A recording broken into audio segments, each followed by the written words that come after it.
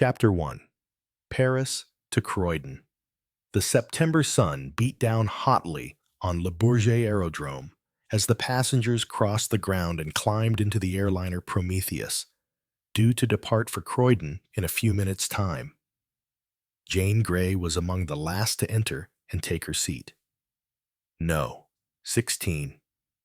Some of the passengers had already passed on through the center door, past the tiny pantry kitchen, and the two toilets to the front car. Most people were already seated.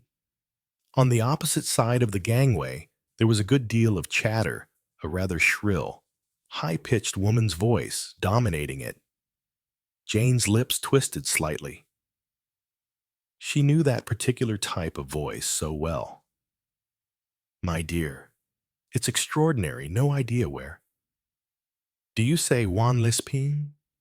Oh, yes, no Lepine, yes. Just the same old crowd. But of course, let's sit together. Oh, can't we? Who? I see. And then a man's voice, foreign, polite. With the greatest of pleasure, madame. Jane stole a glance out of the corner of her eye. A little elderly man, with large mustaches and an egg-shaped head, was politely moving himself and his belongings from the seat corresponding to Jane's on the opposite side of the gangway. Jane turned her head slightly and got a view of the two women whose unexpected meeting had occasioned this polite action on the stranger's part. The mention of Le Pinet had stimulated her curiosity, for Jane also had been at Le Pinet. She remembered, one of the women perfectly remembered, how she had seen her last at the baccarat table. Her little hands clenching and unclenching themselves, her delicately made-up Dresden china face flushing and paling alternately. With a little effort, Jane thought, she could have remembered her name. A friend had mentioned it, had said, "She's a peeress." She is, but not one of the proper ones. She was only some chorus girl or other. Deep scorn in the friend's voice. That had been Maisie, who had a first-class job as a masseuse taking off from flesh. The other woman, Jane thought in passing, was the real thing, the horsey county type, thought Jane, and forthwith forgot the two women and interested herself in the view obtainable through the window of Le Bourget Aerodrome. Various other machines were standing about. One of them looked like a big metallic centipede.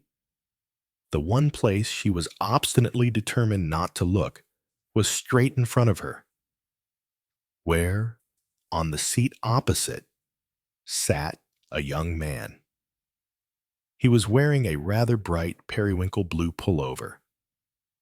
Above the pullover, Jane was determined not to look. If she did, she might catch his eye. And that would never do. Mechanics shouted in French. The engine roared, relaxed, roared. Again.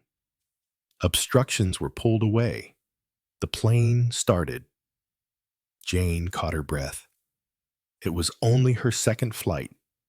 She was still capable of being thrilled. It looked as though they must run into that fence thing. No. They were off the ground, rising, sweeping round. There was Le Bourget beneath them. The midday service to Croydon had started. It contained 21 passengers, 10 in the forward carriage, 11 in the rear one. It had 2 pilots and 2 stewards. The noise of the engines was very skillfully deadened. There was no need to put cotton wool in the ears. Nevertheless, there was enough noise to discourage conversation and encourage thought. As the plane roared above France on its way to the Channel, the passengers in the rear compartment thought their various thoughts. Jane Grey thought, I won't look at him. I won't. It's much better not. I'll go on looking out of the window and thinking. I'll choose a definite thing to think about. That's always the best way. That will keep my mind steady. I'll begin at the beginning and go all over it. Resolutely, she switched her mind back to what she called the beginning, that purchase of a ticket in the Irish sweep. It had been an extravagance, but an exciting extravagance. A lot of laughter and teasing chatter in the hairdressing establishment in which Jane and 5 other young ladies were employed. "What'll you do if you win it?" "Dear, I know what I'd do." Plans, castles in the air, a lot of chaff. Well, she hadn't won it being the big prize, but she had won £100. £100! You spend half of it, dear, and keep the other half for a rainy day. You never know. I'd buy a fur coat. If I was you, a real tip-top one.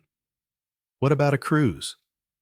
Jane had wavered at the thought of a cruise, but in the end, she had remained faithful to her first idea, a week at Le Pinay.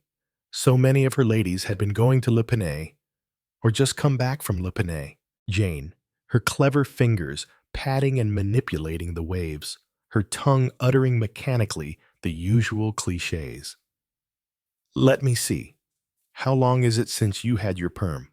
Madam, your hair's such an uncommon color. Madam, what a wonderful summer it has been, hasn't it?" Madam had thought to herself, "Why the devil can't I go to Le Pinay?" Well, now she could. Clothes presented small difficulty. Jane, like most London girls employed in smart places, could produce a miraculous effect of fashion for a ridiculously small outlay. Nails, makeup, and hair were beyond reproach. Jane went to Le Pinay. Was it possible that now, in her thoughts, 10 days at Le Pinay had dwindled down to one incident? An incident at the roulette table. Jane allowed herself a certain amount each evening for the pleasures of gambling. That sum she was determined not to exceed. Contrary to the prevalent superstition, Jane's beginner's luck had been bad.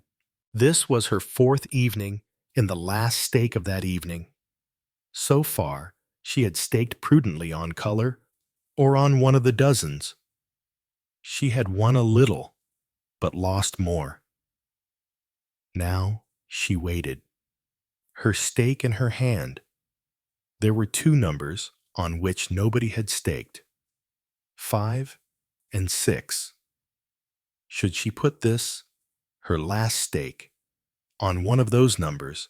If so, which of them, 5 or 6? Which did she feel? 5-5 was going to turn up. The ball was spun. Jane stretched out her hand. 6. She'd put it on 6, just in time. She and another player opposite staked simultaneously. She on 6. He on 5. "Rien ne va plus," said the croupier. The ball clicked, settled. Le numéro 5, rouge, impair, manque. Jane could have cried with vexation. The croupier swept away the stakes, paid out. The man opposite said, "Aren't you going to take up your winnings?" "Mine?" "Yes." "But I put on 6. "Indeed you didn't. I put on 6, and you put on 5. He smiled a very attractive smile. White teeth in a very brown face, blue eyes, crisp, short hair. Half unbelievingly, Jane picked up her gains. Was it true? She felt a little muddled herself. Perhaps she had put her counters on 5. She looked doubtingly at the stranger, and he smiled easily back. "That's right," he said. "Leave a thing lying there, and somebody else will grab it, who has got no right to it. That's an old trick." Then with a friendly little nod of the head, he had moved away. That, too, had been nice of him. She might have suspected otherwise, that he had let her take his winnings in order to scrape acquaintance with her. But he wasn't that kind of man. He was nice. And here he was, sitting opposite to her. And now it was all over the money spent the last 2 days, rather disappointing days in Paris. And now home on her return air ticket. And what next? Stop, said Jane to her mind. Don't think of what's going to happen next. It'll only make you nervous. The two women had stopped talking. She looked across the gangway. The Dresden Chinawoman exclaimed petulantly, examining a broken fingernail. She rang the bell, and when the white-coated steward appeared, she said, "Send my maid to me. She's in the other compartment." "Yes, my lady." The steward, very deferential, very quick and efficient, disappeared again. A dark-haired French girl dressed in black appeared. She carried a small jewel case. Lady Horbury spoke to her in French. "Madeline, I want my red Morocco case." The maid passed along the gangway. At the extreme end of the car were some piled-up rugs and cases. The girl returned with a small red dressing case. Cicely Horbury took it and dismissed the maid. "That's all right, Madeline. I'll keep it here." The maid went out again. Lady Horbury opened the case, and from the beautifully fitted interior, she extracted a nail file.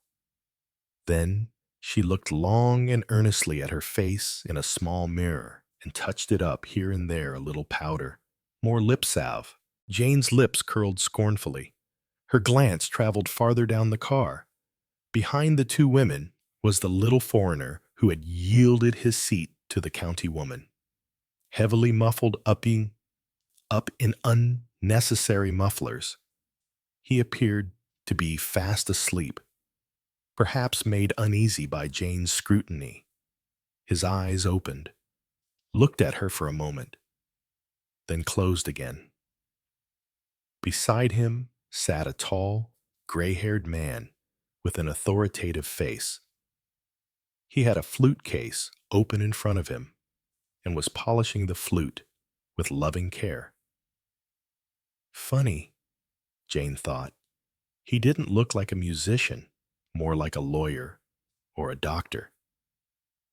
Behind those two were a couple of Frenchmen, one with a beard and one much younger, perhaps his son. They were talking and gesticulating in an excited manner. On her own side of the car, Jane's view was blocked by the man in the blue pullover, the man at whom, for some absurd reason, she was determined not to look. Absurd to feel so excited. I might be 17, thought Jane disgustedly. Opposite her, Norman Gale was thinking, she's pretty, really pretty. She remembers me all right. She looked so disappointed when her stakes were swept away. It was worth a lot more than that to see her pleasure when she won. I did that rather well. She's very attractive when she smiles. No pyorrhea there, healthy gums and sound teeth. Damn it, I feel quite excited.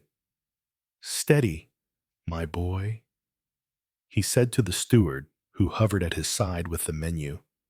I'll have cold tongue. The Countess of Horbury thought, my God, what shall I do? It's the hell of a mess. The hell of a mess. There's only one way out that I can see. If only I had the nerve. Can I do it? Can I bluff it out? My nerves are all to pieces. That's the coke. Why did I ever take to coke? My face looks awful. Simply awful. That cat Venetia Kerr being here makes it worse. She always looks at me as though I were dirt. Wanted Stephen herself.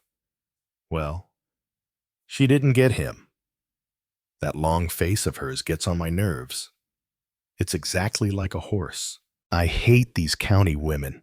My God, What shall I do? I've got to make up my mind. The old bitch meant what she said. She fumbled in her vanity bag for her cigarette case and fitted a cigarette into a long holder. Her hands shook slightly. The Honorable Venetia Kerr thought, bloody little tart.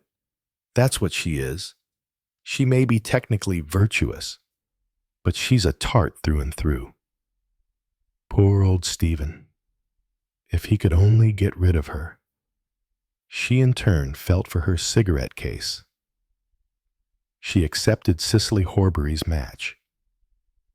The steward said, "Excuse me, ladies, no smoking." Cicely Horbury said, "Hell." Hercule Poirot thought, "She is pretty, that little one over there. There is determination in that chin. Why is she so worried over something? Why is she so determined not to look at the handsome young man opposite her? She is very much aware of him, and he of her." The plane dropped slightly. "Mon estomac," thought Hercule Poirot, and closed his eyes determinedly. Beside him, Dr. Bryant, caressing his flute with nervous hands, thought, "I can't decide. I simply cannot decide. This is the turning point of my career." Nervously, he drew out his flute from its case. Caressingly, lovingly. Music. In music, there was an escape from all your cares. Half smiling, he raised the flute to his lips, then put it down again. The little man with the mustaches beside him was fast asleep. There had been a moment when the plane had bumped a little, when he had looked distinctly green. Dr. Bryant was glad that he himself was neither train sick, nor seasick, nor airsick. M. Dupont père turned excitedly in his seat and shouted at Dupont Fils sitting beside him. "There is no doubt about it. They are all wrong, the Germans. The Americans, the English, they date the prehistoric pottery all wrong. Take the Samara ware. Jean Dupont, tall, fair, with a false air of indolence, said, 'You must take the evidences from all sources. There is Tal Halaf and Sacje Guze.' They prolonged the discussion. Armand Dupont wrenched open a battered attaché case. 'Take these Kurdish pipes, such as they make today. The decoration on them is almost exactly similar to that on the pottery of 5000 BC. An eloquent gesture almost swept away the plate that a steward was placing in front of him. Mr. Clancy, writer of detective stories, rose from his seat behind Norman Gale and padded to the end of the car. Extracted a Continental Bradshaw from his raincoat pocket and returned with it to work out a complicated alibi for professional purposes. Mr. Ryder, in the seat behind him, thought, "I'll have to keep my end up, but it's not going to be easy. I don't see how I'm going to raise the dibs for the next dividend. If we pass the dividend, the fat's in the fire. Oh, hell." Norman Gale rose and went to the toilet. As soon as he had gone, Jane drew out a mirror and surveyed her face anxiously. She also applied powder and lipstick. A steward placed coffee in front of her. Jane looked out of the window.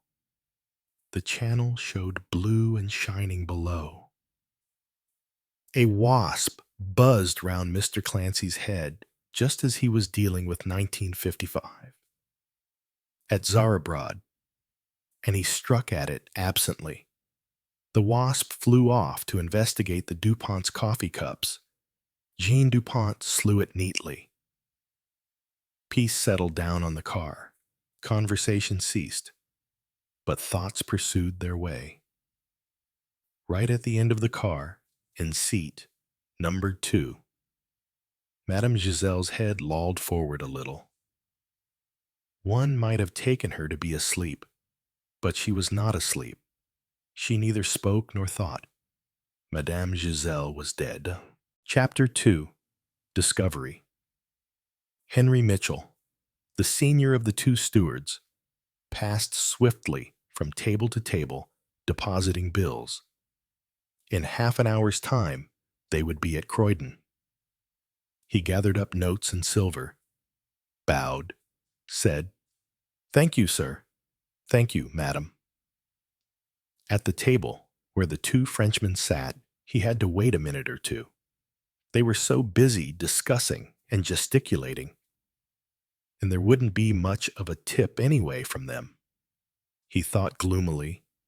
Two of the passengers were asleep, the little man with the mustaches, and the old woman down at the end. She was a good tipper, though he remembered her crossing several times. He refrained, therefore, from awaking her. The little man with the mustaches woke up and paid for the bottle of soda water and the thin Captain biscuits, which was all he had had. Mitchell left the other passenger as long as possible. About 5 minutes before they reached Croydon, he stood by her side and leant over her. "Pardon, madam, your bill." He laid a deferential hand on her shoulder. She did not wake. He increased the pressure, shaking her gently, but the only result was an unexpected slumping of the body down in the seat. Mitchell bent over her, then straightened up with a white face. "Tussou." Albert Davis, second steward, said, "Coo. You don't mean it. I tell you it's true." Mitchell was white and shaking. "You sure? Henry? Dead sure. At least, well, I suppose it might be a fit. We'll be at Croydon in a few minutes. If she's just taken bad." They remained a minute or two undecided, then arranged their course of action. Mitchell returned to the rear car. He went from table to table, bending his head and murmuring confidentially, "Excuse me, sir, you don't happen to be a doctor?" Norman Gale said. "I'm a dentist, but if there's anything I can do—" He half rose from his seat. "I'm a doctor," said Dr. Bryant. "What's the matter?" "There's a lady at the end there. I don't like the look of her." Bryant rose to his feet and accompanied the steward. Unnoticed, the little man with the mustaches followed them. Dr. Bryant bent over the huddled figure in seat number 2, the figure of a stoutish, middle-aged woman dressed in heavy black. The doctor's examination was brief. He said, "She's dead." Mitchell said, "What do you think it was kind of fit?" "That I can't possibly say without a detailed examination." "When did you last see her alive? I mean—" Mitchell reflected. "She was all right when I brought her coffee along." "When was that?" "Well, it might have been 3/4 of an hour ago, about that. Then, when I brought the bill along, I thought she was asleep," Bryant said. "She's been dead at least half an hour." Their consultation was beginning to cause interest. Heads were craned round looking at them. Necks were stretched to listen. "I suppose it might have been a kind of fit, like," suggested Mitchell, hopefully. He clung to the theory of a fit. His wife's sister had fits. He felt that fits were homely things that any man might understand. Dr. Bryant had no intention of committing himself. He merely shook his head with a puzzled expression. A voice spoke at his elbow, the voice of the muffled-up man with the mustaches. "There is," he said, "a mark on her neck." He spoke apologetically, with a due sense of speaking to superior knowledge. "True," said Dr. Bryant. The woman's head lolled over sideways. There was a minute puncture mark on the side of her throat. "Pardon." The two DuPonts joined in. They had been listening for the last few minutes. The lady is dead, you say, and there is a mark on the neck. It was John, the younger Dupont, who spoke. May I make a suggestion? There was a wasp flying about. I killed it. He exhibited the corpse in his coffee saucer. Is it not possible that the poor lady has died of a wasp sting? I have heard such things happen. It is possible, agreed Bryant. I have known of such cases. Yes, that is certainly quite a possible explanation, especially if there were any cardiac weakness. Anything I'd better do, sir? Asked the steward. We'll be at Croydon in a minute.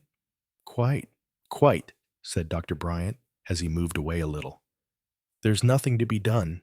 The ER body must not be moved. Steward. Yes. Sir, I quite understand. Dr. Bryant prepared to resume his seat and looked in some surprise at the small, muffled-up foreigner who was standing his ground. My dear sir, he said, the best thing to do is to go back to your seat. We shall be at Croydon almost immediately. That's right, sir, said the steward. He raised his voice. Please resume your seats, everybody. Pardon, said the little man. There is something, may we, something that has been overlooked. With the tip of a pointed, patent leather shoe, he made his meaning clear. The steward and Dr. Bryant followed the action with their eyes. They caught the glint of yellow and black on the floor, half concealed by the edge of the black skirt.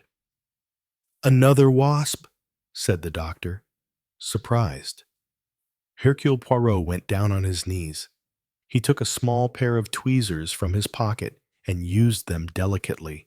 He stood up with his prize. Yes, he said, it is very like a wasp, but it is not a wasp. He turned the object about this way and that so that both the doctor and the steward could see it clearly. A little knot of teased fluffy silk, orange and black, attached to a long, peculiar-looking thorn with a discolored tip. Good gracious me. The exclamation came from little Mr. Clancy, who had left his seat and was poking his head desperately over the steward's shoulder. Remarkable. Really very remarkable. Absolutely the most remarkable thing I have ever come across in my life. Well, upon my soul, I should never have believed it. Could you make yourself just a little clearer, sir? Asked the steward. Do you recognize this? Recognize? Agatha, certainly. I recognize it. Mr. Clancy swelled with passionate pride and gratification. This object, gentlemen, is the native thorn shot from a blowpipe by certain tribes, I cannot be exactly certain now if it is South American tribes or whether it is the inhabitants of Borneo which I have in mind. But that is undoubtedly a native dart that has been aimed by a blowpipe, and I strongly suspect that on the tip is the famous arrow poison of the South American Indians. Finished Hercule Poirot, and he added, Mais enfin, est-ce que c'est possible? It is certainly very extraordinary, said Mr. Clancy, still full of blissful excitement. As I say, most extraordinary. I am myself a writer of detective fiction, but actually to meet, in real life, words failed him. The airplane heeled slowly over, and those people who were standing up staggered a little. The plane was circling round in its descent to Croydon Aerodrome. Chapter 3. Croydon. The steward and the doctor were no longer in charge of the situation. Their place was usurped by the rather absurd-looking little man in the mufflers. He spoke with an authority and a certainty of being obeyed that no one thought of questioning. He whispered to Mitchell, and the latter nodded, and, pushing his way through the passengers, he took up his stand in the doorway, leading past the toilets to the front car. The plane was running along the ground now. When it finally came to a stop, Mitchell raised his voice. "I must ask you, ladies and gentlemen, to keep your seats and remain here until somebody in authority takes charge. I hope you will not be detained long." The reasonableness of this order was appreciated by most of the occupants of the car, but one person protested shrilly. "Nonsense!" cried Lady Horbury angrily. "Don't you know who I am? I insist on being allowed to leave at once." "Very sorry, my lady. Can't make exceptions." "But it's absurd. Absolutely absurd." Cicely tapped her foot angrily. "I shall report you to the company. It's outrageous that we should be shut up here with a dead body." "Really, my dear," Venetia Kerr spoke with her well-bred drawl. "Too devastating. But I fancy we'll have to put up with it."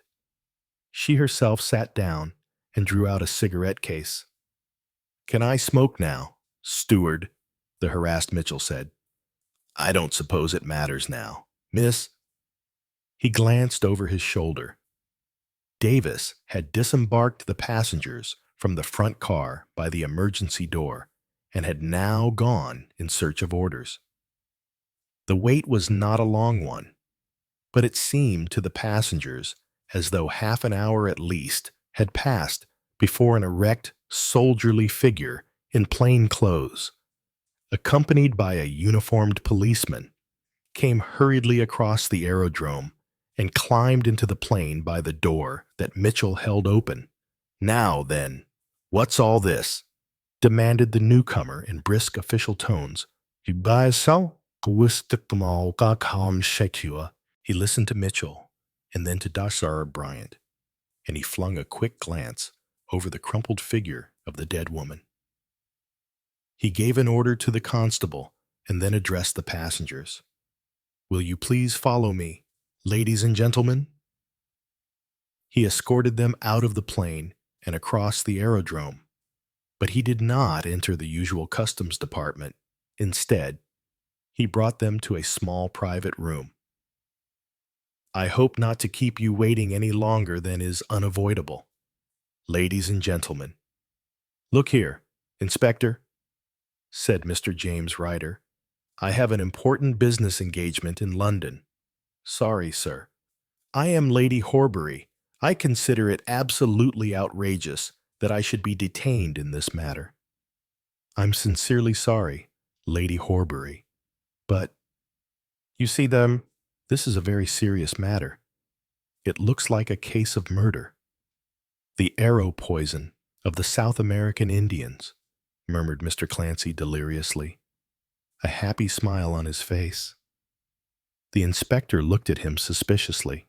The French archaeologist spoke excitedly in French, and the inspector replied to him slowly and carefully in the same language. Venetia Kerr said, "All this is a most crashing bore, but I suppose you have your duty to do, Inspector." To which that worthy replied, "Thank you, madam." In accents of some gratitude, he went on, "If you ladies and gentlemen will remain here, I want a few words with Dr. Bryant. My name is—" "Thank you. Just come this way with me. Doctor, may I assist at your interview?"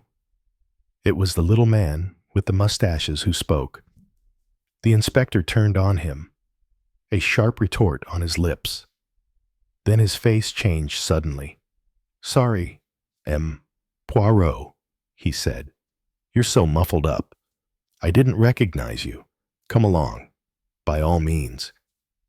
He held the door open and Bryant and Poirot passed through, followed by the suspicious glance of the rest of the company. "And why should he be allowed out? And we made to stay here?" cried Cicely Horbury. Venetia Kerr sat down resignedly on a bench. "Probably one of the French police," she said, "or a customs spy." She lit a cigarette. Norman Gale said rather diffidently to Jane, "I think I saw you At E.R. Le Pinet. I was at Le Pinet, Norman Gale said. It's an awfully attractive place. I like the pine trees. Jane said, Yes, they smell so nice. And then they both paused for a minute or two, uncertain what to say next. Finally, Gale said, I recognized you at once in the plane. Jane expressed great surprise. Did you? Gale said. Do you think that woman was really murdered? I suppose so, said Jane. It's rather thrilling in a way, but it's rather nasty too. And she shuddered a little. And Norman Gale moved just a little nearer in a protective manner. The DuPonts were talking French to each other.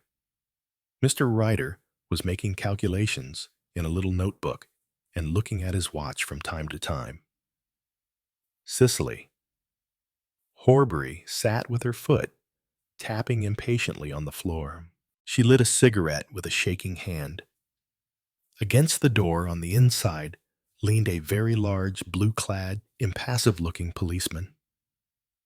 In a room nearby, Inspector Japp was talking to Dr. Bryant and Hercule Poirot.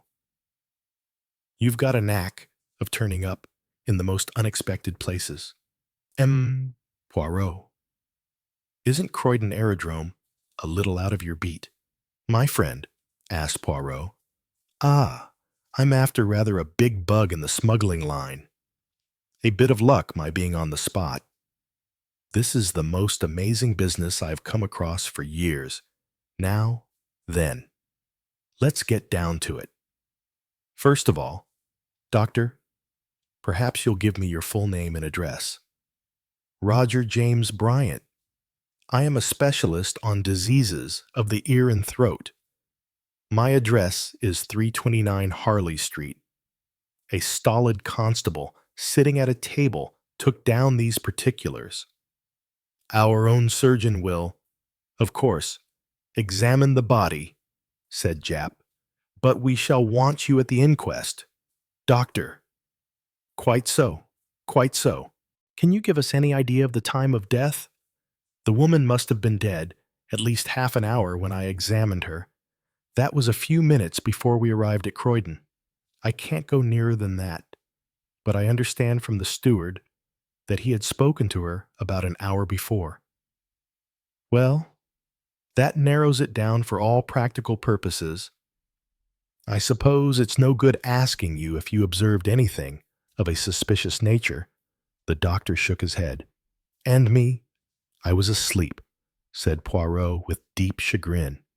I suffer almost as badly in the air as on the sea. Always I wrap myself up well and try to sleep. Any idea as to the cause of death? Doctor. I should not like to say anything definite at this stage. This is a case for post-mortem examination and analysis. Japp nodded comprehendingly. Well, Doctor, he said, I don't think we need detain you now. I'm afraid you'll have to go through certain formalities. All the passengers will. We can't make exceptions. Dr. Bryant smiled. I should prefer you to make sure that I have no ER blowpipes or other lethal weapons concealed upon my person, he said gravely. Rogers here will see to that. Japp nodded to his subordinate. By the way, Doctor, have you any idea what would be likely to be on this? He indicated the discolored thorn which was lying in a small box on the table in front of him. Dr. Bryant shook his head. Difficult to say without an analysis. Curare is the usual poison employed by the natives. I believe. Would that do the trick? It is a very swift and rapid poison, but not very easy to obtain, eh? Not at all easy for a layman. Then we'll have to search you extra carefully, said Japp, who was always fond of his joke. Rogers. The doctor and the constable left the room together. Jap tilted back his chair and looked at Poirot. Rum business. This, he said, bit too sensational to be true. I mean, blowpipes and poisoned darts in an aeroplane well. It insults one's intelligence. That, my friend, is a very profound remark, said Poirot. A couple of my men are searching the plane, said Jap. We've got a fingerprint man and a photographer coming along. I think we'd better see the stewards next. He strode to the door and gave an order. The two stewards were ushered in. The younger steward had recovered his balance. He looked more excited than anything else. The other steward still looked white and frightened. That's all right, my lads, said Jap. Sit down. Got the passports there. Good. He sorted through them quickly. Here we are. Marie Morisseau. French passport. Know anything about her? I've seen her before. She crossed to and fro from England fairly often, said Mitchell. In business of some kind. You don't know what her business was. Mitchell shook his head. The younger steward said, I remember her too. I saw her on the early service, the 8 o'clock from Paris. Which of you was the last to see her alive? Him. The younger steward indicated his companion.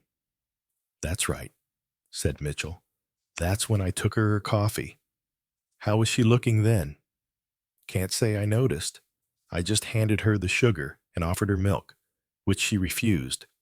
What time was that? Well, I couldn't say exactly. We were over the channel at the time. Might have been somewhere about 2 o'clock. Thereabouts, said Albert Davis. The other steward. When did you see her next? When I took the bills round. What time was that? About a quarter of an hour later. I thought she was asleep. Crikey, she must have been dead then. The steward's voice sounded awed. You didn't see any signs of this. Jap indicated the little wasp-like dart. No, sir, I didn't. What about you, Davis? The last time I saw her was when I was handing the biscuits to go with the cheese. She was all right then. What is your system of serving meals? Asked Poirot. Do each of you serve separate cars? No, sir. We work it together. The soup, then the meat and vegetables and salad, then the sweet, and so on. We usually serve the rear car first, and then go out with a fresh lot of dishes to the front car. Poirot nodded. Did this Morisseau woman speak to anyone on the plane, or show any signs of recognition? Asked Jap. Not that I saw, sir. You, Davis. No, sir. Did she leave her seat at all during the journey? I don't think so. Sir, there's nothing you can think of that throws any light on this business, either of you. Both the men thought, then shook their heads. Well, that will be all for now.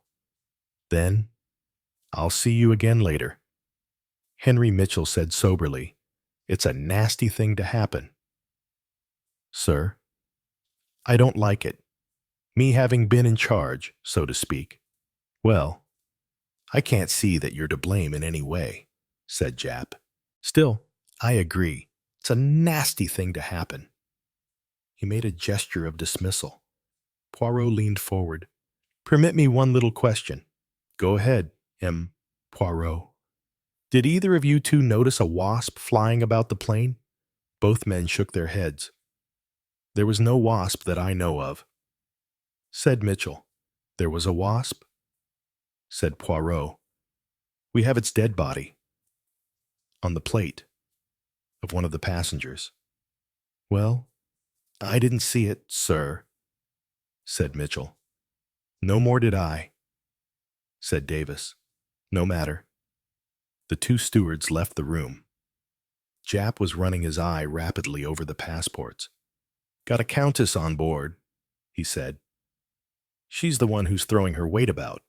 I suppose better see her first, before she goes right off the handle and gets a question asked in the house about the brutal methods of the police.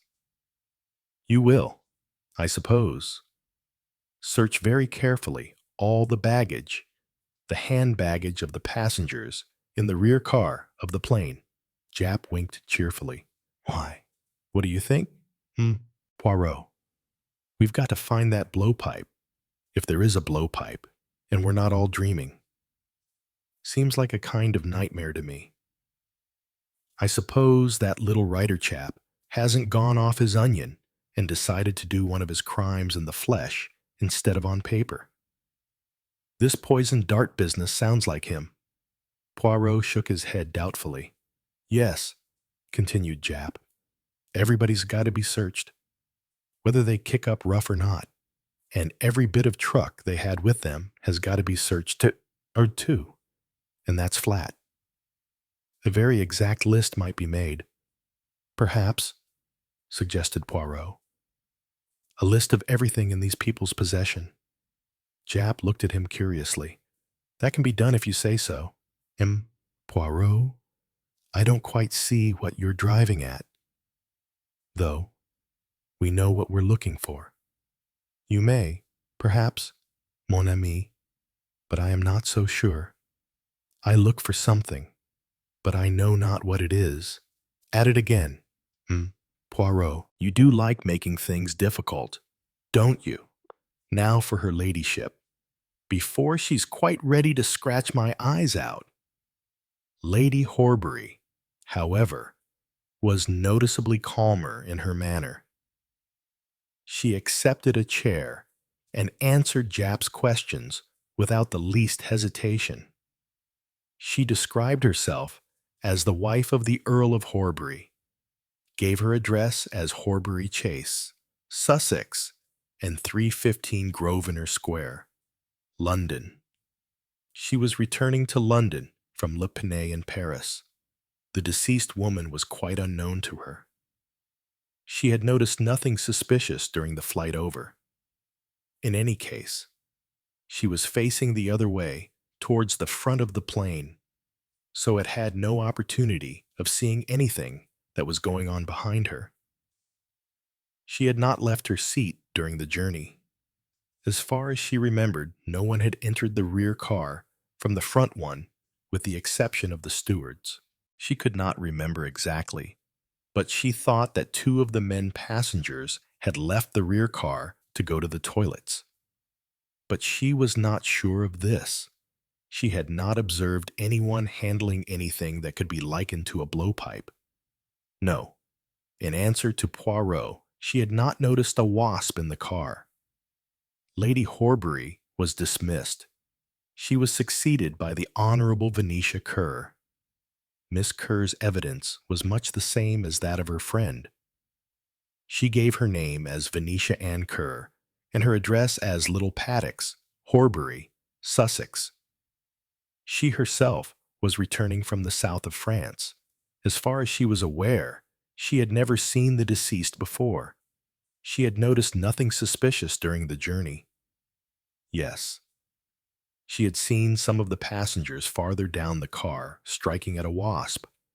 One of them, she thought, had killed it. That was after luncheon had been served. Exit, Miss Kerr. You seem very much interested in that wasp. Poirot. The wasp is not so much interesting as suggestive, eh? If you ask me, said Jap, changing the subject. Those two Frenchmen are the ones in this They were just across the gangway from the Morisot woman. They're a seedy-looking couple, and that battered old suitcase of theirs is fairly plastered with outlandish foreign labels. Shouldn't be surprised if they'd been to Borneo or South America, or wherever it is. Of course, we can't get a line on the motive, but I dare say we can get that from Paris. We'll have to get the Sûreté to collaborate over this. It's their job more than ours. But If you ask me, those two toughs are our meat." Poirot's eyes twinkled a little. "What you say is possible, certainly. But as regards some of your points, you are in error. My friend, those two men are not toughs or cutthroats. As you suggest, they are on the contrary, two very distinguished and learned archaeologists. Go on, you're pulling my leg. Not at all. I know them by sight perfectly. They are Armand Dupont and his son, M. Jean Dupont. They have returned not long ago from conducting some very interesting excavations in Persia at a site not far from Susa. Go on." Jap made a grab at a passport. "You're right, M. Poirot," he said. "But you must admit they don't look up to much, do they? The world's famous men seldom do. I myself, qui vous parle, I have before now been taken for a hairdresser." "You don't say so," said Jap with a grin. "Well, let's have a look at our distinguished archaeologists." Dupont père declared that the deceased was quite unknown to him. He had noticed nothing of what had happened on the journey over, as he had been discussing a very interesting point with his son. He had not left his seat at all. Yes, he had noticed a wasp towards the end of lunch. His son had killed it. M. Jean Dupont confirmed this evidence. He had noticed nothing of what went on round about him. The wasp had annoyed him, and he had killed it. What had been the subject of the discussion? The prehistoric pottery of the Near East. Mr. Clancy, who came next, came in for rather a bad time. Mr. Clancy, so felt Inspector Jap, knew altogether too much about blowpipes and poisoned darts. Have you ever owned a blowpipe yourself? Well. Yes, as a matter of fact, I have. Indeed. Inspector Jap pounced on the statement. Little Mr. Clancy fairly squeaked with agitation. You must not misunderstand. My motives are quite innocent. I can explain? Yes, sir. Perhaps you will explain. Well, you see, I was writing a book in which the murder was committed that way. Indeed, again, that threatening intonation. Mr. Clancy hurried on. It was all a question of fingerprints, if you understand me. It was necessary to have an illustration. Illustrating the point. I mean the fingerprints, the position of them on the blowpipe. If you understand me, and having noticed such a thing in the Charing Cross Road, it was at least 2 years ago now. And so I bought the blowpipe, and an artist friend of mine very kindly drew it for me with the fingerprints to illustrate my point. I can refer you to the book The Clue of the Scarlet Petal, and my friend, too. Did you keep the blowpipe? Why? Yes, why? Yes. I think so. I mean, yes, I did. And where is it now? Well, I suppose. Well, it must be somewhere about. What exactly do you mean by somewhere about? Mr. Clancy, I mean, well, somewhere, I can't say where. I am not a very tidy man. It isn't with you now. For instance? Certainly not. Why, I haven't seen the thing for nearly 6 months. Inspector Jap bent a glance of cold suspicion on him and continued his questions. Did you leave your seat at all in the plane? No, certainly not. At least, well, yes, I did. Oh, you did. Where did you go? I went to get a Continental Bradshaw out of my raincoat pocket. The raincoat was piled with some rugs and suitcases by the entrance at the end. So you passed close by the deceased's seat? No. At least, well, yes, I must have done. But this was long before anything could have happened. I'd only just drunk my soup. Further questions drew negative answers. Mr. Clancy had noticed nothing suspicious. He had been absorbed in the perfectioning of his cross-Europe alibi. Alibi, eh? Said the inspector darkly. Poirot intervened with a question about wasps. Yes, Mr. Clancy had noticed a wasp. It had attacked him. He was afraid of wasps. When was this? Just after the steward had brought him his coffee. He struck at it, and it went away. Mr. Clancy's name and address were taken, and he was allowed to depart, which he did with relief on his face. Looks a bit fishy to me, said Jap. He actually had a blowpipe, and look at his manner, all to pieces. That is the severity of your official demeanor, my good Jap. There's nothing for anyone to be afraid of if they're only telling the truth, said the Scotland Yard man austerely. Poirot looked at him pityingly. In verity, I believe that you yourself honestly believe that. Of course I do. It's true. Now, then, let's have Norman Gale. Norman Gale gave his address as 14 Shepherd's Avenue, Muswell Hill. By profession, he was a dentist. He was returning from a holiday spent at Le Pinay on the French coast. He had spent a day in Paris looking at various new types of dental instruments. He had never seen the deceased and had noticed nothing suspicious during the journey.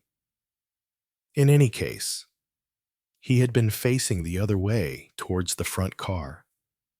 He had left his seat once during the journey to go to the toilet. He had returned straight to his seat and had never been near the rear end of the car. He had not noticed any wasp. After him came James Ryder, somewhat on edge and brusque in manner. He was returning from a business visit to Paris. He did not know the deceased. Yes, he had occupied the seat immediately in front of hers, but he could not have seen her without rising and looking over the back of his seat. He had heard nothing, no cry or exclamation. No one had come down the car except the stewards. Yes, the two Frenchmen had occupied the seats across the gangway from his. They had talked practically the whole journey. The younger of the two had killed a wasp at the conclusion of the meal. No, he hadn't noticed the wasp previously. He didn't know what a blowpipe was like, as he'd never seen one. So he couldn't say if he'd seen one on the journey or not. Just at this point, there was a tap on the door. A police constable entered, subdued triumph in his bearing. The sergeant's just found this, sir, he said. Thought you'd like to have it at once. He laid his prize on the table, unwrapping it with care from the handkerchief in which it was folded. No fingerprints, sir, so as the sergeant can see, but he told me to be careful.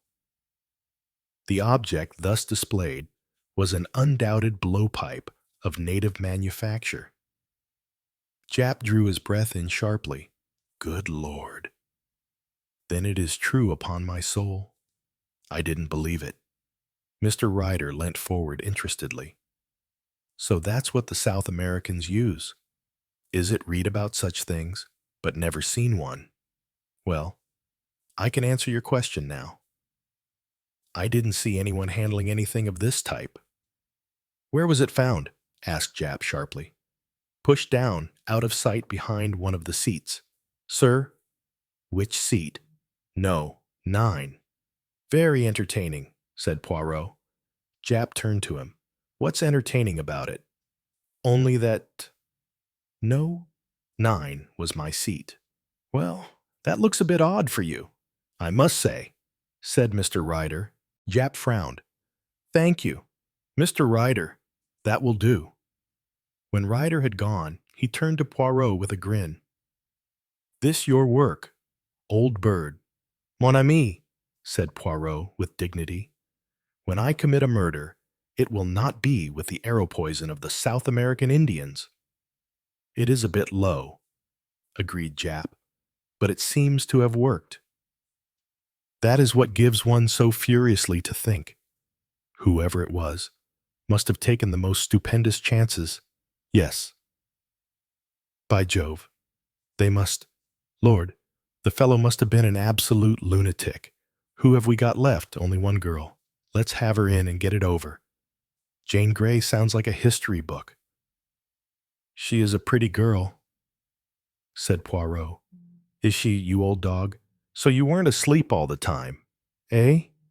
"She was pretty and nervous," said Poirot. "Nervous, eh?" said Jap alertly.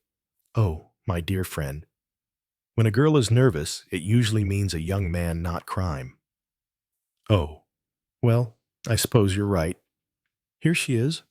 Jane answered the questions put to her clearly enough. Her name was Jane Grey, and she was employed at Messrs. Antoine's hairdressing establishment in Bruton Street.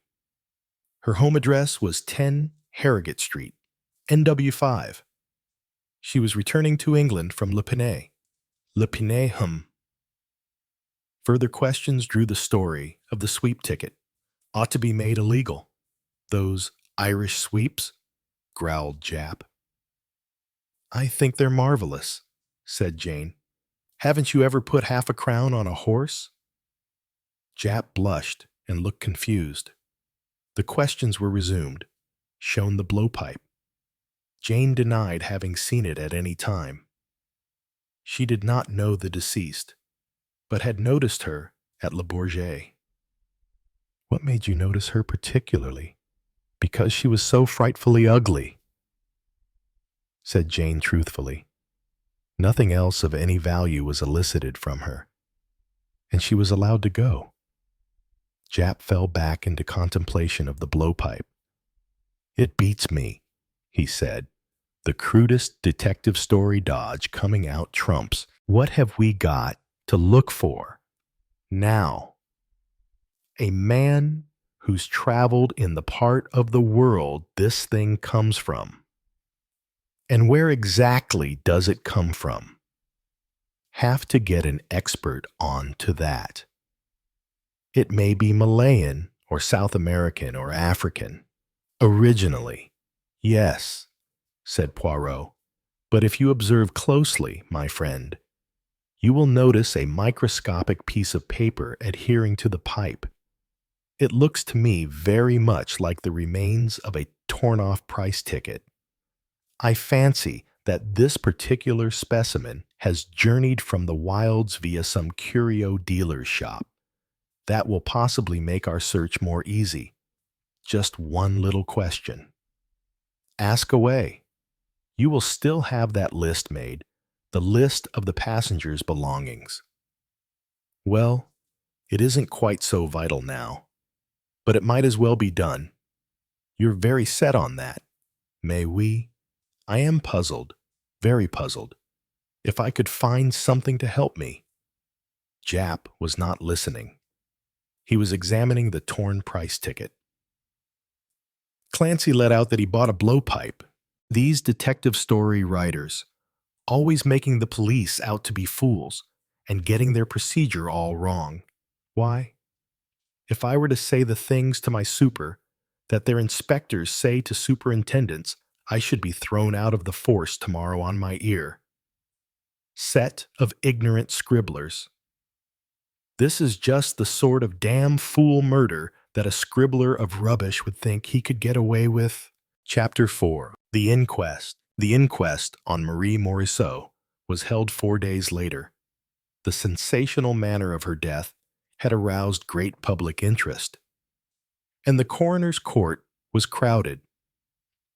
The first witness called was a tall, elderly Frenchman with a gray beard, Maître Alexandre Thibault. He spoke English slowly and precisely with a slight accent, but quite idiomatically. After the preliminary questions, the coroner asked, "You have viewed the body of the deceased. Do you recognize it?" "I do. It is that of my client, Marie-Angelique Morisseau. That is the name on the deceased's passport. Was she known to the public by another name?" "Yes, that of Madame Giselle." A stir of excitement went around. Reporters sat with pencils poised. The coroner said, "Will you tell us exactly who this Madame Morisseau or Madame Giselle was?" "Madame Giselle, to give her her professional name. The name under which she did business was one of the best-known moneylenders in Paris. She carried on her business where? At the Rue Joliette. No, 3. That was also her private residence. I understand that she journeyed to England fairly frequently. Did her business extend to this country?" "Yes. Many of her clients were English people." "She was very well known amongst a certain section of English society." "How would you describe that section of society?" "Her clientele was mostly among the upper and professional classes, in cases where it was important that the utmost discretion should be observed. She had the reputation of being discreet, extremely discreet. May I ask if you have an intimate knowledge of her various business transactions?" "No, I dealt with her legal business. But Madame Giselle was a first-class woman of business, thoroughly capable of attending to her own affairs in the most competent manner. She kept the control of her business entirely in her own hands. She was, if I may say so, a woman of very original character, and a well-known public figure, to the best of your knowledge. Was she a rich woman at the time of her death?" "She was an extremely wealthy woman." "Had she, to your knowledge, any enemies?" "Not to my knowledge." Maitre Thibault then stepped down, and Henry Mitchell was called. The coroner said, "Your name is Henry Charles Mitchell, and you reside at 11 Shoeblack Lane, Wandsworth." "Yes, sir." "You are in the employment of Universal Airlines." "Lord." "Yes, sir." "Yes, sir." "You are the senior steward on the airliner Prometheus." "Yes, sir." "On Tuesday last, the 18th, you were on duty on the Prometheus on the 12 o'clock service from Paris to Croydon. The deceased traveled by that service. Had you ever seen the deceased before?" "Yes, sir. I was on the 8:45 a.m. service 6 months ago, and I noticed her traveling by that once or twice." "Did you know her name?"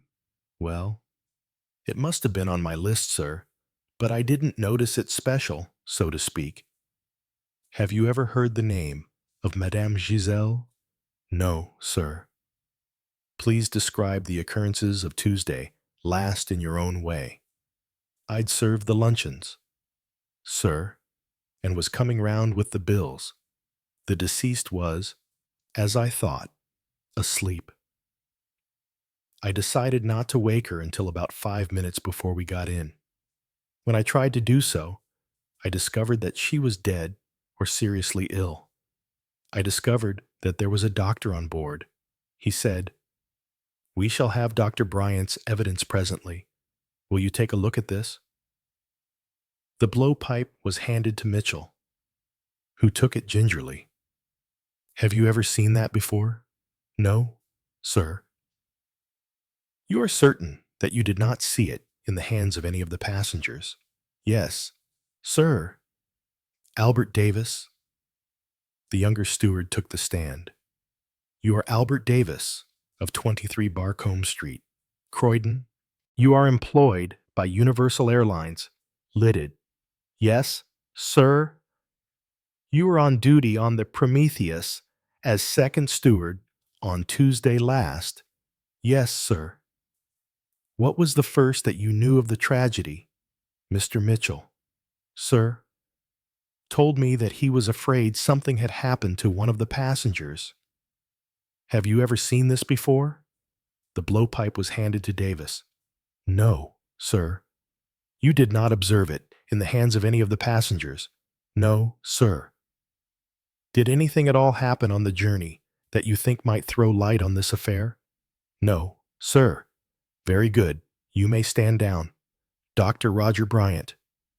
Dr. Bryant gave his name and address and described himself as a specialist in ear and throat diseases.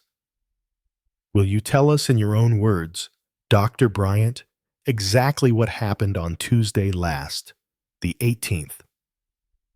Just before getting into Croydon, I was approached by the chief steward. He asked me if I was a doctor. On my replying in the affirmative, he told me that one of the passengers had been taken ill. I rose and went with him. The woman in question was lying slumped down in her seat. She had been dead some time. What length of time, in your opinion, Dr. Bryant? I should say at least half an hour. Between half an hour and an hour would be my estimate. Did you form any theory as to the cause of death? No. It would have been impossible to say without a detailed examination. But you noticed a small puncture on the side of the neck. Yes. Thank you, Dr. James Whistler. Dr. Whistler was a thin, scraggy little man. You are the police surgeon for this district. I am. Will you give your evidence in your own words? Shortly after 3 o'clock on Tuesday last, the 18th, I received a summons to Croydon Aerodrome. There I was shown the body of a middle-aged woman in one of the seats of the airliner Prometheus. She was dead, and death had occurred. I should say, about an hour previously. I noticed a circular puncture on the side of the neck, directly on the jugular vein. This mark was quite consistent with having been caused by the sting of a wasp or by the insertion of a thorn, which was shown to me. The body was removed to the mortuary, where I was able to make a detailed examination. What conclusions did you come to? I came to the conclusion that death was caused by the introduction of a powerful toxin into the bloodstream. Death was due to acute paralysis of the heart and must have been practically instantaneous. Can you tell us what that toxin was? It was a toxin I had never come across before. The reporters, listening attentively, wrote down unknown poison. Thank you, Mr. Henry Winterspoon. Mr. Winterspoon was a large, dreamy-looking man with a benignant expression. He looked kindly, but stupid. It came as something of a shock to learn that he was chief government analyst and an authority on rare poisons. The coroner held up the fatal thorn and asked Mr. Winterspoon if he recognized it. I do. It was sent to me for analysis. Will you tell us the result of that analysis? Certainly. I should say that originally the dart had been dipped in a preparation of native curare, an arrow poison used by certain tribes. The reporters wrote with gusto. You consider, then, that death may have been due to curare. Oh, no, said Mr. Winterspoon. There was only the faintest trace of the original preparation. According to my analysis, the dart had recently been dipped in the venom of Dyspholetus typus, better known as the boomslang or tree snake. A boomslang. What is a boomslang? It is a South African snake, one of the most deadly and poisonous in existence. Its effect on a human being is not known, but some idea of the intense virulence of the venom can be realized when I tell you that on injecting the venom into a hyena, the hyena died before the needle could be withdrawn. A jackal died, as though shot by a gun. The poison causes acute hemorrhage under the skin and also acts on the heart, paralyzing its action. The reporters wrote extraordinary story, snake poison in air drama, deadlier than the cobra. Have you ever known the venom to be used in a case of deliberate poisoning? Never? It is most interesting. Thank you, Mr. Winterspoon. Detective Sergeant Wilson deposed to the finding of the blowpipe behind the cushion of one of the seats. There were no fingerprints on it. Experiments had been made with the dart and the blowpipe. What you might call the range of it was fairly accurate, up to about 10 yards. Hercule Poirot. There was a little stir of interest, but Poirot's evidence was very restrained. He had noticed nothing out of the way. Yes, it was he who had found the tiny dart on the floor of the car. It was in such a position as it would naturally have occupied if it had fallen from the neck of the dead woman. The Countess of Horbury, the reporters wrote, Pierre's wife gives evidence in air-death mystery. Some of them put, in snake poison mystery? Those who wrote for women's papers put, Lady Horbury wore one of the new collegian hats and fox furs. Lady Horbury, who is one of the smartest women in town, wore black with one of the new collegian hats. Or Lady Horbury, who before her marriage was Miss Cicely Bland, was smartly dressed in black with one of the new hats. Everyone enjoyed looking at the smart and lovely young woman. Though her evidence was of the briefest, she had noticed nothing. She had never seen the deceased before. Venetia Kerr succeeded her, but was definitely less of a thrill. The indefatigable purveyors of news for women wrote, Lord Cottesmore's daughter wore a well-cut coat and skirt with one of the new stocks, and noted down the phrase, Society Women at Inquest. James Ryder. You are James Bell Ryder, and your address is Steen Blainberry Avenue, Endoe. Yes. What is your business or profession? I am managing director of the Ellisvale Cement Co. Will you kindly examine this blowpipe? A pause. Have you ever seen this before? No. You did not see any such thing in anybody's hand on board the Prometheus. No. You were sitting in seat number 4, immediately in front of the deceased. What if I was, please do not take that tone with me. You were sitting in seat number 4. From that seat, you had a view of practically everyone in the compartment. No, I hadn't. I couldn't see any of the people on my side of the thing.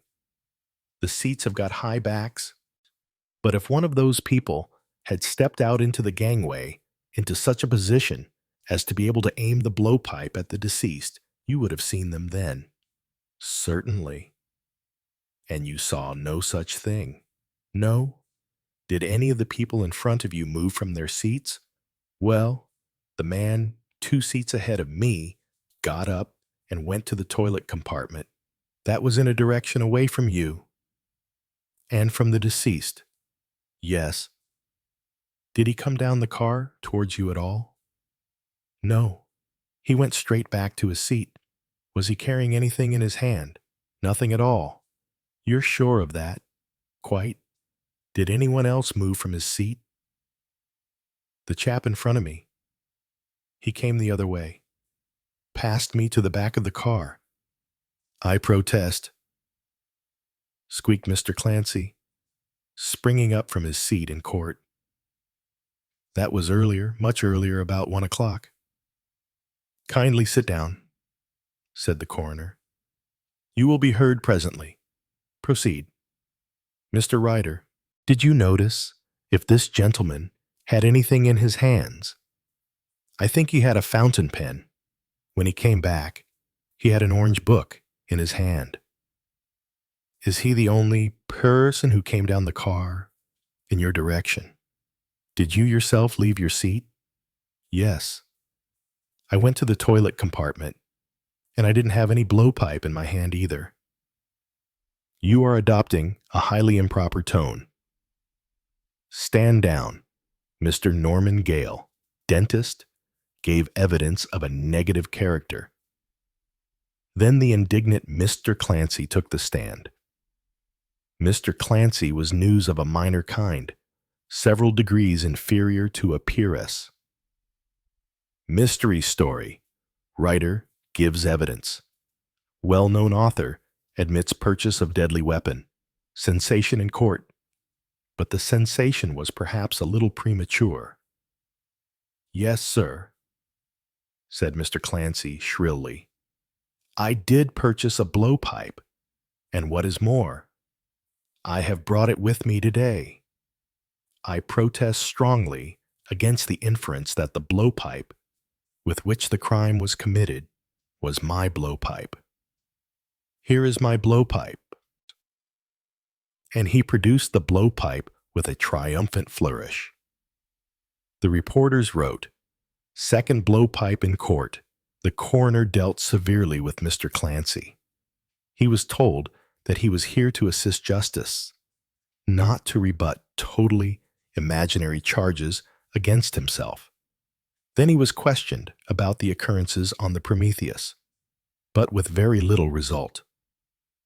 Mr. Clancy, as he explained at totally unnecessary length, had been too bemused with the eccentricities of foreign train services and the difficulties of the 24-hour times to have noticed anything at all going on round about him.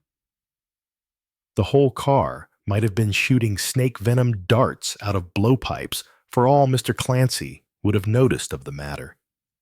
Miss Jane Grey, hairdresser's assistant, created no flutter among journalistic pens.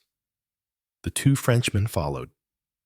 Mais Armand Dupont deposed that he was on his way to London, where he was to deliver a lecture before the Royal Asiatic Society. He and his son had been very interested in a technical discussion and had noticed very little of what went on round them. He had not noticed the deceased until his attention was attracted by the stir of excitement caused by the discovery of her death. "Did you know this Madame Morisot or Madame Giselle by sight?" "No, monsieur, I had never seen her before." "But she is a well-known figure in Paris, is she not?" "Old me." Dupont shrugged his shoulders. "Not to me. In any case, I am not very much in Paris these days." "You have lately returned from the East, I understand." "That is so, monsieur, from Persia. You and your son have traveled a good deal in out-of-the-way parts of the world." "Pardon, you have journeyed in wild places." "That, yes." "Have you ever come across a race of Poirot people that use snake venom as an arrow poison?" This had to be translated. And when Dupont understood the question, he shook his head vigorously.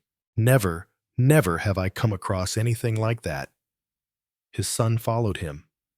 His evidence was a repetition of his father's. He had noticed nothing.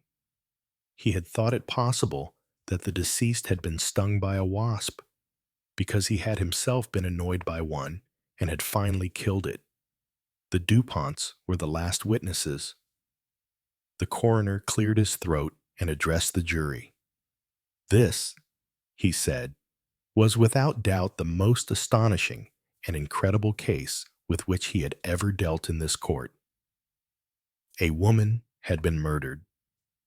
They could rule out any question of suicide or accident in midair, in a small enclosed space. There was no question of any outside person having committed the crime. The murderer or murderers must be of necessity one of the witnesses they had heard this morning. There was no getting away from that fact, and a very terrible and awful one it was. One of the persons present had been lying in a desperate and abandoned manner. The manner of the crime was one of unparalleled audacity.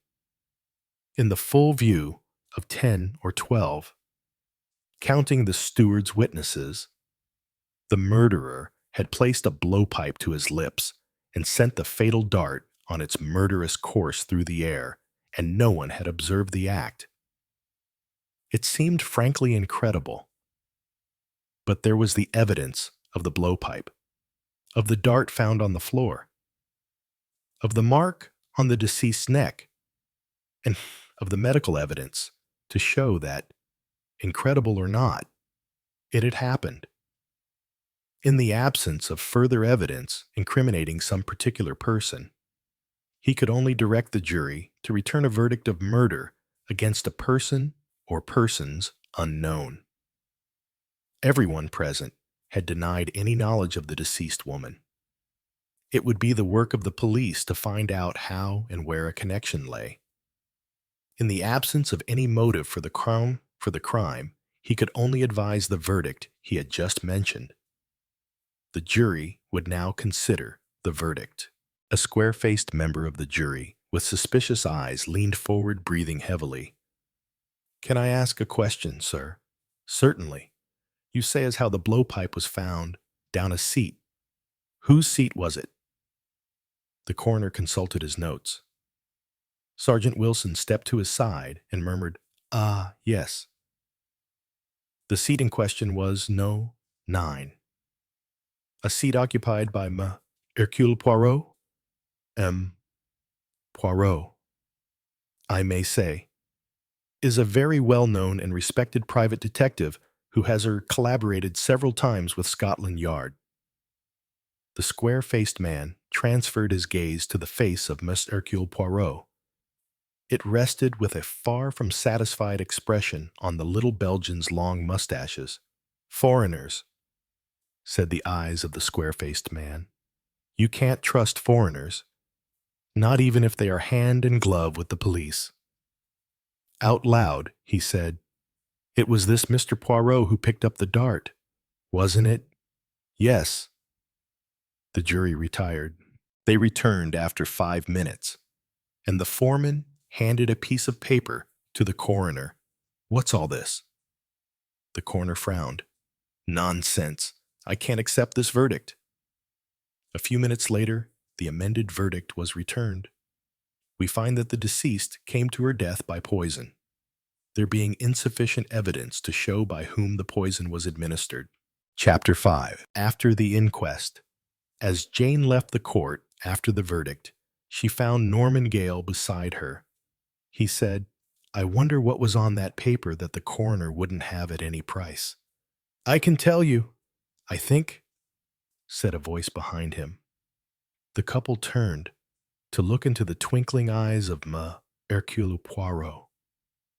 "It was a verdict," said the little man, "of willful murder against me." "Oh, surely," cried Jane. Poirot nodded happily. "Mais oui. As I came out, I heard one man say to the other, 'That little foreigner, mark my words, he done it.' The jury thought the same." Jane was uncertain whether to condole or to laugh. She decided on the latter. Poirot laughed in sympathy. "But, see you," he said, "definitely I must set to work and clear my character." With a smile and a bow, he moved away. Jane and Norman stared after his retreating figure. "What an extraordinarily rum little beggar," said Gale. "Calls himself a detective. I don't see how he could do much detecting. Any criminal could spot him a mile off. I don't see how he could disguise himself." "Haven't you got a very old-fashioned idea of detectives?" asked Jane. "All the false beard stuff is very out of date. Nowadays, detectives just sit and think out a case psychologically, rather less strenuous. Physically, perhaps. But of course, you need a cool, clear brain." "I see. A hot, muddled one won't do." They both laughed.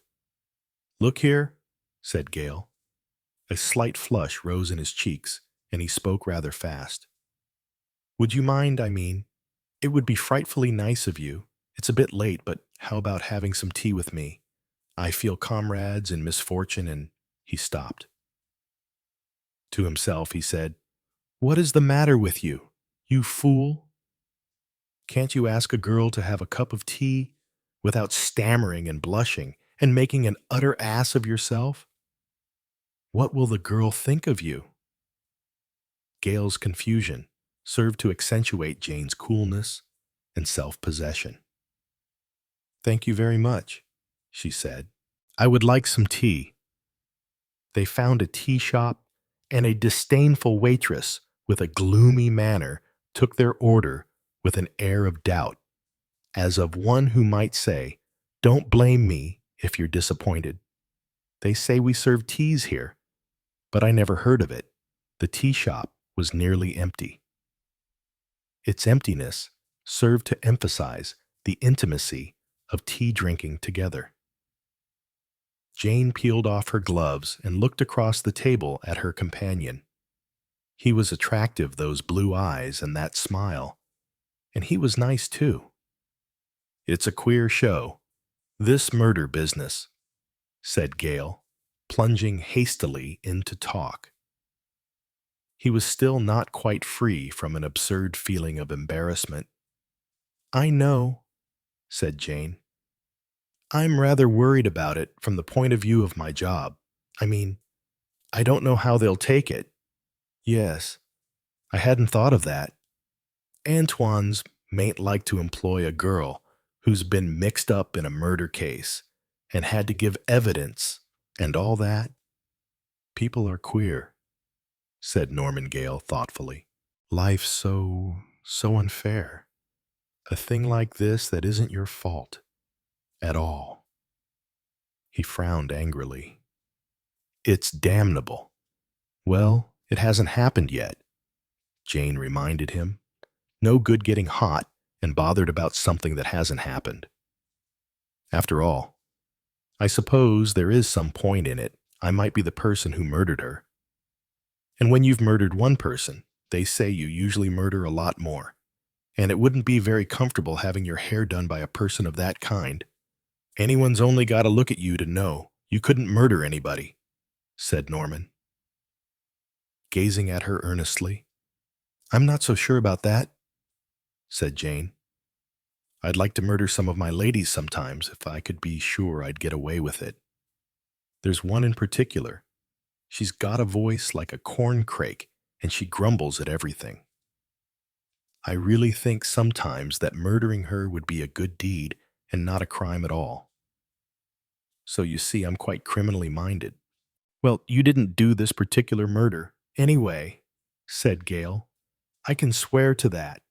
And I can swear you didn't do it, said Jane. But that won't help you if your patients think you have. My patients? Yes. Gale looked rather thoughtful. I suppose you're right. I hadn't really thought of that. A dentist who might be a homicidal maniac, no. It's not a very alluring prospect.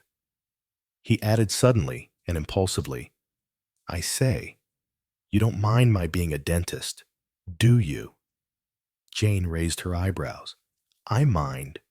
What I mean is, there's always something rather comic about a dentist. Somehow it's not a romantic profession.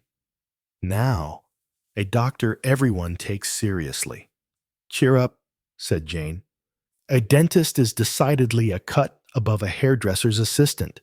They laughed, and Gale said, I feel we're going to be friends. Do you? Yes, I think I do.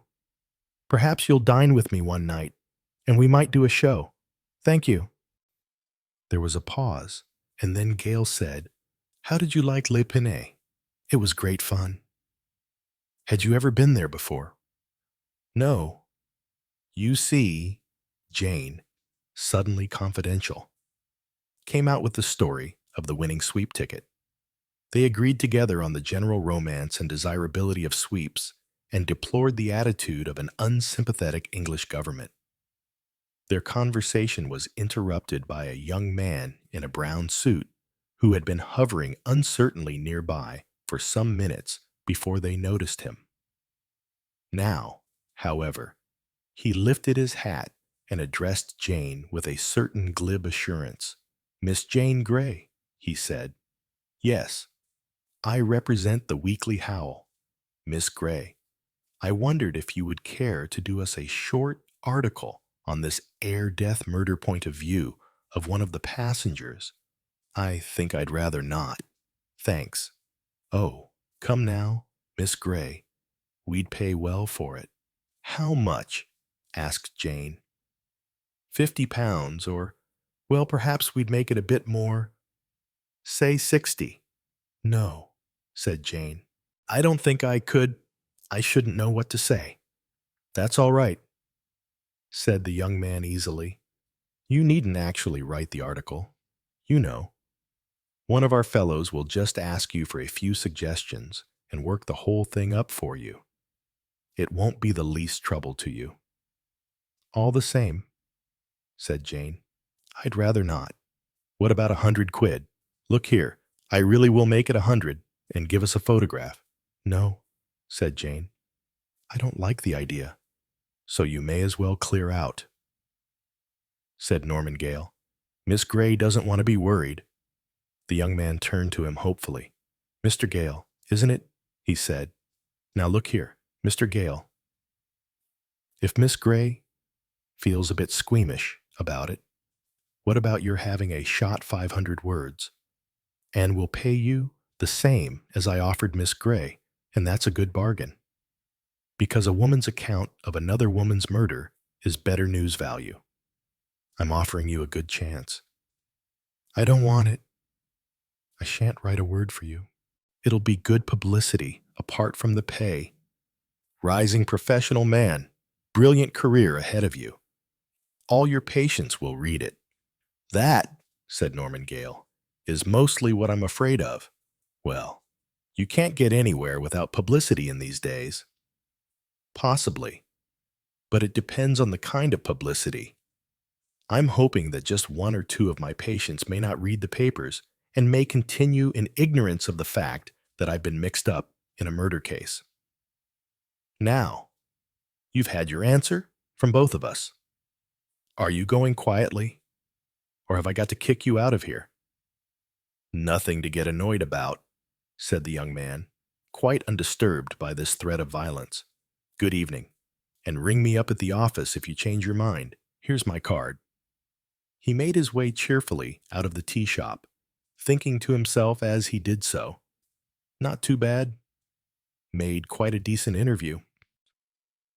And in truth, the next issue of the Weekly Howl had an important column on the views of two of the witnesses in the Eyre murder mystery.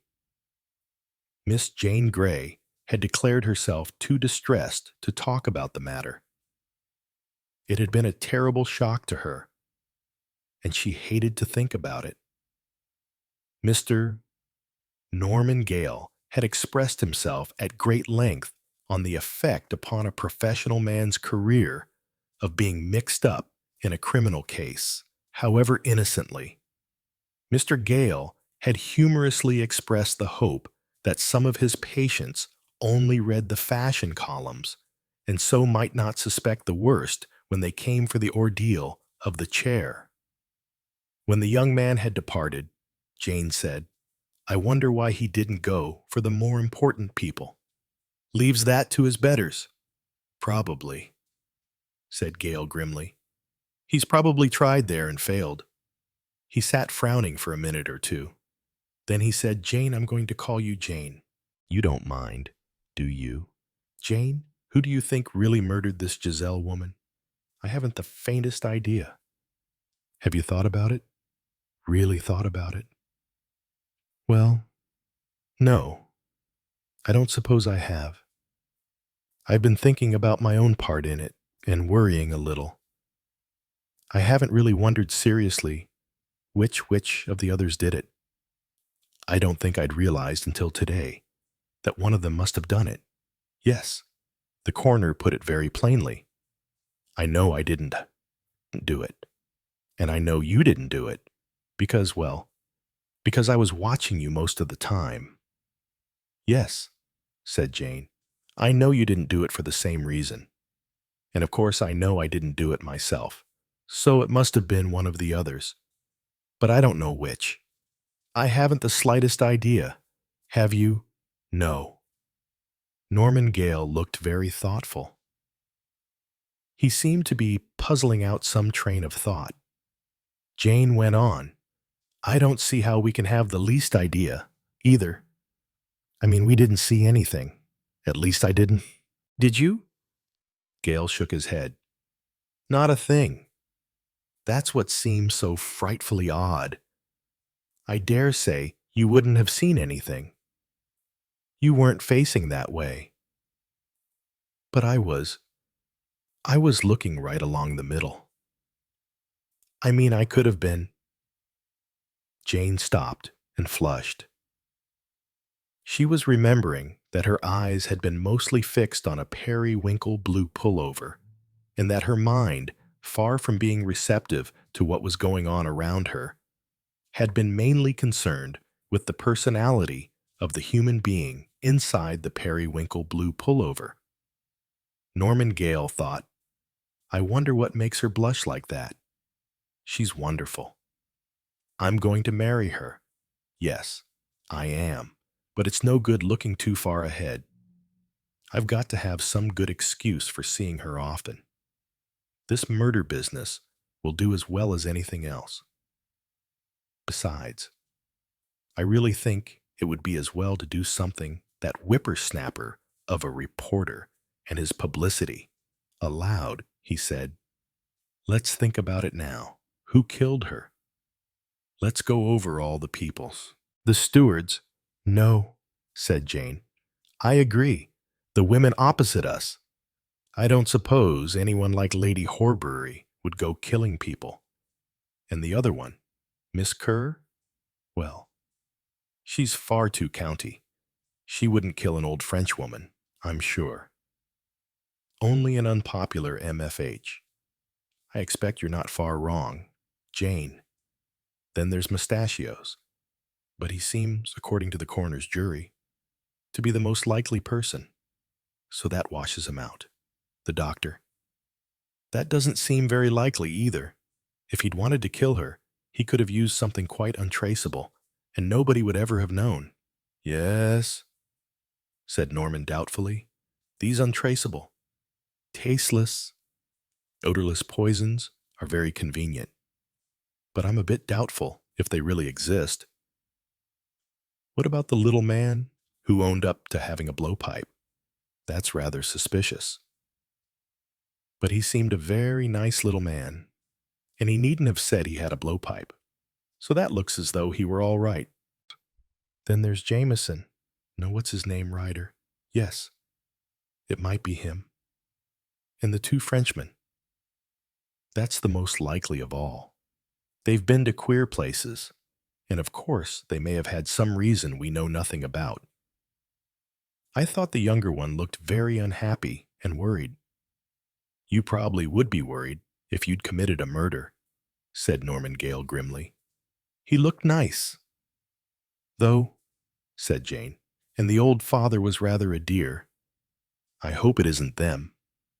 We don't seem to be getting on very fast, said Norman Gale. I don't see how we can get on without knowing a lot of things about the old woman who was murdered, enemies, and who inherits her money, and all that. Norman Gale said thoughtfully, You think this is mere idle speculation? Jane said coolly, Isn't it? Not quite. Gale hesitated, then went on slowly. I have a feeling it may be useful. Jane looked at him inquiringly. Murder, said Norman Gale, doesn't concern the victim and the guilty only. It affects the innocent too. You and I are innocent, but the shadow of murder has touched us. We don't know how that shadow is going to affect our lives. Jane was a person of cool common sense, but she shivered suddenly.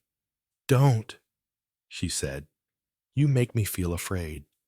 I'm a little afraid myself, said Gale. Chapter 6. Consultation. Hercule Poirot rejoined his friend, Inspector Japp. The latter had a grin on his face. Hello, old boy, he said. You've had a pretty near squeak of being locked up in a police cell. I fear, said Poirot gravely, that such an occurrence might have damaged me professionally. Well, said Jap with a grin, detectives do turn out to be criminals sometimes in storybooks. A tall, thin man with an intelligent, melancholy face joined them, and Jap introduced him. This is Monsieur Fournier of the Sûreté. He has come over to collaborate with us about this business. I think I have had the pleasure of meeting you once some years ago. Me, Poirot, said Fournier, bowing and shaking hands. I have also heard of you from, Giraud. A very faint smile seemed to hover on his lips, and Poirot, who could well imagine the terms in which Giraud, whom he himself had been in the habit of referring to disparagingly as the human foxhound, had spoken of him, permitted himself a small discreet smile in reply. I suggest, said Poirot, that both you gentlemen should dine with me at my rooms. I have already invited Maître Thibault. That is, if you and my friend Jap do not object to my collaboration. That's all right, old cock, said Jap, slapping him heartily on the back. You're in on this on the ground floor. We shall be indeed honored, murmured the Frenchman ceremoniously. You see, said Poirot, as I said to a very charming young lady just now, I am anxious to clear my character. That jury certainly didn't like the look of you, agreed Jap, with a renewal of his grin. Best joke I've heard for a long time. By common consent, no mention of the case was made during the very excellent meal which the little Belgian provided for his friends. After all, it is possible to eat well in England, murmured Fournier appreciatively as he made delicate use of a thoughtfully provided toothpick. A delicious meal. Poirot, said Thibault. Bit Frenchified, but damn good, pronounced Jap.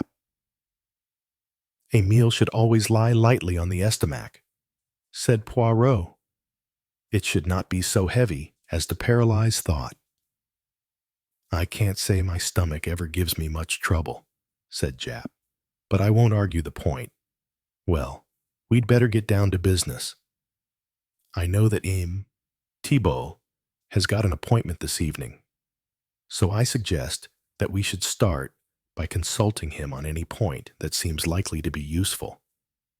I am at your service, gentlemen. Naturally, I can speak more freely here than in a coroner's court. I had a hurried conversation with Inspector Jap before the inquest, and he indicated a policy of reticence the bare necessary facts. Quite right, said Jap. Don't ever spill the beans too soon. But now, let's hear all you can tell us of this Giselle woman. To speak the truth, I know very little. I know her as the world knew her as a public character. Of her private life as an individual, I know very little. Probably Fournier here can tell you more than I can.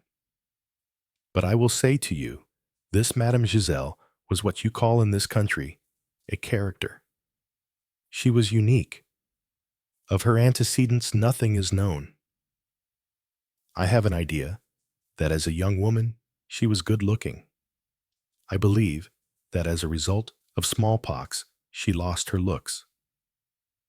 She was, I am giving you my impressions, a woman who enjoyed power. She had power. She was a keen woman of business. She was the type of hard-headed Frenchwoman who would never allow sentiment to affect her business interests, but she had the reputation of carrying on her profession with scrupulous honesty. He looked for assent to Fournier. That gentleman nodded his dark, melancholic head. Yes, he said, she was honest according to her lights.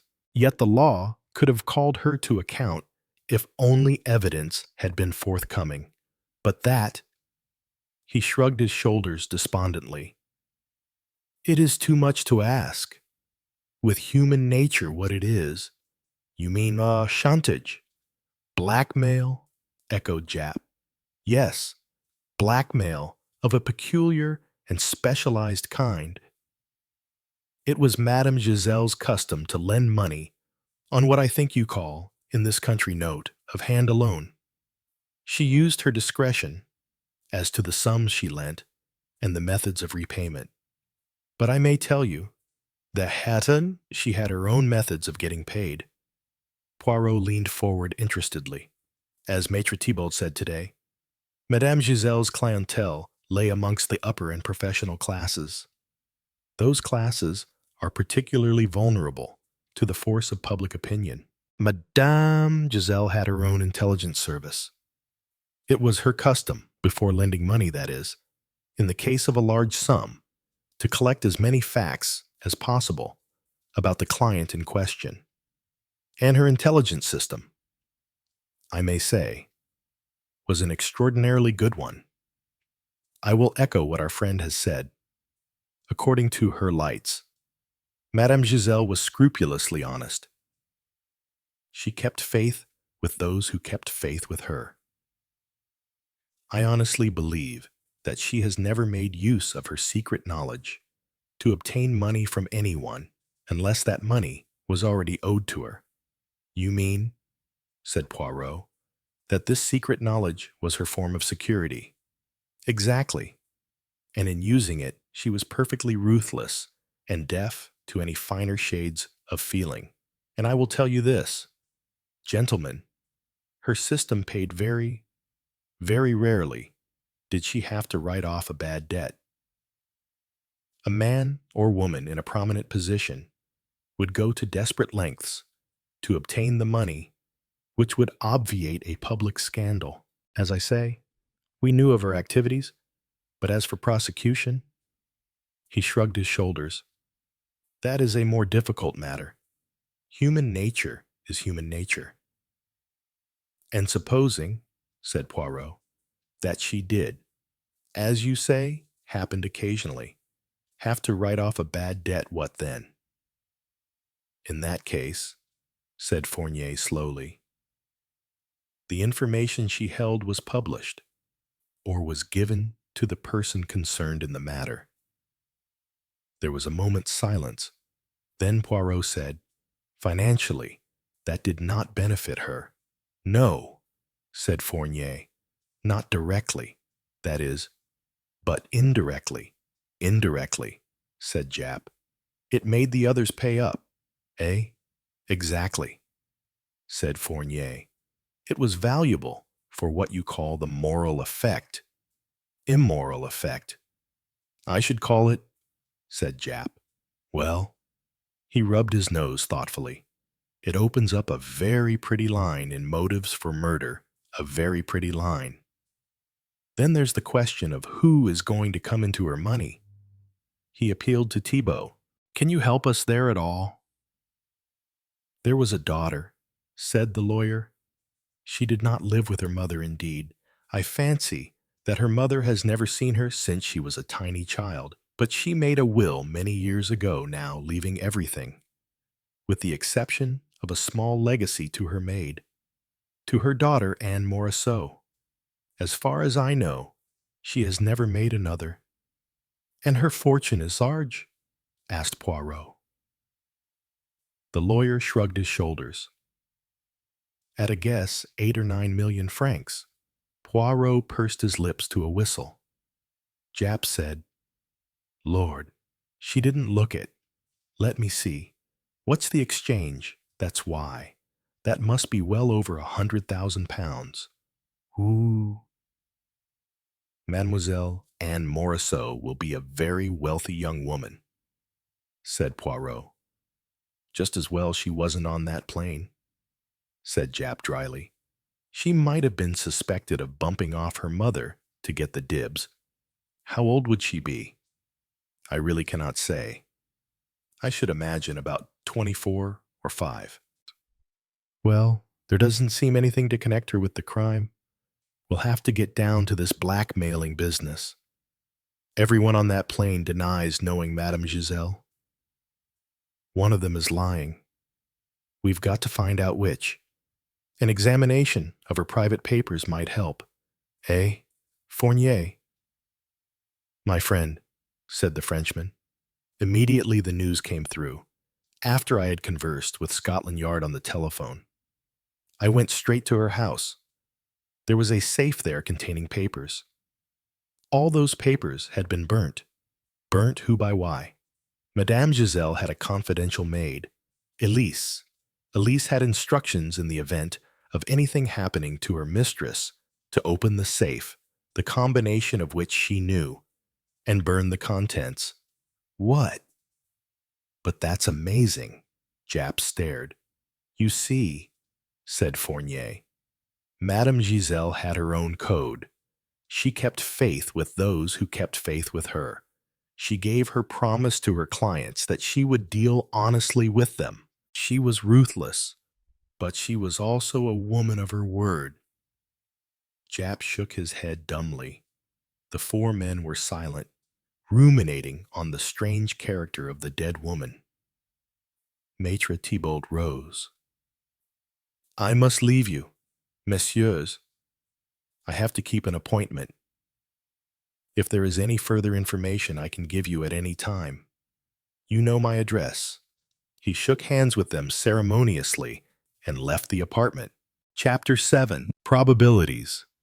With the departure of Maitre Thibault, the three men drew their chairs a little closer to the table.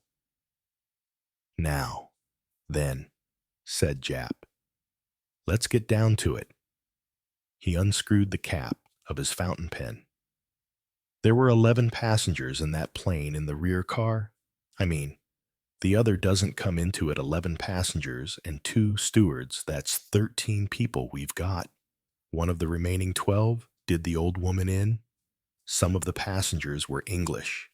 Some were French. The latter I shall hand over to Fournier. The English ones I'll take on. Then there are inquiries to be made in Paris. That's your job, too. Fournier.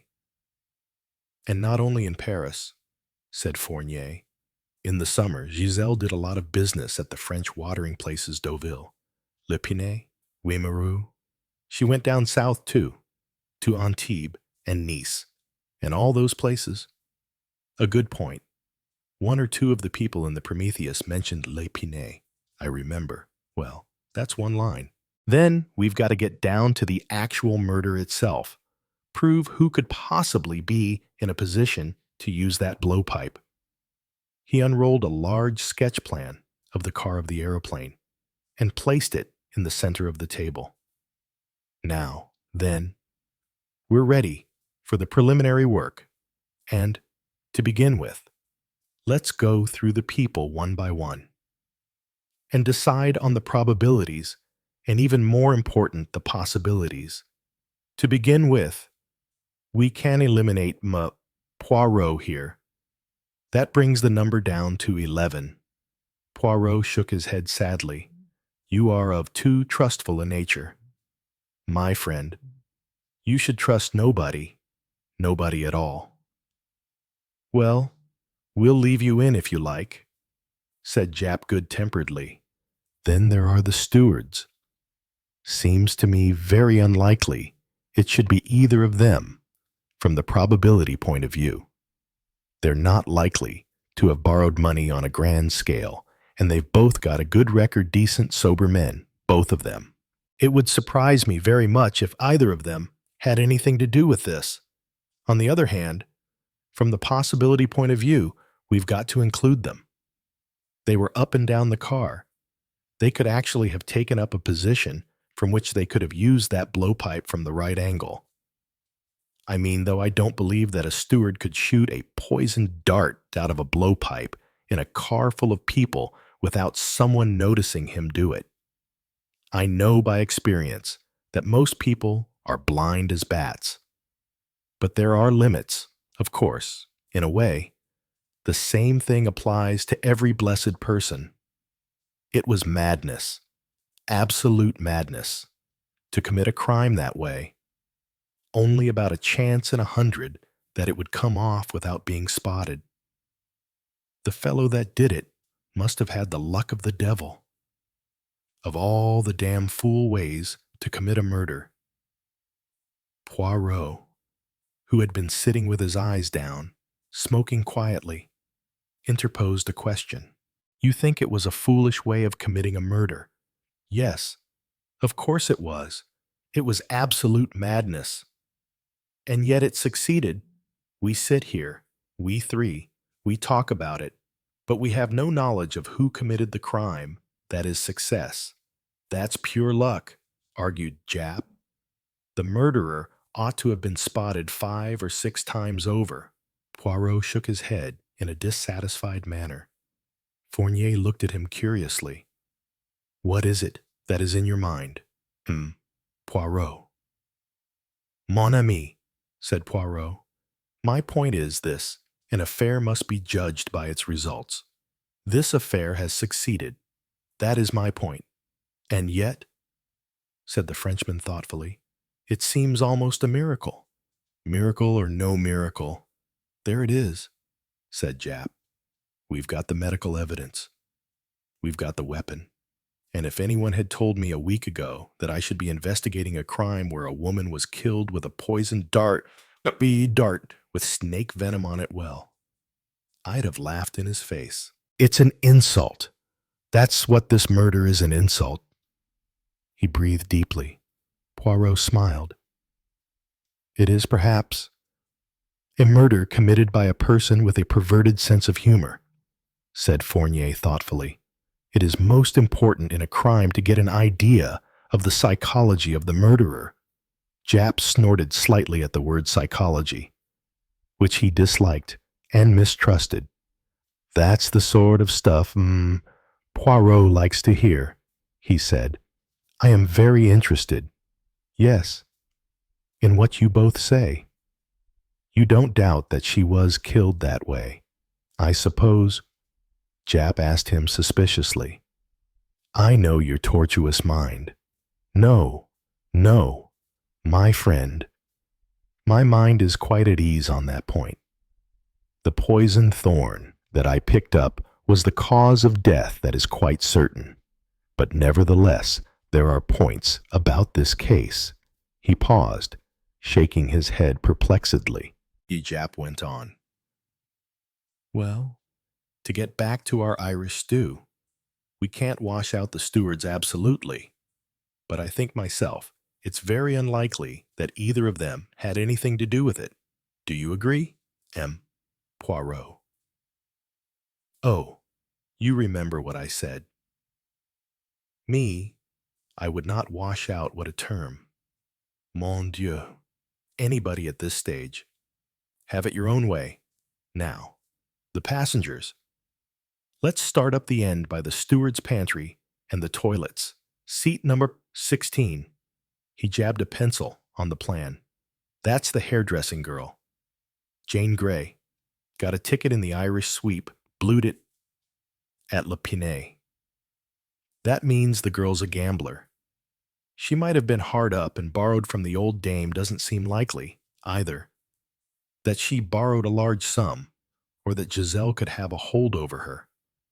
Seems rather too small a fish for what we're looking for, and I don't think a hairdresser's assistant had the remotest chance of laying her hands on snake venom. They don't use it as a hair dye or for face massage. In a way, it was rather a mistake to use snake venom. It narrows things down a lot. Only about 2 people in 100 would be likely to have any knowledge of it and be able to lay hands on the stuff. Which makes one thing, at least, perfectly clear, said Poirot. It was Fournier who shot a quick glance of inquiry at him. Jap was busy with his own ideas. I look at it like this, he said. The murderer has got to fall into one of 2 categories. Either he's a man who's knocked about the world in queer places, a man who knows something of snakes and of the more deadly varieties, and of the habits of the native tribes who use the venom to dispose of their enemies. That's category number 1. And the other, the scientific line. Research. This boom slang stuff is the kind of thing they experiment with in high-class laboratories. I had a talk with Winterspoon. Apparently snake venom, cobra venom, to be exact, is sometimes used in medicine. It's used in the treatment of epilepsy with a fair amount of success. There's a lot being done in the way of scientific investigation into snakebite. Interesting and suggestive, said Fournier. Yes, but let's go on. Neither of those categories fit the Gray Girl. As far as she's concerned, motive seems unlikely. Chances of getting the poison poor. Actual possibility of doing the blowpipe act very doubtful indeed, almost impossible. See here. The three men bent over the plan. Here's 16, said Jap, and here's 2, where Giselle was sitting with a lot of people and seats intervening. If the girl didn't move from her seat, and everybody says she didn't, she couldn't possibly have aimed the thorn to catch Giselle on the side of the neck. I think we can take it. She's pretty well out of it. Now then, 12 opposite. That's the dentist, Norman Gale. Very much the same applies to him. Small fry? I suppose he'd have a slightly better chance of getting hold of snake venom. It is not an injection, usually favored by dentists, murmured Poirot gently. It would be a case of kill rather than cure. A dentist has enough fun with his patients as it is, said Jap, grinning. Still, I suppose he might move in circles where you could get access to some funny business in drugs. He might have a scientific friend, but as regards possibility, he's pretty well out of it. He did leave his seat, but only to go to the toilet that's in the opposite direction. On his way back to his seat, he couldn't be farther than the gangway here, and to shoot off a thorn from a blowpipe so as to catch the old lady in the neck, he'd have to have a kind of pet thorn that would do tricks and make a right-angle turn. So he's pretty well out of it. I agree, said Fournier. Let us proceed. We'll cross the gangway now, 17. That was my seat originally, said Poirot. I yielded it to one of the ladies since she desired to be near her friend. That's the Honorable Venetia. Well, what about her? She's a big bug. She might have borrowed from Giselle. Doesn't look as though she had any guilty secrets in her life, but perhaps she pulled a horse in a point-to-point, or whatever they call it. We'll have to pay a little attention to her. The position's possible. If Giselle had got her head turned a little looking out of the window, the Honor Venetia could take a sporting shot, or do you call it a sporting puff diagonally across down the car? It would be a bit of a fluke. Though, I rather think she'd have to stand up to do it. She's the sort of woman who goes out with the guns in the autumn. I don't know whether shooting with a gun is any help to you with a native blowpipe. I suppose it's a question of eye, just the same eye in practice. And she's probably got friends men who've been big game hunting in odd parts of the globe. She might have got hold of some queer native stuff that way. What balderdash it all sounds, though it doesn't make sense. It does indeed seem unlikely, said Fournier. Mademoiselle Kerr. I saw her at the inquest today. He shook his head. One does not readily connect her with murder. Seat 13. Said Jap. Lady Horbury. She's a bit of a dark horse. I know something about her I'll tell you presently. I shouldn't be surprised if she had a guilty secret or two.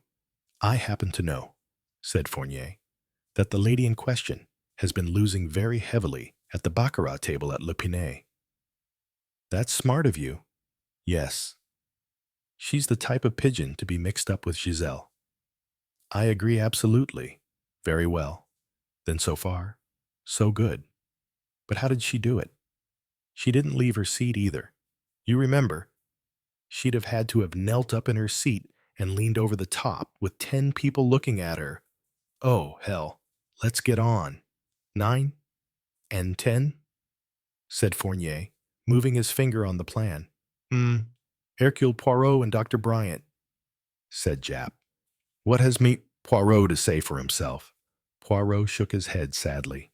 Mon estomac, he said pathetically. Alas, that the brain should be the servant of the stomach. I too, said Fournier with sympathy. In the air, I do not feel well. He closed his eyes and shook his head expressively. Now then, Dr. Bryant. What about Dr. Bryant Big Bug in Harley Street? Not very likely to go to a French woman moneylender, but you never know.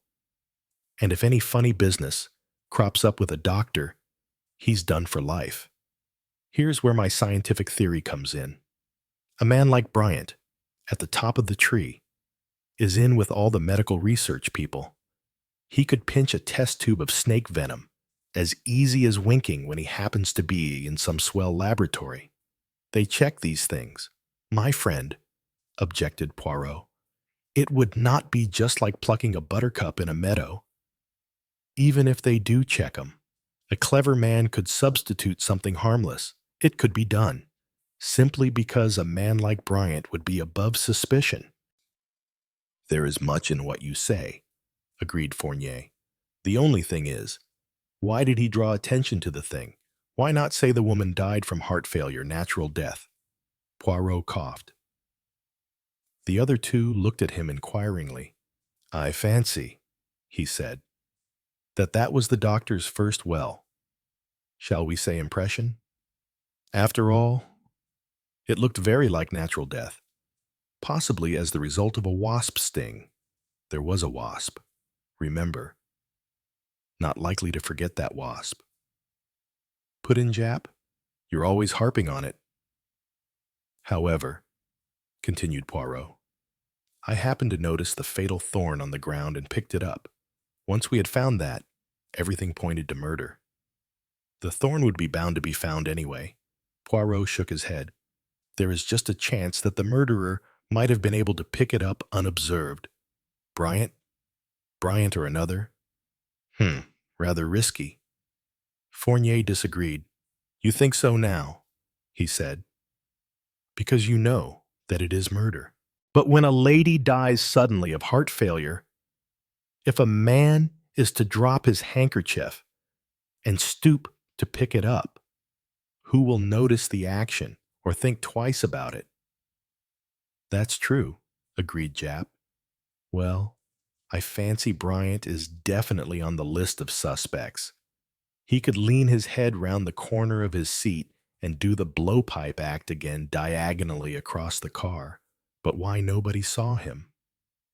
However, I won't go into that again. Whoever did it wasn't seen, and for that, I fancy there must be a reason, said Fournier. A reason that, by all I have heard, he smiled, will appeal to Poirot. I mean a psychological reason. Continue, my friend, said Poirot. It is interesting what you say there. Supposing, said Fournier, that when traveling in a train, you were to pass a house in flames. Everyone's eyes would at once be drawn to the window. Everyone would have their attention fixed on a certain point. A man in such a moment might whip out a dagger and stab a man, and nobody would see him do it. That is true, said Poirot. I remember a case in which I was concerned a case of poison, where that very point arose. There was, as you call it, a psychological moment. If we discover that there was such a moment during the journey of the Prometheus, we ought to find that out by questioning the stewards and the passengers, said Japp. True, but if there was such a psychological moment, it must follow logically that the cause of that moment must have originated with the murderer. He must have been able to produce the particular effect that caused that moment. Perfectly, said the Frenchman. Well, we'll note down that as a point for questions, said Japp. I'm coming now to seat number 8, Daniel Michael Clancy. Japp spoke the name with a certain amount of relish. In my opinion, he's the most likely suspect we've got. What's easier than for a mystery author to fake up an interest in snake venom and get some unsuspecting scientific chemist to let him handle the stuff? Don't forget, he went down past Giselle's seat, the only one of the passengers who did. I assure you, my friend, said Poirot, that I have not forgotten that point. He spoke with emphasis. Japp went on. He could have used that blowpipe from fairly close quarters without any need of a psychological moment, as you call it, and he stood quite a respectable chance of getting away with it. Remember, he knows all about blowpipes, he said so, which makes one pause, perhaps. Sheer artfulness, said Japp. And as to this blowpipe he produced today, who is to say that it's the one he bought 2 years ago? The whole thing looks very fishy to me. I don't think it's healthy for a man to be always brooding over crime and detective stories, reading up all sorts of cases. It puts ideas into his head. It is certainly necessary for a writer to have ideas in his head, agreed Poirot. Japp returned to his plan of the plane. No. 4. Was Ryder the seat slap in front of the dead woman? Don't think he did it, but we can't leave him out. He went to the toilet. He could have taken a pot shot on the way back from fairly close quarters. The only thing is, he'd be right up against the archaeologist fellows when he did so. They'd notice it couldn't help it. Poirot shook his head thoughtfully. You are not, perhaps, acquainted with many archaeologists. If these two were having a really absorbing discussion on some point at issue, eh bien, my friend, their concentration would be such that they would be quite blind and deaf to the outside world. They would be existing, you see, in 5,000 or so BC. 1935 AD would have been non-existent for them. Japp looked a little skeptical. Well, we'll pass on to them. What can you tell us about the Duponts? Fournier, Armand Dupont, is one of the most distinguished archaeologists in France. Then that doesn't get us anywhere much. Their position in the car is pretty good from my point of view, across the gangway, but slightly farther forward than Giselle. And I suppose that they've knocked about the world and dug things up in a lot of queer places. They might easily have got hold of some native snake poison. It is possible. Yes, said Fournier. But you don't believe it's likely. Fournier shook his head doubtfully. Dupont lives for his profession. He is an enthusiast. He was formerly an antique dealer. He gave up a flourishing business to devote himself to excavation. Both he and his son are devoted heart and soul to their profession. It seems to me unlikely, I will not say impossible. Since the ramifications of the Stavisky business, I will believe anything unlikely that they are mixed up in this business. All right, said Japp. He picked up the sheet of paper on which he had been making notes and cleared his throat. This is where we stand. Jane Grey. Probability poor. Possibility practically nil. Gale. Probability poor. Possibility, again, practically nil. Miss Kerr. Very improbable. Possibility, doubtful. Lady Horbury. Probability good. Possibility, practically nil. M. Poirot almost certainly the criminal. The only man on board who could create a psychological moment.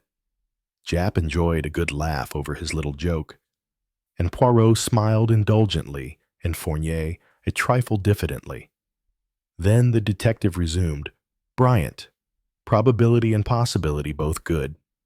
Clancy, motive, doubtful probability, and possibility very good indeed. Ryder, probability Uncertain possibility, quite fair. The two DuPonts. Probability poor, as regards motive, good as to means of obtaining poison. Possibility good. That's a pretty fair summary, I think. As far as we can go, we'll have to do a lot of routine inquiry. I shall take on Clancy and Bryant. First, find out what they've been up to. If they've been hard up at any time in the past, if they've seemed worried or upset lately, their movements in the last year, all that sort of stuff. I'll do the same for Ryder. Then it won't do to neglect the others entirely. I'll get Wilson to nose round there. Fournier here will undertake the DuPonts. The man from the Sûreté nodded. Be well assured that will be attended to. I shall return to Paris tonight. There may be something to be got out of Elise. Giselle's maid. Now that we know a little more about the case, also, I will check up Giselle's movements very carefully. It will be well to know where she has been during the summer. She was, I know, at Le Pinet once or twice. We may get information as to her contacts with some of the English people involved. Ah, yes, there is much to do. They both looked at Poirot, who was absorbed in thought. You going to take a hand at all, Poirot? Asked Jap. Poirot roused himself. Yes, I think I should like to accompany Fournier to Paris. Enchanté, said the Frenchman. What are you up to? I wonder, said Jap.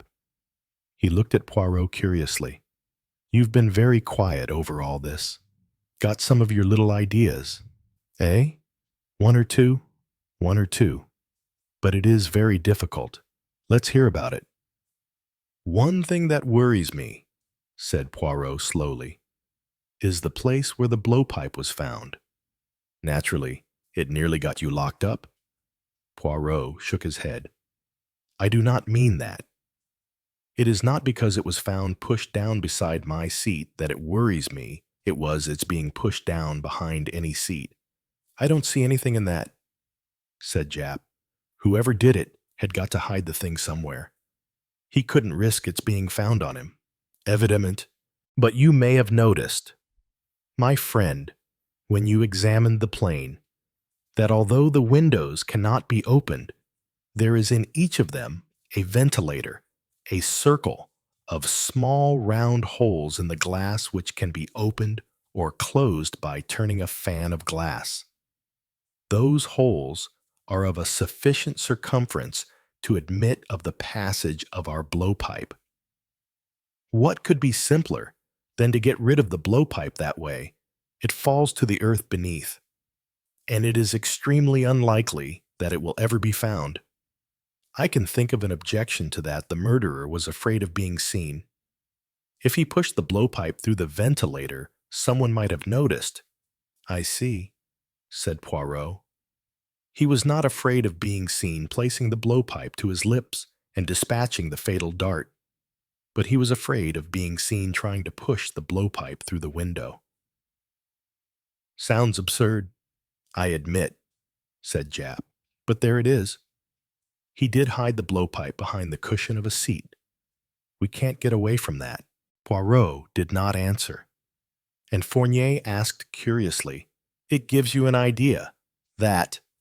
Poirot bowed his head assentingly. It gives rise to, say, a speculation in my mind. With absent-minded fingers, he straightened the unused inkstand that Jap's impatient hand had set a little askew. Then, lifting his head sharply, he asked, A propos, have you that detailed list of the belongings of the passengers that I asked you to get me? Chapter 8. The List. I'm a man of my word. I am, said Jap. He grinned and dived his hand into his pocket, bringing out a mass of closely typewritten paper. Here you are. It's all here down to the minutest detail. And I'll admit that there is one rather curious thing in it. I'll talk to you about it When you finished reading the stuff, Poirot spread out the sheets on the table and began to read. Fournier moved up and read them over his shoulder. James Ryder, pockets. Linen handkerchief marked J. Pigskin note case 7-1 for notes. 3 business cards. Letter from partner George Iberman, hoping loan has been successfully negotiated. Otherwise, we're in Queer Street. Letter signed. Maudie making appointment. Trocadero, following evening cheap paper. Illiterate handwriting. Silver cigarette case. Match folder. Fountain pen. Bunch of keys. Yale door key. Loose change in French and English money. Attaché case. Mass of papers concerning dealings in cement. Copy of bootless cup, banned in this country. A box of immediate cold cures. Dr. Bryant, pockets. 2 linen handkerchiefs. Note case containing 20 pounds and 500 francs. Loose change in French and English money. Engagement book. Cigarette case. Lighter. Fountain pen. Yale door key. Bunch of keys.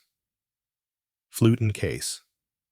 Carrying memoirs of Benvenuto Cellini and Les Mots de l'Oreille. Clay. Norman Gale. Pockets.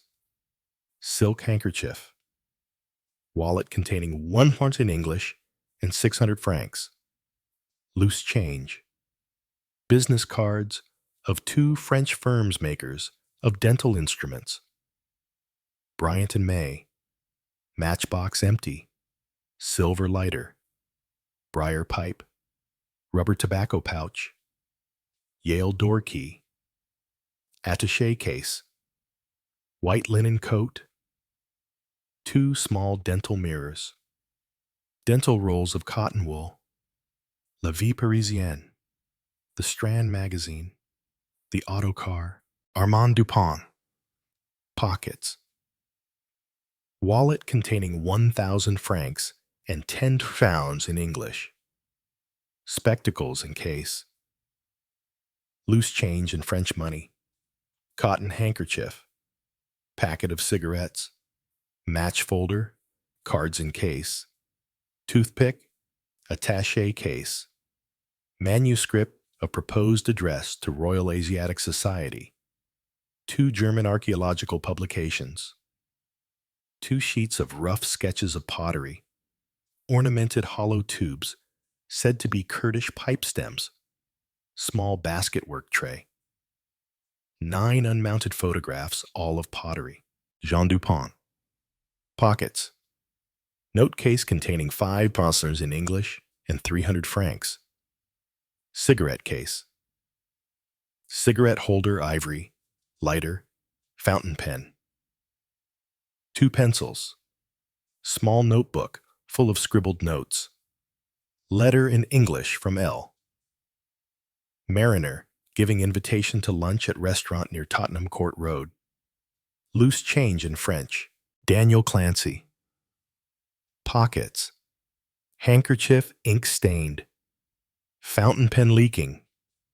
Note case containing 4 thalers and 100 francs. 3 newspaper cuttings dealing with recent crimes. 1 poisoning by arsenic and 2 embezzlement.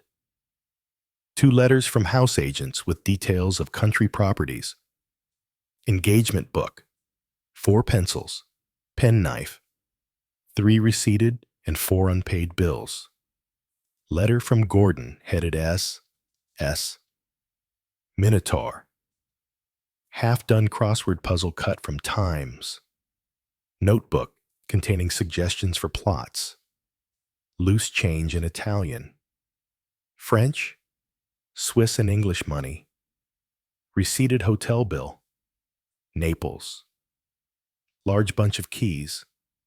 In overcoat pocket. Manuscript notes of murder on Vesuvius. Continental Bradshaw. Golf ball. Pair of socks. Toothbrush. Receipted hotel bill. Paris.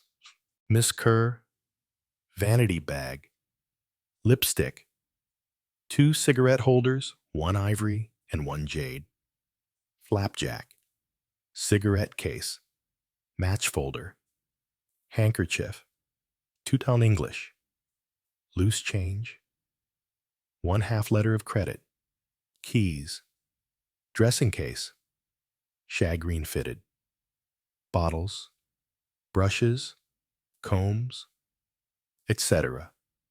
Manicure outfit, washing bag containing toothbrush, sponge, tooth powder, soap, 2 pairs of scissors, 5 letters from family and friends in England, 2 Tauchnitz novels, photograph of 2 spaniels, carried Vogue and Good Housekeeping, Miss Gray, handbag, lipstick, rouge, flapjack, Yale key and 1 trunk key, pencil, cigarette case, holder, match folder, 2 handkerchiefs, receipted hotel bill, Lepiné, small book, French phrases, note case, 100 francs and tens, loose French and English change, 1 casino counter value, 5 francs, in pocket of traveling coat, 6 postcards of Paris, 2 handkerchiefs and silk scarf, letter signed Gladys, tube of aspirin, Lady Horbury, vanity bag, 2 lipsticks, rouge, flapjack, handkerchief, 3 mil notes, £6 English, loose change French, a diamond ring, 5 French stamps, 2 cigarette holders, lighter with case, dressing case, complete makeup outfit, elaborate manicure set gold, small bottle labeled in ink, boracic powder. As Poirot came to the end of the list, Japp laid his finger on the last item. Rather smart of our man. He thought that didn't seem quite in keeping with the rest. Boracic powder, my eye. The white powder in that bottle was cocaine. Poirot's eyes opened a little. He nodded his head slowly. Nothing much to do with our case. Perhaps, said Japp.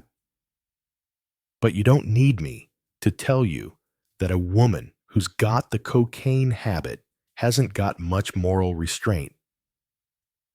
I've an idea anyway that her ladyship wouldn't stick at much to get what she wanted, in spite of all that helpless feminine business. All the same, I doubt if she'd have the nerve to carry a thing like this through. And, frankly, I can't see that it was possible for her to do it. The whole thing is a bit of a teaser. Poirot gathered up the loose typewritten sheets and read them through once again. Then he laid them down with a sigh. On the face of it, he said, it seems to point very plainly to one person as having committed the crime. And yet, I cannot see why, or even how. Japp stared at him. Are you pretending that by reading all this stuff you've got an idea who did it? I think so.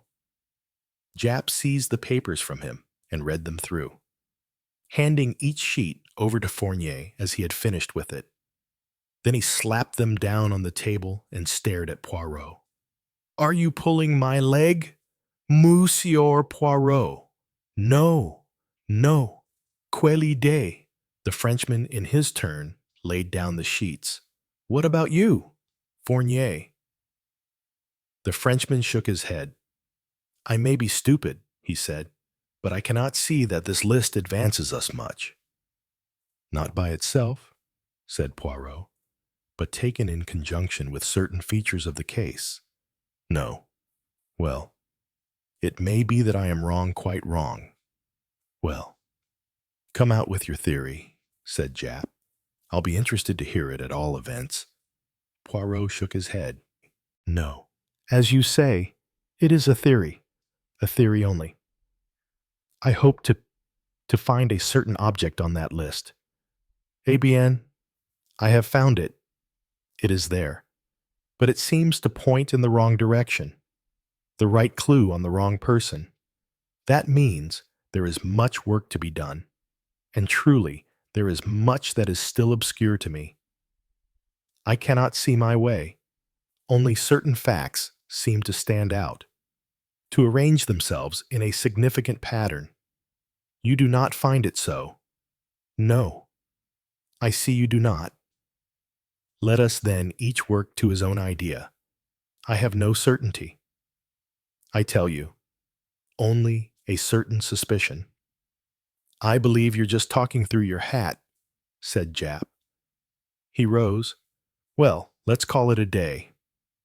I work the London end. You return to Paris. Fournier, and what about our Mim? Poirot. I still wish to accompany Monsieur Fournier to Paris more than ever now. More than ever. I'd like to know just what kind of maggot you've got in your brain. Maggot, ce n'est pas joli. Si, eh? Fournier shook hands ceremoniously. I wish you good evening. With many thanks for your delightful hospitality. We will meet then at Croydon tomorrow morning. Exactly à demain. Let us hope, said Fournier, that nobody will murder us en route. The two detectives departed. Poirot remained for a time, as in a dream. Then he rose, cleared away any traces of disorder, emptied the ashtrays, and straightened the chairs. He went to a side table and picked up a copy of the sketch. He turned the pages until he came to the one he sought, Two Sun Worshippers. It was headed, The Countess of Horbury and Mr. Raymond Barraclough at Le Pinay. He looked at the two laughing figures in bathing dresses, their arms entwined. I wonder, said Hercule Poirot. One might do something along those lines. Yes, one might. Chapter 9. Elise Grandier. The weather on the following day was of so perfect a nature that even Hercule Poirot had to admit that his estimate was perfectly peaceful. On this occasion, they were traveling by the 8:45 air service to Paris. There were 7 or 8 travelers beside Poirot and Fournier in the compartment, and the Frenchman utilized the journey to make some experiments. He took from his pocket a small piece of bamboo, and 3 times during the journey he raised this to his lips, pointing it in a certain direction. Once he did it, bending himself round the corner of his seat. Once, with his head slightly turned sideways. Once, when he was returning from the toilet compartment. And on each occasion he caught the eye of some passenger or other, eyeing him with mild astonishment. On the last occasion, indeed, every eye in the car seemed to be fixed upon him. Fournier sank in his seat discouraged, and was but little cheered by observing Poirot's open amusement. You are amused, my friend. But you agree, one must try experiments. Evidement. In truth, I admire your thoroughness. There is nothing like ocular demonstration. You play the part of the murderer with blowpipe. The result is perfectly clear. Everybody sees you. Not everybody. In a sense, no. On each occasion, there is somebody who does not see you. But for a successful murder, that is not enough. You must be reasonably sure that nobody will see you. And that is impossible, given ordinary conditions, said Fournier. I hold then to my theory that there must have been extraordinary conditions, the psychological moment. There must have been a psychological moment when everyone's attention was mathematically centered elsewhere. Our friend Inspector Japp is going to make minute inquiries on that point. Do you not agree with me, M? Poirot hesitated a minute. Then he said slowly, I agree that there must have been a psychological reason why nobody saw the murderer, but my ideas are running in a slightly different channel from yours. I feel that in this case, mere ocular facts may be deceptive. Close your eyes, my friend. Instead of opening them wide, use the eyes of the brain, not of the body. Let the little gray cells of the mind function. Let it be their task to show you what actually happened. Fournier stared at him curiously. I do not follow you, Poirot, because you are deducing from things that you have seen. Nothing can be so misleading as observation. Fournier shook his head again and spread out his hands. I give up. I cannot catch your meaning. Our friend Gerard would urge you to pay no attention to my vagaries. Be up and doing. He would say, to sit still in an armchair and think. That is the method of an old man past his prime. But I say that a young hound is often so eager upon the scent that he overruns it. For him is the trail of the red herring. There, it is a very good hint I have given you there. And, leaning back, Poirot closed his eyes. It may have been to think, but it is quite certain that 5 minutes later he was fast asleep. On arrival in Paris, they went straight to number 3, Rue Joliette. The Rue Joliette is on the south side of the Seine. There was nothing to distinguish number 3 from the other houses. An aged concierge admitted them and greeted Fournier in a surly fashion. So we have the police here again, nothing but trouble. This will give the house a bad name. He retreated grumbling into his apartment. We will go to Giselle's office, said Fournier. It is on the first floor. He drew a key from his pocket as he spoke and explained that the French police had taken the precaution of locking and sealing the door whilst awaiting the result of the English inquest. Not, I fear, said Fournier, that there is anything here to help us. He detached the seals, unlocked the door, and they entered. Madame Giselle's office was a small, stuffy apartment. It had a somewhat old-fashioned type of safe in a corner, a writing desk of business-like appearance, and several shabbily upholstered chairs. The one window was dirty, and it seemed highly probable that it had never been opened. Fournier shrugged his shoulders as he looked round. You see, he said, nothing at all. Poirot passed round behind the desk. He sat down in the chair and looked across the desk at Fournier. He passed his hand gently across the surface of the wood, then down underneath it. There is a bell here, he said. Yes, it rings down to the concierge. Ah, a wise precaution. Madame's clients might sometimes become obstreperous. He opened one or two of the drawers. They contained stationery, a calendar, pens, and pencils, but no papers and nothing of a personal nature.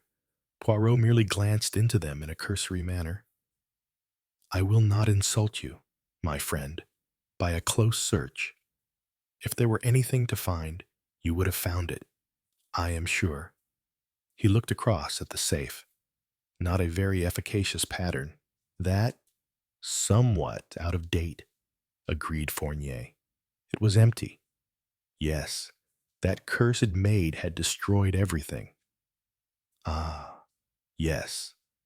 The maid, the confidential maid, we must see her. This room, as you say, has nothing to tell us. It is significant that, do you not think so? What do you mean by significant? Poirot. I mean that there is in this room no personal touch. I find that interesting. She was hardly a woman of sentiment, said Fournier dryly. Poirot rose, Come, he said. Let us see this maid, this highly confidential maid.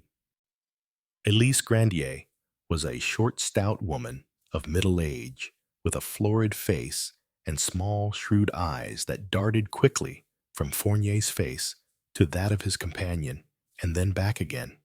Sit down, Mademoiselle Grandier, said Fournier. Thank you, monsieur. She sat down composedly. Poirot and I have returned today from London.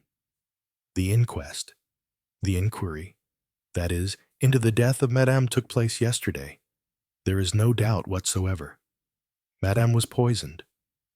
The Frenchwoman shook her head gravely. It is terrible what you say there. Monsieur, Madame poisoned.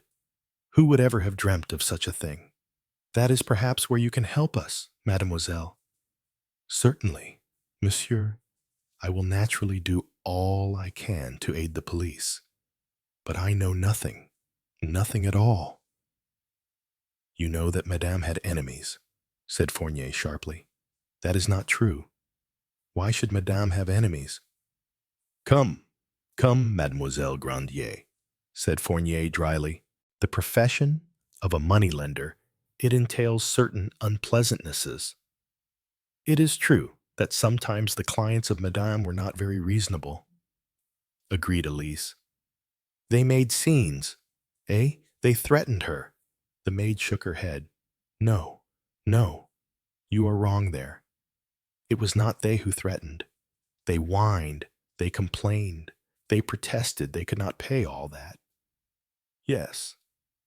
Her voice held a very lively contempt. Sometimes, perhaps, Mademoiselle, said Poirot, they could not pay. Elise Grandier shrugged her shoulders. Possibly. That is their affair. They usually paid in the end. Her tone held a certain amount of satisfaction. Madame Giselle was a hard woman, said Fournier. Madame was justified. You have no pity for the victims. Victims. Elise spoke with impatience. You do not understand. Is it necessary to run into debt? To live beyond your means? To run and borrow? And then expect to keep the money as a gift? It is not reasonable. That Madame was always fair and just. She lent, and she expected repayment. That is only fair. She herself had no debts. Always she paid honorably what she owed. Never were there any bills outstanding. And when you say that Madame was a hard woman, it is not the truth. Madame was kind. She gave to the little sisters of the poor when they came. She gave money to charitable institutions. When the wife of Georges, the concierge, was ill, Madame paid for her to go to a hospital in the country. She stopped, her face flushed and angry. She repeated, You do not understand. No, you do not understand Madame at all.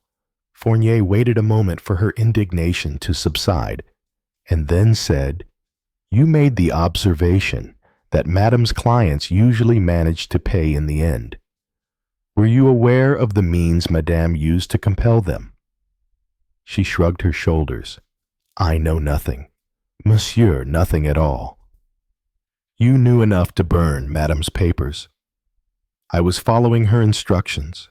If ever, she said, she were to meet with an accident, or if she were taken ill and died somewhere away from home, I was to destroy her business papers. The papers in the safe downstairs, asked Poirot.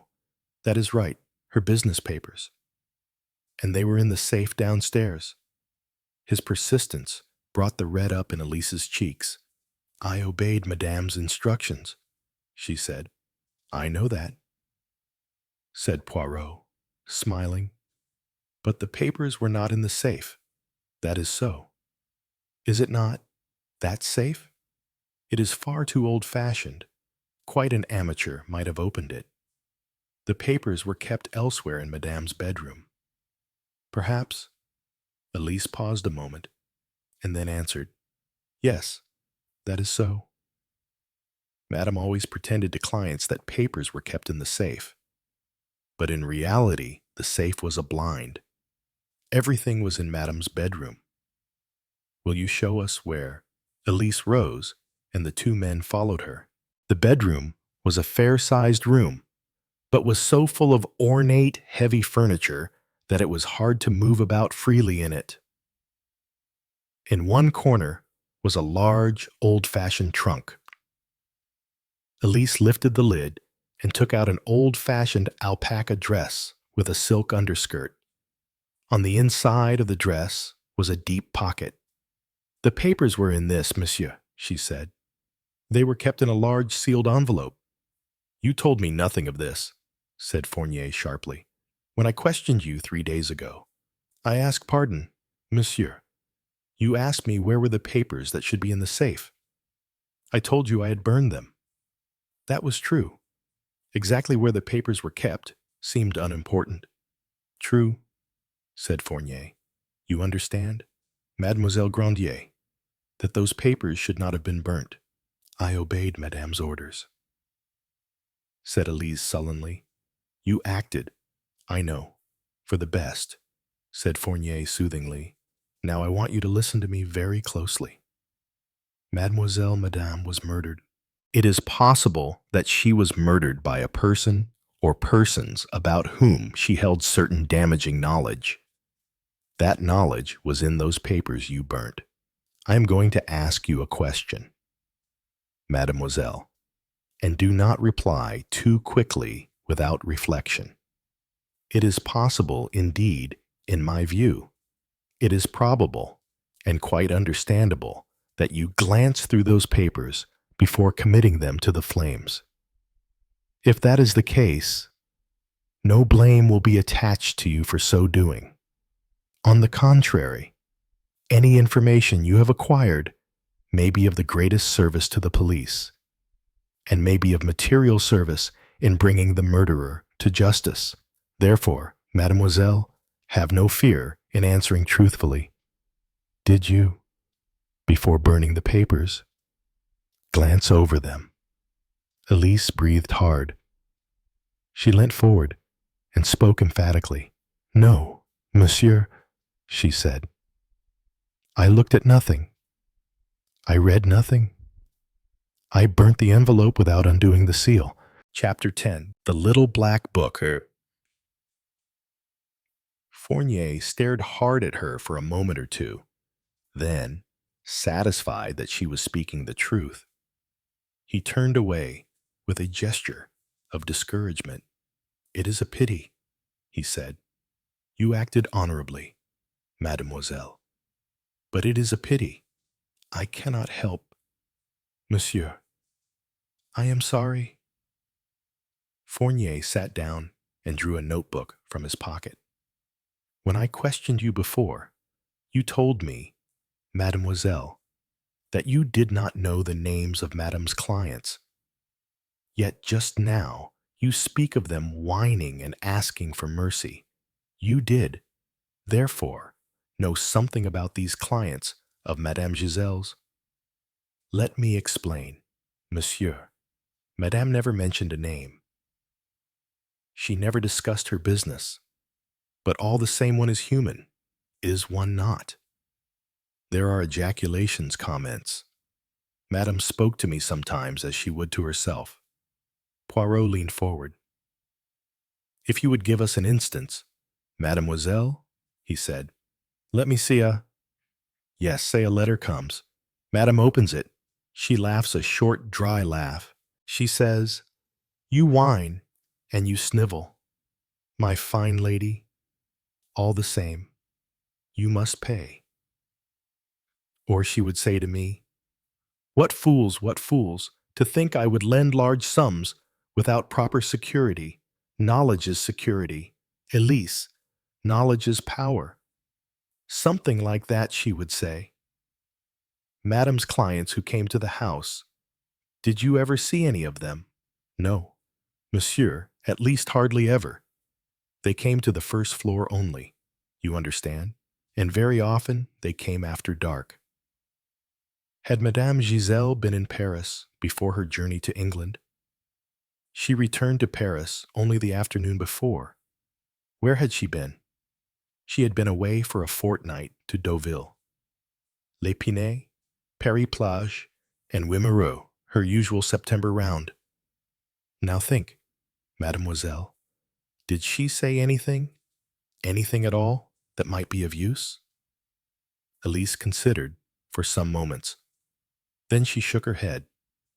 No, monsieur, she said. I cannot remember anything. Madame was in good spirits. Business was going well. She said her tour had been profitable. Then she directed me to ring up Universal Airlines and book a passage to England for the following day. The early morning service was booked, but she obtained a seat on the 12 o'clock service. Did she say what took her to England? Was there any urgency about it? Oh, no, monsieur. Madame journeyed to England fairly frequently. She usually told me the day before. Did any clients come to see Madame that evening? I believe there was one client, monsieur, but I'm not sure. Georges, perhaps would know. Madame said nothing to me. Fournier took from his pockets various photographs, mostly snapshots taken by reporters, of various witnesses leaving the coroner's court.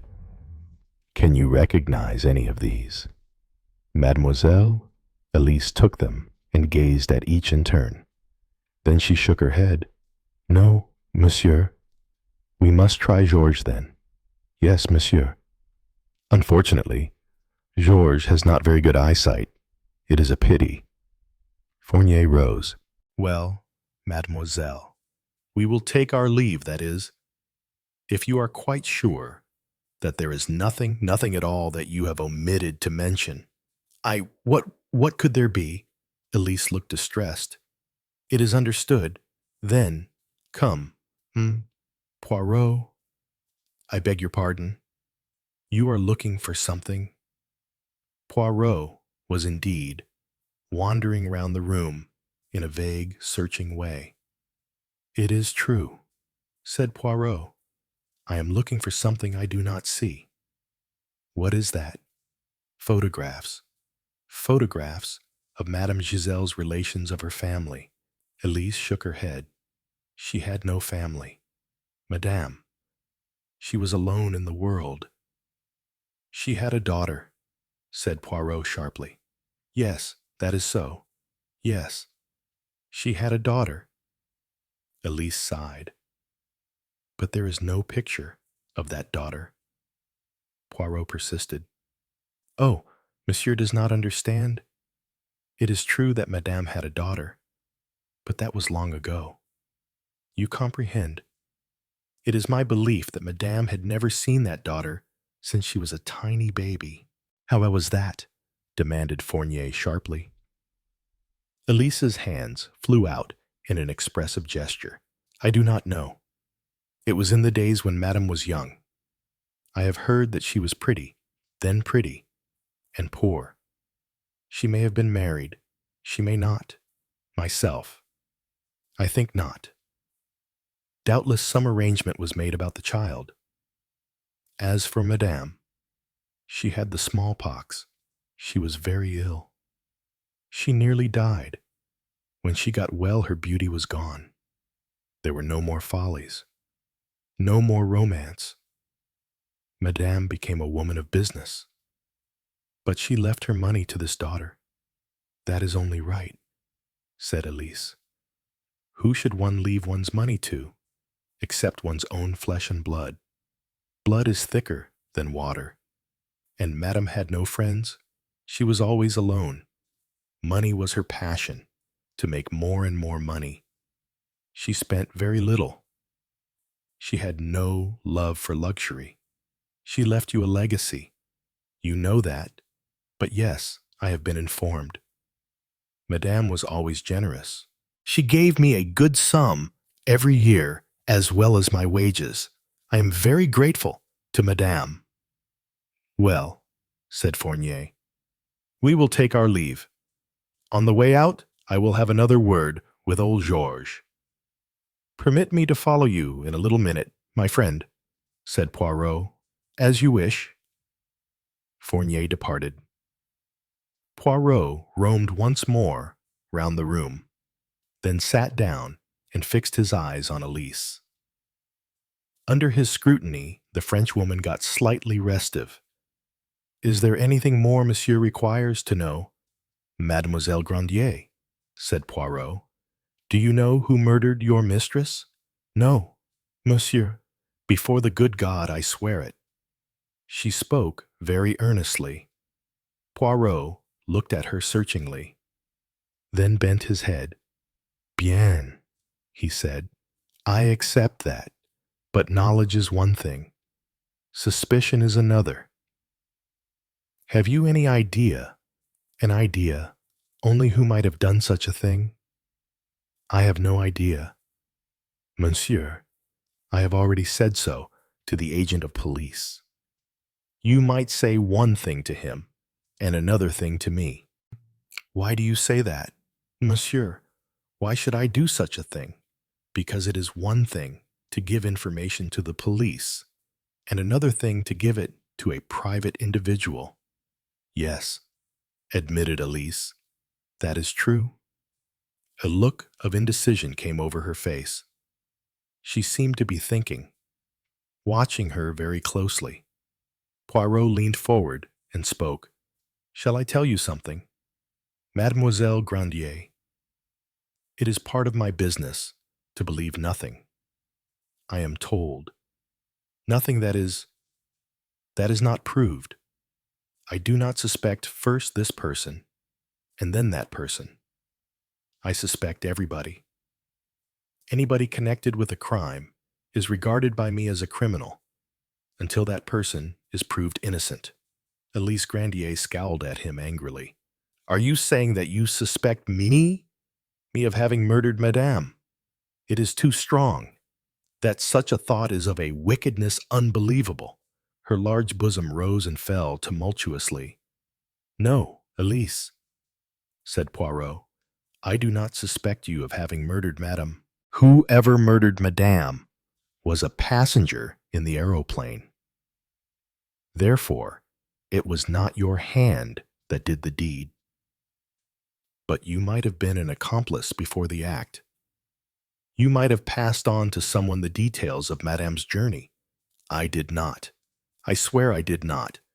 Poirot looked at her again for some minutes in silence. Then he nodded his head. "I believe you," he said, "but, nevertheless, there is something that you conceal." "Oh, yes, there is. Listen. I will tell you something. In every case of a criminal nature, one comes across the same phenomena when questioning witnesses.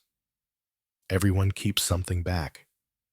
Sometimes, often indeed, it is something quite harmless. Something, perhaps, quite unconnected with the crime. But I say it again, there is always something. That is so with you. Oh, do not deny I am Hercule Poirot, and I know. When my friend Mem Fournier asked you if you were sure, there was nothing you had omitted to mention. You were troubled. You answered unconsciously, with an evasion. Again, just now, when I suggested that you might tell me something which you would not care to tell the police, you very obviously turned the suggestion over in your mind. There is then something. I want to know what that something is. It is nothing of importance, possibly not, but all the same. Will you not tell me what it is? Remember," he went on, as she hesitated, "I am not of the police." "That is true," said Elise Grandier. She hesitated and went on. "Monsieur, I am in a difficulty. I do not know what Madame herself would have wanted me to do. There is a saying that 2 heads are better than 1. Will you not consult me? Let us examine the question together." The woman still looked at him doubtfully. He said with a smile, "You are a good watchdog, Elise. It is a question, I see, of loyalty to your dead mistress." "That is quite right, monsieur. Madame trusted me. Ever since I entered her service, I have carried out her instructions faithfully. You were grateful, were you not, for some great service she had rendered you? Monsieur is very quick. Yes, that is true. I do not mind admitting it. I had been deceived. Monsieur, my savings stolen, and there was a child. Madame was good to me. She arranged for the baby to be brought up by some good people on a farm. A good farm, monsieur, and honest people. It was then, at that time, that she mentioned to me that she, too, was a mother." "Did she tell you the age of her child, where it was, any details?" "No, monsieur. She spoke of a part of her life that was over and done with. It was best so. She said, the little girl was well provided for and would be brought up to a trade or profession. She would also inherit her money when she died. She told you nothing further about this child or about its father." "No, monsieur, but I have an idea." "Speak." "Mademoiselle Elise, it is an idea only. You understand?" "Perfectly. Perfectly. I have an idea that the father of the child was an Englishman. What exactly do you think gave you that impression?" "Nothing definite. It is just that there was a bitterness in Madame's voice when she spoke of the English. I think, too, that in her business transactions she enjoyed having anyone English in her power. It is an impression only, yes, but it may be a very valuable one. It opens up possibilities. Your own child, Mademoiselle Elise. Was it a girl or a boy?" "A girl, monsieur, but she is dead these 5 years now." "Ah, all my sympathy." There was a pause. "And now, Mademoiselle Elise," said Poirot, "what is this something that you have hitherto refrained from mentioning?" Elise rose and left the room. She returned a few minutes later with a small, shabby black notebook in her hand. This little book was Madame's. It went with her everywhere. When she was about to depart for England, she could not find it. It was mislaid. After she had gone, I found it. It had dropped down behind the head of the bed. I put it in my room to keep until Madame should return. I burned the papers as soon as I heard of Madame's death. But I did not burn the book. There were no instructions as to that. When did you hear of Madame's death?" Elise hesitated a minute. "You heard it from the police, did you not?" said Poirot. "They came here and examined Madame's rooms. They found the safe empty, and you told them that you had burnt the papers. But actually you did not burn the papers until afterwards." "It is true, monsieur," admitted Elise. "Whilst they were looking in the safe, I removed the papers from the trunk. I said they were burnt. Yes, after all, it was very nearly the truth. I burnt them at the first opportunity. I had to carry out Madame's orders. You see my difficulty. Monsieur, you will not inform the police. It might be a very serious matter for me. I believe, Mademoiselle Elise, that you acted with the best intentions. All the same, you understand, it is a pity, a great pity, but it does no good to regret what is done, and I see no necessity for communicating the exact hour of the destruction to the excellent Mem. Fournier. Now let me see if there is anything in this little book to aid us." "I do not think there will be, monsieur," said Elise. shaking her head. It is Madame's private memorandums. Yes, but there are numbers only. Without the documents and files, these entries are meaningless. Unwillingly, she held out the book to Poirot. He took it and turned the pages. There were penciled entries in a sloping foreign writing.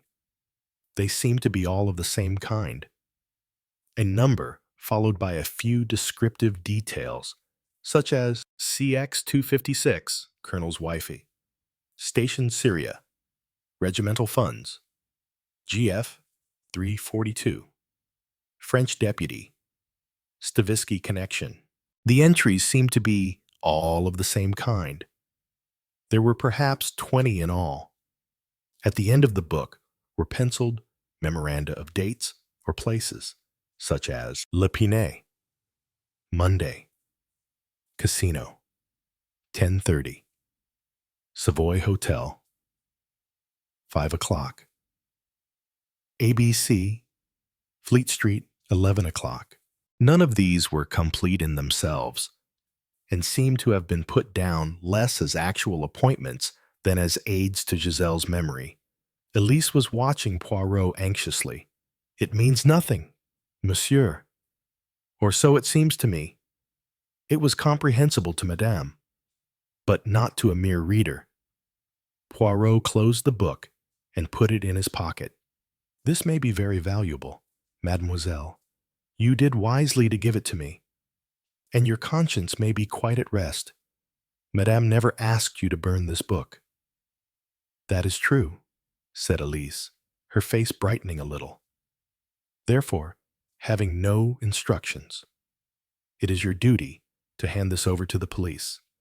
I will arrange matters with Fournier so that you shall not be blamed for not having done so sooner." "Monsieur is very kind." Poirot rose. "I will go now and join my colleague.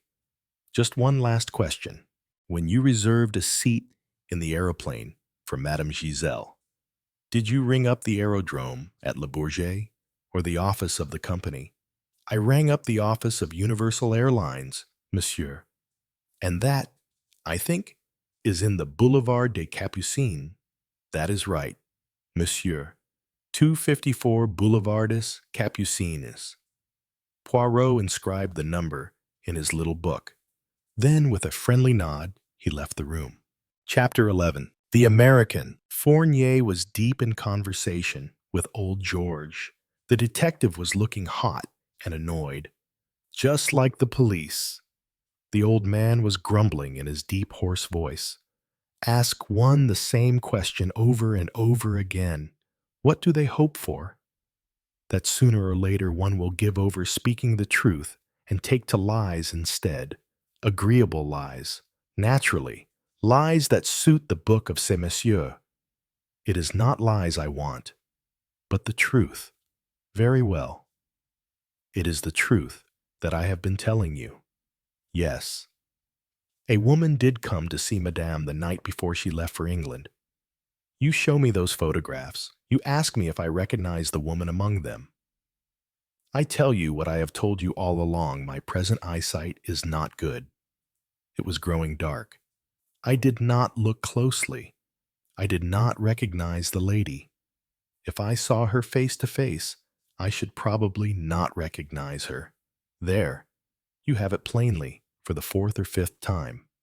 And you cannot even remember if she was tall or short, dark or fair, young or old.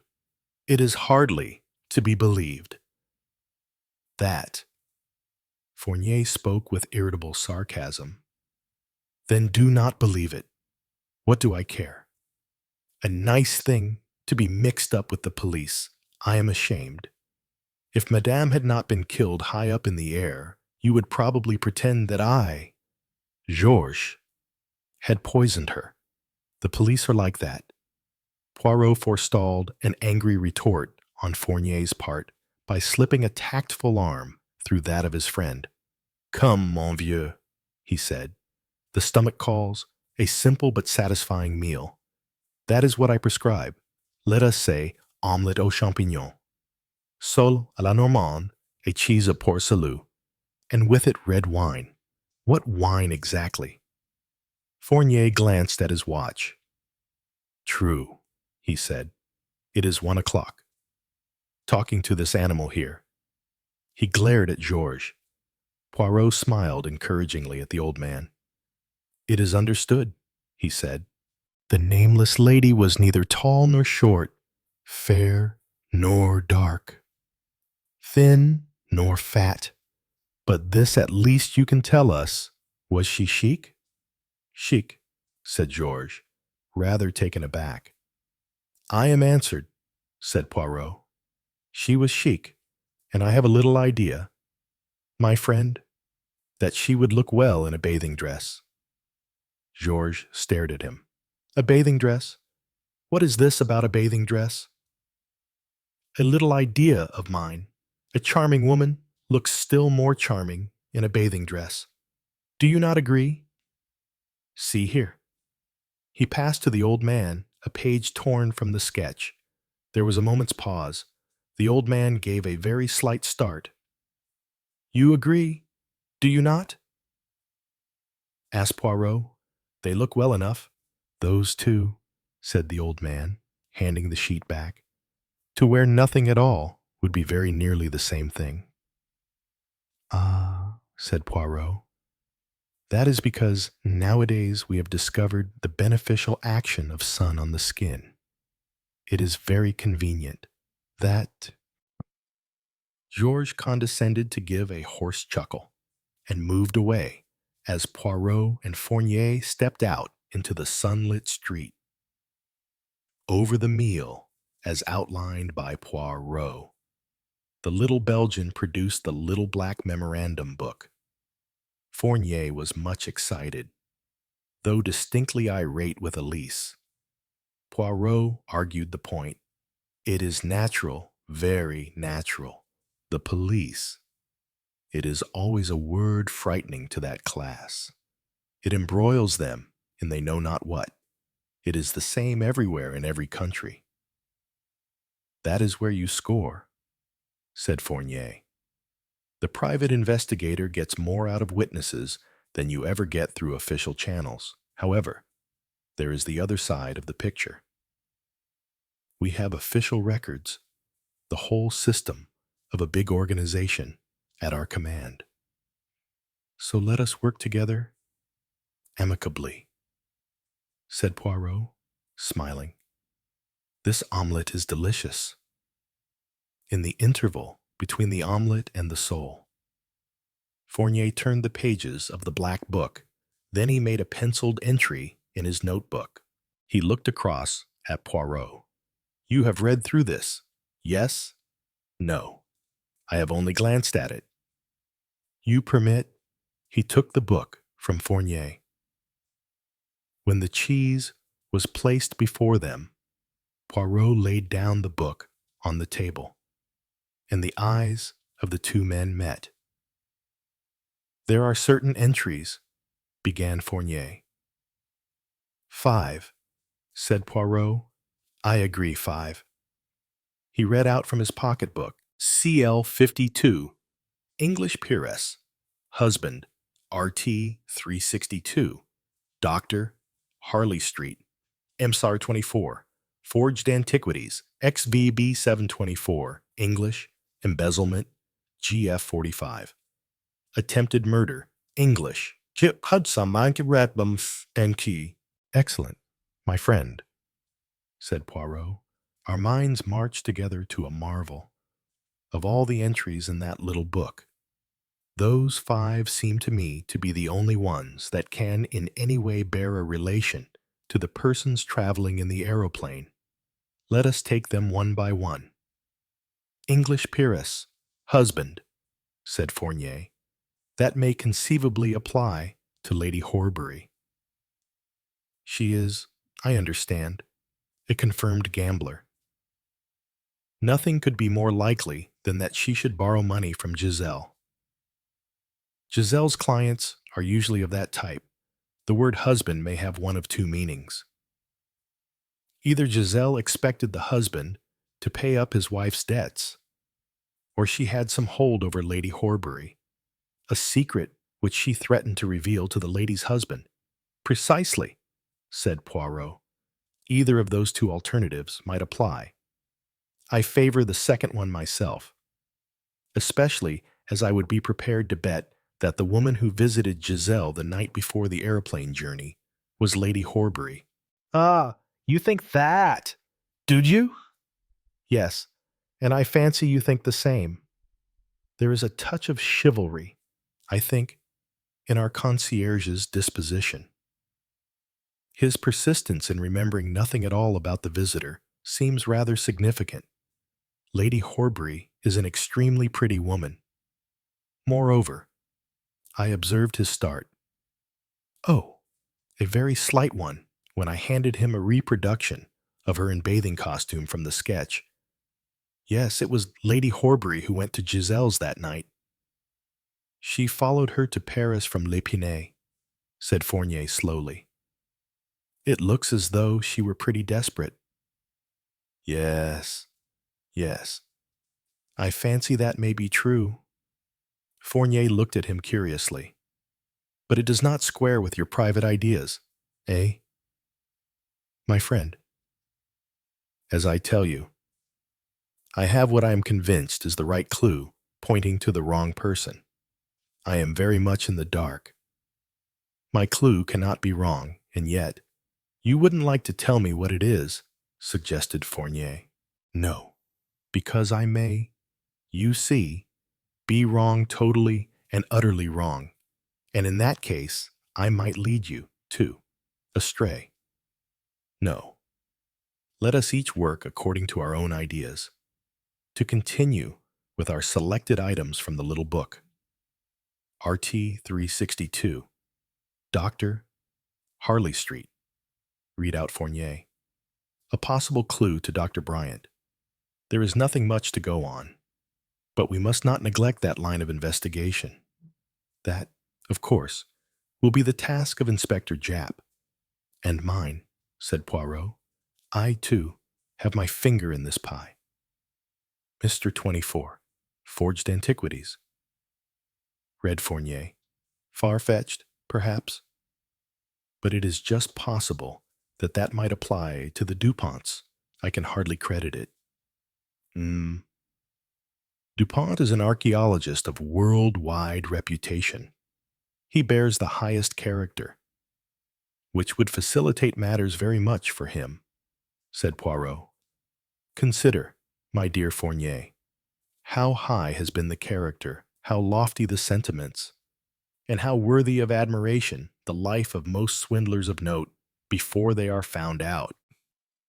True, only too true, agreed the Frenchman with a sigh. A high reputation, said Poirot, is the first necessity of a swindler's stock in trade. An interesting thought, but let us return to our list. XBB 724 is very ambiguous. English, embezzlement, not very helpful, agreed Poirot. Who embezzles a solicitor, a bank clerk, anyone in a position of trust, in a commercial firm? Hardly an author, a dentist, or a doctor. Mr. James Ryder is the only representative of commerce. He may have embezzled money. He may have borrowed from Giselle to enable his theft to remain undetected. As to the last entry, GF 45. Attempted murder. English that gives us a very wide field. Author, dentist, doctor, businessman, steward, hairdresser's assistant, lady of birth, and breeding any one of those might be GF 45. In fact, only the DuPonts are exempt by reason of their nationality. With a gesture, he summoned the waiter and asked for the bill. And where next, my friend? He inquired. To the Sûreté. They may have some news for me. Good. I will accompany you. Afterwards, I have a little investigation of my own to make in which, perhaps, you will assist me. At the Sûreté, Poirot renewed acquaintance with the chief of the detective force, whom he had met some years previously in the course of one of his cases. Gilles was very affable and polite. Enchanted to learn that you are interesting yourself in this case. Poirot, my faith, my dear Gilles, it happened under my nose. It is an insult that, do you agree, Hercule Poirot, to sleep while murder is committed? Gilles shook his head tactfully. These machines, on a day of bad weather, they are far from steady. Far from steady. I myself have felt seriously incommoded once or twice. They say that an army marches on its stomach, said Poirot, but how much are the delicate convolutions of the brain influenced by the digestive apparatus when the mal de mer seizes me? I, Hercule Poirot, am a creature with no gray cells, no order, no method, a mere member of the human race somewhat below average intelligence. It is deplorable, but there it is. And talking of these matters, how is my excellent friend Giraud? Prudently ignoring the significance of the words, these matters, Gilles replied that Giraud continued to advance in his career. He is most zealous. His energy is untiring. It always was, said Poirot. He ran to and fro. He crawled on all fours. He was here, there, and everywhere. Not for one moment did he ever pause and reflect. Ah, Poirot, that is your little foible. A man like Fournier will be more to your mind. He is of the newest school, all for the psychology. That should please you. It does? It does. He has a very good knowledge of English. That is why we sent him to Croydon to assist in this case. A very interesting case. Poirot. Madame Giselle was one of the best-known characters in Paris, and the manner of her death extraordinary. A poisoned dart from a blowpipe in an aeroplane. I ask you, is it possible that such a thing could happen? Exactly, cried Poirot. Exactly. You hit the nail upon the head. You place a finger unerringly. Ah, here is our good Fournier. You have news. I see. The melancholy-faced Fournier was looking quite eager and excited. Yes, indeed, a Greek antique dealer, Zeropoulos, has reported the sale of a blowpipe and darts 3 days before the murder. I propose now, monsieur, he bowed respectfully to his chief, to interview this man. By all means, said Gilles.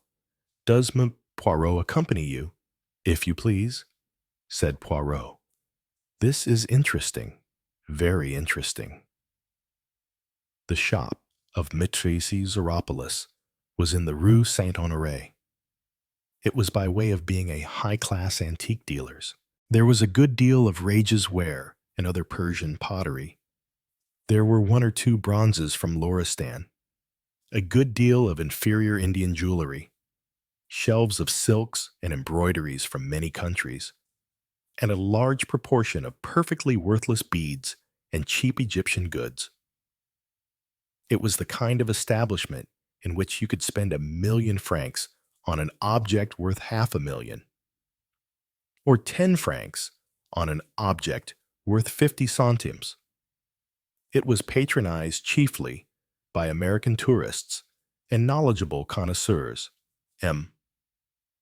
Zeropoulos himself was a short, stout little man with beady black eyes. He talked volubly and at great length. The gentlemen were from the police. He was delighted to see them. Perhaps they would step into his private office. Yes, he had sold a blowpipe, and darts a South American curio. You comprehend. Gentlemen, me. I sell a little of everything. I have my specialities. Persia is my speciality. M. Dupont, the esteemed M. Dupont, he will answer for me. He himself comes always to see my collection, to see what new purchases I have made, to give his judgment on the genuineness of certain doubtful pieces. What a man so learned, such an eye, such a feel. But I wander from the point. I have my collection, my valuable collection that all connoisseurs know. And also, I have well. Frankly, messieurs, let us call it junk, foreign junk. That is understood. A little bit of everything from the South Seas, from India, from Japan, from Borneo, no matter. Usually I have no fixed price for these things. If anyone takes an interest, I make my estimate and I ask a price, and naturally I am beaten down. And in the end I take only half. And even then, I will admit it, the profit is good. These articles, I buy them from sailors usually at a very low price. Me, Xeropolis took a breath and went on happily, delighted with himself, his importance, and the easy flow of his narration. This blowpipe and darts, I have had it for a long time, 2 years, perhaps. It was in that tray there, with a cowrie necklace and a red Indian headdress, and 1 or 2 crude wooden idols, and some inferior jade beads. Nobody remarks it. Nobody notices it till there comes this American and asks me what it is. An American, said Fournier sharply. Yes, yes, an American, unmistakably an American. Not the best type of American. Either the kind that knows nothing about anything and just wants a curio to take home.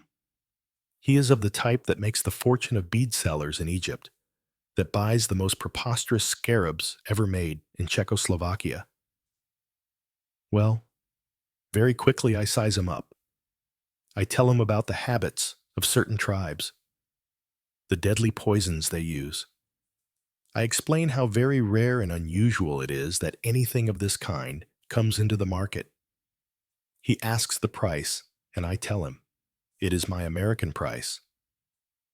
Not quite as high as formerly. Alas, they have had the depression over there. I wait for him to bargain, but straight away he pays my price. I am stupefied. It is a pity. I might have asked more. I give him the blowpipe and the darts wrapped up in a parcel, and he takes them away. It is finished. But afterwards, when I read in the paper of this astounding murder, I wonder, yes, I wonder very much. And I communicate with the police. We are much obliged to you, M. Xeropolis, said Fournier politely. This blowpipe and dart, you think you would be able to identify them. At the moment they are in London, you understand, but an opportunity will be given you of identifying them. The blowpipe was about so long. M. Xeropolis measured a space on his desk, and so thick, you see, like this pen of mine. It was of a light color. There were 4 darts. They were long-pointed thorns, slightly discolored at the tips, with a little fluff of red silk on them. Red silk? Asked Poirot keenly. Yes, monsieur, a cerise red, somewhat faded. That is curious, said Fournier. You are sure that there was not one of them with a black and yellow fluff of silk? Black and yellow number, monsieur? The dealer shook his head. Fournier glanced at Poirot. There was a curious, satisfied smile on the little man's face. Fournier wondered why. Was it because Xeropolis was lying, or was it for some other reason? Fournier said doubtfully. It is very possible that this blowpipe and dart has nothing whatever to do with the case. It is just 1 chance in 50, perhaps. Nevertheless, I should like as full a description as possible of this American. Zeropoulos spread out a pair of oriental hands. He was just an American. His voice was in his nose. He could not speak French. He was chewing the gum. He had tortoise-shell glasses. He was tall and, I think, not very old. Fair or dark? I could hardly say. He had his hat on. Would you know him again if you saw him? Zeropoulos seemed doubtful. I could not say. So many Americans come and go. He was not remarkable in any way. Fournier showed him the collection of snapshots, but without avail. None of them, Zeropoulos thought, was the man. Probably a wild goose chase, said Fournier as they left the shop. It is possible. Yes, agreed Poirot, but I do not think so. The price tickets were of the same shape, and there are 1 or 2 points of interest about the story and about Zeropoulos's remarks. And now, my friend, having been upon one wild goose chase, indulge me and come upon another. Where to? To the Boulevard des Capucines. Let me see. That is, the office of Universal Airlines. Of course. But we have already made perfunctory inquiries there. They could tell us nothing of interest. Poirot tapped him kindly on the shoulder. Ah, but, you see, an answer depends on the questions. You did not know what questions to ask. And you do? Well, I have a certain little idea. He would say no more. And in due course, they arrived at the Boulevard des Capucines. The office of Universal Airlines was quite small. A smart-looking dark man was behind a highly polished wooden counter, and a boy of about 15 was sitting at a typewriter. Fournier produced his credentials, and the man, whose name was Jules Poirot, declared himself to be entirely at their service. At Poirot's suggestion, the typewriting boy was dispatched to the farthest corner. It is very confidential what we have to say, he explained. Jules Poirot looked pleasantly excited. Yes, messieurs. It is this matter of the murder of Madame Giselle. Ah, yes, I recollect. I think I have already answered some questions on the subject.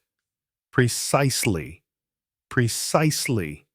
But it is necessary to have the facts very exactly. Now, Madame Giselle received her place when... I think that point has already been settled. She booked her seat by telephone on the 17th. Soon, that was for the 12 o'clock service on the following day. Yes, monsieur. But I understand from her maid that it was on the 8:45 a.m. service that Madame reserved a seat. No. No. At least this is what happened. Madame's maid asked for the 8:45 service. But that service was already booked up. So we gave her a seat on the 12 o'clock instead.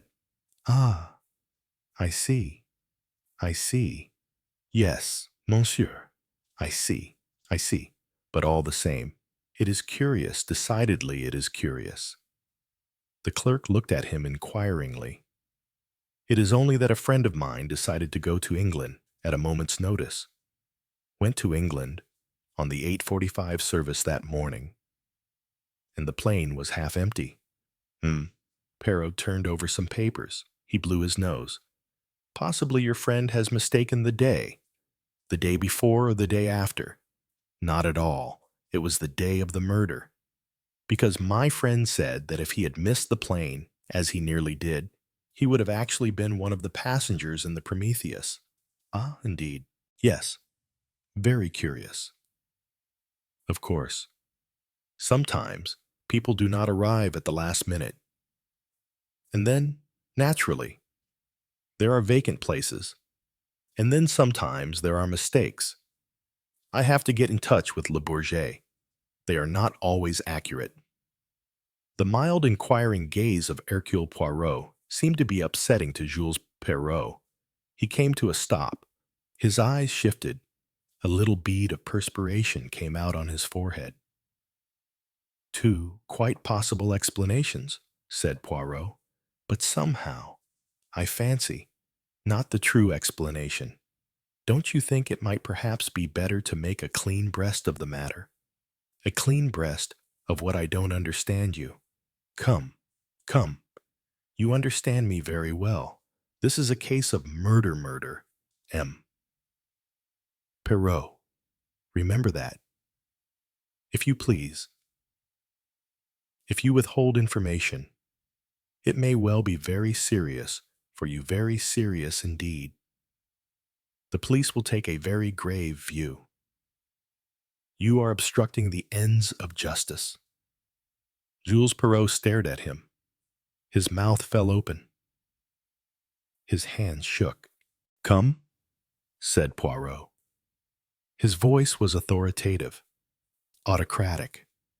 "We want precise information. If you please. How much were you paid, and who paid you?" "I meant no harm. I had no idea. I never guessed. How much, and who by 5,000 francs. I never saw the man before. This will ruin me. What will ruin you is not to speak out. Come, now, we know the worst. Tell us exactly how it happened." The perspiration rolling down his forehead, Jules Perrault spoke rapidly in little jerks. "I meant no harm. Upon my honor, I meant no harm. A man came in. He said he was going to England on the following day. He wanted to negotiate a loan from Madame Giselle, but he wanted their meeting to be unpremeditated. He said it would give him a better chance. He said that he knew she was going to England on the following day. All I had to do was to tell her the early service was full up, and to give her seat number 2 in the Prometheus. I swear, messieurs, that I saw nothing very wrong in that. What difference could it make? That is what I thought. Americans are like that. They do business in unconventional ways." "Americans," said Fournier sharply. "Yes, this monsieur was an American. Describe him." "He was tall, stooped, had gray hair, horn-rimmed glasses, and a little goatee beard." "Did he book a seat himself?" "Yes, monsieur. Seat number 1, next to the one I was to keep for Madame Giselle." "In what name?" Silas Harper." "There was no one of that name traveling, and no one occupied seat number 1. Poirot shook his head gently. "I saw by the paper that there was no one of that name. That is why I thought there was no need to mention the matter, since this man did not go by the plane." Fournier shot him a cold glance. "You have withheld valuable information from the police," he said. "This is a very serious matter." Together, he and Poirot left the office, leaving Jules Perrault staring after them with a frightened face. On the pavement outside, Fournier removed his hat and bowed. "I salute you, M. Poirot. What gave you this idea? 2 separate sentences. One this morning, when I heard a man in our plane say that he had crossed on the morning of the murder in a nearly empty plane. The second sentence was that uttered by Elise when she said that she rung up the office of Universal Airlines and that there was no room on the early morning service. Now, those 2 statements did not agree. I remembered the steward on the Prometheus saying that he had seen Madame Giselle before on the early service, so it was clearly her custom to go by the 8:45 a.m. plane.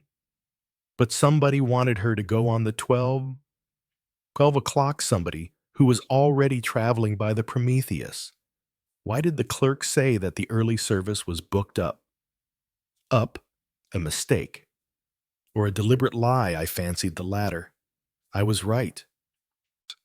Every minute this case gets more puzzling, cried Fournier. First we seem to be on the track of a woman. Now it is a man, this American. He stopped and looked at Poirot. The latter nodded gently. Yes, my friend, he said. It is so easy to be an American here in Paris. A nasal voice, the chewing gum, the little goatee, the horn-rimmed spectacles, all the appurtenances of the stage, American.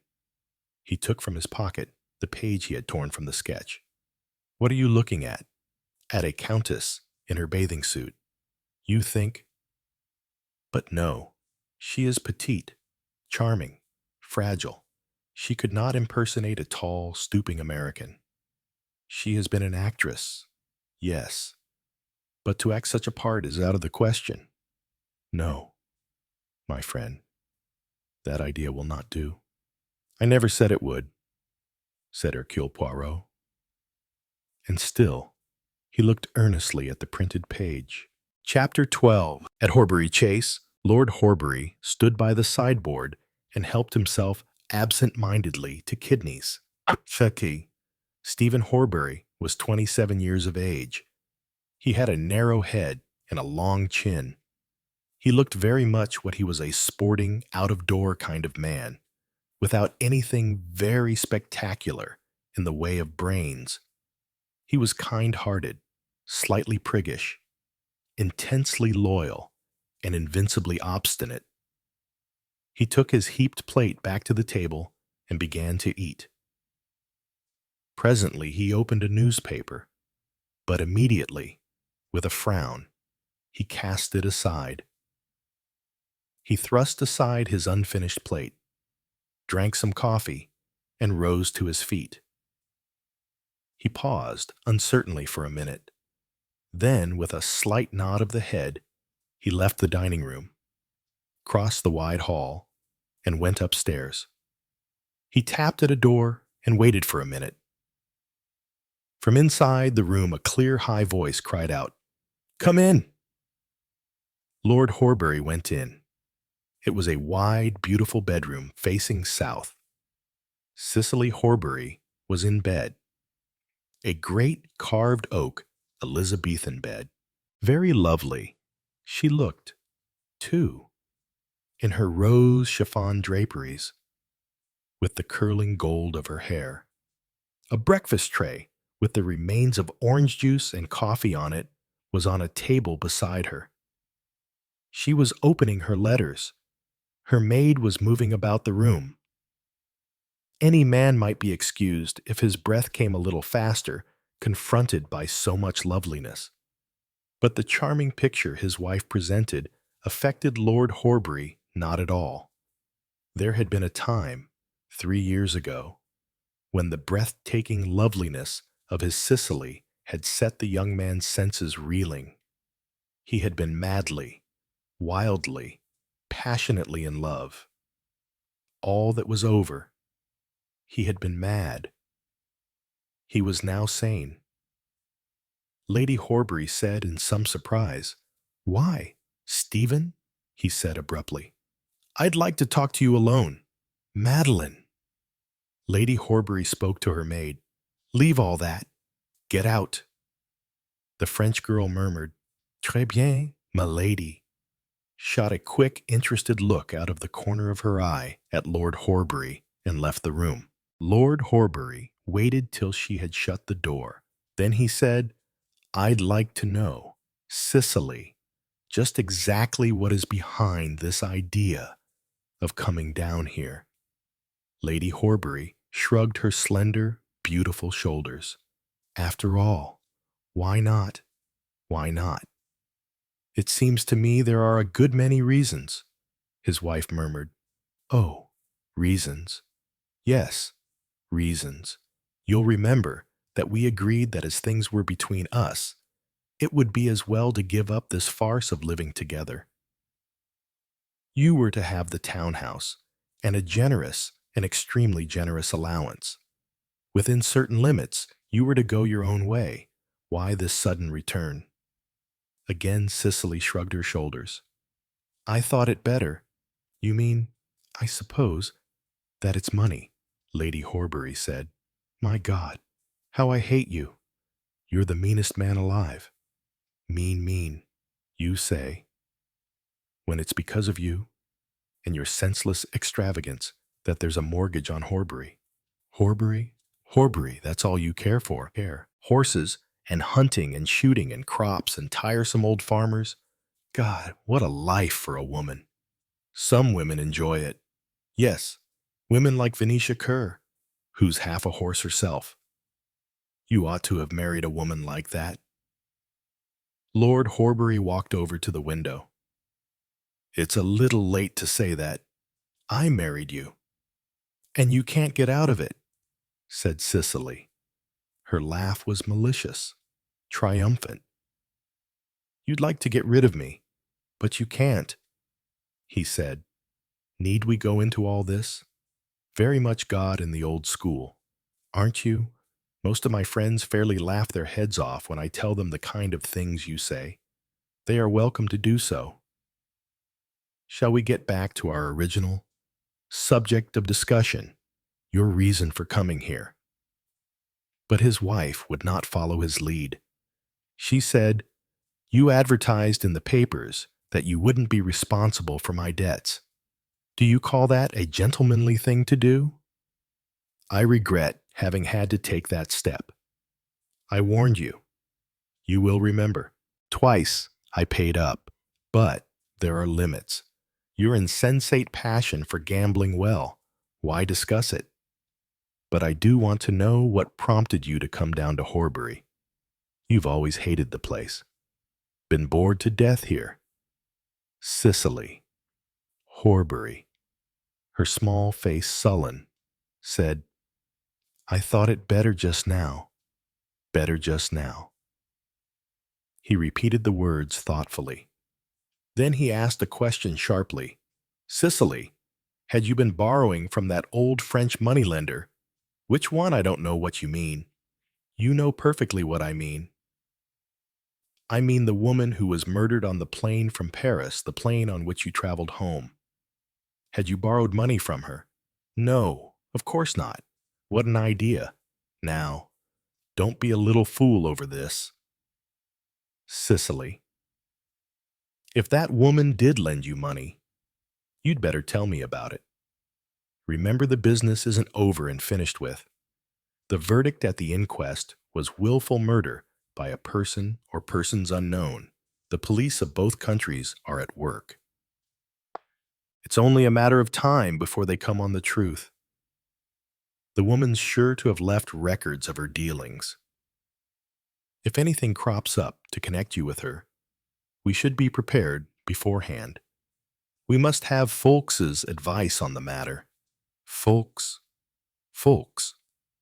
Wilbraham and Folks were the family solicitors who for generations had dealt with the Horbury estate.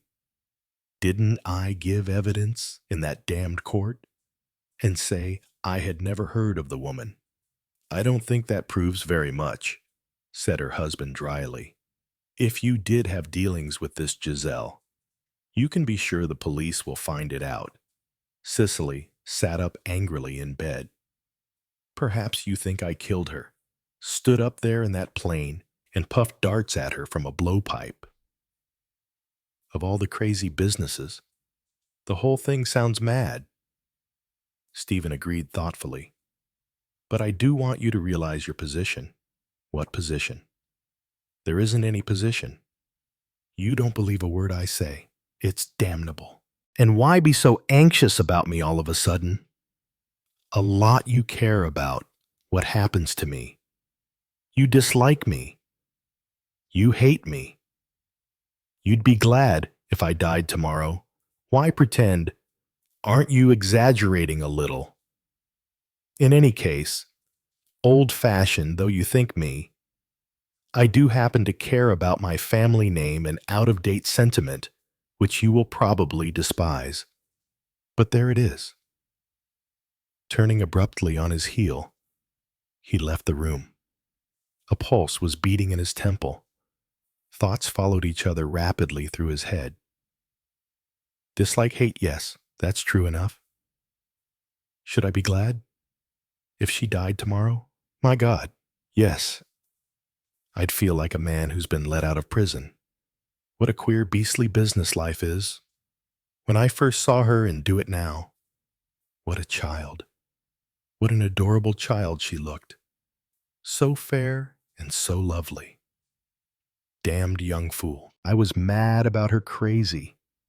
She seemed everything that was adorable and sweet.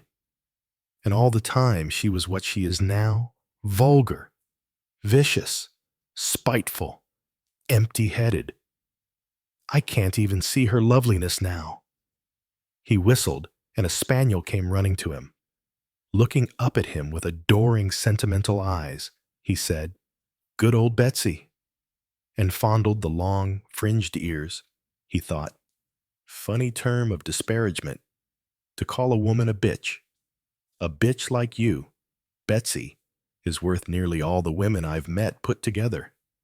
Cramming an old fishing hat on his head, he left the house accompanied by the dog. This aimless saunter of his round the estate began gradually to soothe his jangled nerves. He stroked the neck of his favorite hunter, had a word with the groom. Then he went to the home farm and had a chat with the farmer's wife. He was walking along a narrow lane, Betsy at his heels, when he met Venetia Kerr on her bay mare. Venetia looked her best upon a horse. Lord Horbury looked up at her with admiration, fondness, and a queer sense of homecoming. He said, "Hello, Venetia." "Hello, Stephen. Where have you been, out in the 5-acre? "Yes, she's coming along nicely." "Isn't she?" "First rate. Have you seen that 2-year-old of mine I bought at Chattersley's sale?" They talked horses for some minutes. Then he said, "By the way, Cicely's here." "Here, at Horbury," against Venetia's code, to show surprise. But she could not quite keep the undertone of it out of her voice. "Yes, turned up last night." There was a silence between them. Then Stephen said, "You were at that inquest. Venetia, how did it go?" She considered a moment. "Well, nobody was saying very much, if you know what I mean. Police weren't giving anything away." "No," Stephen said. "Must have been rather an unpleasant business for you." "Well, I didn't exactly enjoy it. But it wasn't too devastating. The coroner was quite decent." Stephen slashed absent-mindedly at the hedge. "I say, Venetia, any idea have you? I mean, as to who did it?" Venetia Kerr shook her head slowly. "No." She paused a minute, seeking how best and most tactfully to put into words what she wanted to say. She achieved it at last with a little laugh. "Anyway, it wasn't Cicely or me. That I do know. She'd have spotted me, and I'd have spotted her." Stephen laughed too. "That's all right. Then," he said cheerfully. He passed it off as a joke, but she heard the relief in his voice. So he had been thinking. She switched her thoughts away. "Venetia," said Stephen, "I've known you a long time, haven't I?" "Yes." "Do you remember those awful dancing classes we used to go to as children?" "Do I not? I feel I can say things to you." "Of course you can." She hesitated, then went on in a calm, matter-of-fact tone. "It's Cicely, I suppose." "Yes. Look here, Venetia. Was Cicely mixed up with this woman Giselle in any way?" Venetia answered slowly. "I don't know. I've been in the south of France. Remember? I haven't heard the Le Penay gossip yet. What do you think? Well, candidly, I shouldn't be surprised." Stephen nodded thoughtfully. Venetia said gently, "Need it worry you? I mean, you live pretty semi-detached lives, don't you? This business is her affair, not yours. As long as she's my wife, it's bound to be my business too. Can't you agree to a divorce? A trumped-up business. You mean I doubt if she'd accept it. Would you divorce her if you had the chance? If I had a cause, I certainly would." He spoke grimly. "I suppose," said Venetia thoughtfully. "She knows that." "Yes." They were both silent. Venetia thought, "She has the morals of a cat. I know that well enough. But she's careful. She's shrewd, as they make 'em." Aloud, she said, "So there's nothing doing." He shook his head. Then he said, "If I were free, Venetia, would you marry me?" Looking very straight between her horse's ears, Venetia said, in a voice carefully devoid of emotion, "I suppose I would. Stephen." She'd always loved Stephen. Always, since the old days of dancing classes and cubbing and birds nesting. And Stephen had been fond of her, but not fond enough to prevent him from falling desperately, wildly, madly in love with a clever, calculating cat of a chorus girl. Stephen said, "We could have a marvelous life together." Pictures floated before his eyes, hunting tea and muffins, the smell of wet earth and leaves children. All the things that Cicely could never share with him, that Cicely would never give him. A kind of mist came over his eyes. Then he heard Venetia speaking, still in that flat, emotionless voice. "Stephen, if you care, what about it? If we went off together, Cicely would have to divorce you." He interrupted her fiercely. "My God, do you think I'd let you do a thing like that? I shouldn't care." "I should—" He spoke with finality, Venetia thought. "That's that. It's a pity. Really, he's hopelessly prejudiced, but rather a dear. I wouldn't like him to be different." Aloud, she said, "Well, Stephen, I'll be getting along." She touched her horse gently with her heel. As she turned to wave goodbye to Stephen, their eyes met, and in that glance was all the feeling that their careful words had avoided. As she rounded the corner of the lane, Venetia dropped her whip. A man walking picked it up and returned it to her with an exaggerated bow. "A foreigner," she thought, as she thanked him. "I seem to remember his face." Half of her mind searched through the summer days at Juan-les-Pins, while the other half thought of Stephen. Only just as she reached home did memory suddenly pull her half-dreaming brain up with a jerk. "The little man who gave me his seat in the aeroplane? They said at the inquest he was a detective." And hard on that came another thought. What is he doing down here? Chapter 13. At Antoine's, Jane presented herself at Antoine's on the morning after the inquest with some trepidation of spirit.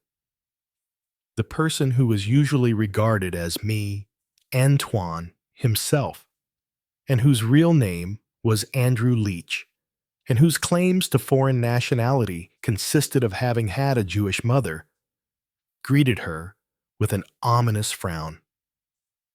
It was by now second nature to him to speak in broken English once within the portals of Bruton Street. He upbraided Jane as a complete imbecile. Why did she wish to travel by air? Anyway, what an idea! Her escapade would do his establishment infinite harm. Having vented his spleen to the full, Jane was permitted to escape, receiving as she did so a large-sized wink from her friend Gladys. Gladys was an ethereal blonde with a haughty demeanor and a faint, faraway professional voice. In private, her voice was hoarse and jocular. "Don't you worry, dear," she said to Jane.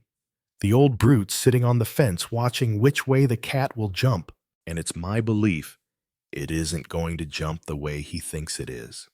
Ta-ta. Dearie, here's my old devil coming in. Damn her eyes. I suppose she'll be in 17 tantrums as usual. I hope she hasn't brought that damn lapdog with her." A moment later, Gladys's voice could be heard with its faint, faraway notes. "Good morning, madam. Not brought your sweet little Pekingese with you. Shall we get on with the shampoo, and then we'll be all ready for Henri?" Jane had just entered the adjoining cubicle where a henna-haired woman was sitting waiting. Examining her face in the glass and saying to a friend, "Darling, my face is really too frightful this morning. It really is," the friend, who, in a bored manner, was turning over the pages of a 3 weeks-old sketch, replied uninterestedly, "Do you think so, my sweet? It seems to me much the same as usual." On the entrance of Jane, the bored friend stopped her languid survey of the sketch and subjected Jane to a piercing stare instead. Then she said, "It is, darling. I'm sure of it." "Good morning, madam," said Jane with that airy brightness expected of her, and which she could now produce quite mechanically and without any effort whatsoever. "It's quite a long time since we've seen you here. I expect you've been abroad." "Antibes," said the henna-haired woman, who in her turn was staring at Jane with the frankest interest. "How lovely," said Jane with false enthusiasm. "Let me see. Is it a shampoo and set, or are you having a tint today?" Momentarily diverted from her scrutiny, the henna-haired woman leaned forward and examined her hair attentively. "I think I could go another week. Heavens, what a fright I look," the friend said. "Well, darling, what can you expect at this time of the morning?" Jane said. "Ah, wait until Georges has finished with you." "Tell me." The woman resumed her stare. "Are you the girl who gave evidence at the inquest yesterday? The girl who was in the aeroplane?" "Yes, madame." "How too terribly thrilling. Tell me about it." Jane did her best to please. "Well, madam, it was all rather dreadful." "Really?" She plunged into narration, answering questions as they came. What had the old woman looked like? Was it true that there were 2 French detectives aboard, and that the whole thing was mixed up with the French government scandals? Was Lady Horbury on board? Was she really as good-looking as everyone said? Who did she, Jane, think had actually done the murder? They said the whole thing was being hushed up for government reasons, and so on and so on. This first ordeal was only a forerunner of many others, all on the same lines. Everyone wanted to be done by the girl who was on the plane. Everyone was able to say to their friends, "My dear, positively too marvelous. The girl at my hairdresser's is the girl. Yes, I should go there if I were you. They do your hair very well. Jean, her name is rather a little thing. Big eyes. She'll tell you all about it if you ask her nicely." By the end of the week, Jane felt her nerves giving way under the strain. Sometimes she felt that if she had to go through the recital once again, she would scream or attack her questioner with the dryer. However, in the end, she hit upon a better way of relieving her feelings. She approached Antoine and boldly demanded a rise of salary. "You ask that, you have the impudence, when it is only out of kindness of heart that I keep you here. After you have been mixed up in a murder case, many men, less kind-hearted than I, would have dismissed you immediately. That's nonsense, said Jane coolly. I'm a draw in this place, and you know it. If you want me to go, I'll go. I'll easily get what I want from Henri's or the Maison Richer. And who is to know you have gone there? Of what importance are you anyway? I met 1 or 2 reporters at that inquest, said Jane. One of them would give my change of establishment any publicity needed, because he feared that this was indeed so. Grumblingly Antoine agreed to Jane's demands. Gladys applauded her friend heartily. Good for you. Dear, she said, Ike Andrew was no match for you that time. If a girl couldn't fend for herself a bit, I don't know where we'd all be. Grit, dear, that's what you've got. And I admire you for it. I can fight for my own hand all right, said Jane, her small chin lifting itself pugnaciously. I've had to all my life. Hard lines, dear, said Gladys. But keep your end up with Ike Andrew. He likes you all the better for it, really. Meekness doesn't pay in this life, but I don't think we're either of us troubled by too much of that. Thereafter, Jane's narrative, repeated daily with little variation, sank into the equivalent of a part played on the stage. The promised dinner and theater with Norman Gale had duly come off. It was one of those enchanting evenings when every word and confidence exchanged seemed to reveal a bond of sympathy and shared tastes. They liked dogs and disliked cats. They both hated oysters and loved smoked salmon. They liked Greta Garbo and disliked Katharine Hepburn. They didn't like fat women and admired really jet-black hair. They disliked very red nails. They disliked loud voices, noisy restaurants, and Negroes. They preferred buses to tubes. It seemed almost miraculous that 2 people should have so many points of agreement. One day at Antoine's, opening her bag, Jane let a letter from Norman fall out. As she picked it up with a slightly heightened color, Gladys pounced upon her. Who's your boyfriend, dear? I don't know what you mean, retorted Jane, her color rising. Don't tell me I know that letter isn't from your mother's great uncle. I wasn't born yesterday. Who is he? Jane. It's someone, a man that I met at Le Pinet. He's a dentist. A dentist, said Gladys with lively distaste. I suppose he's got very white teeth and a smile.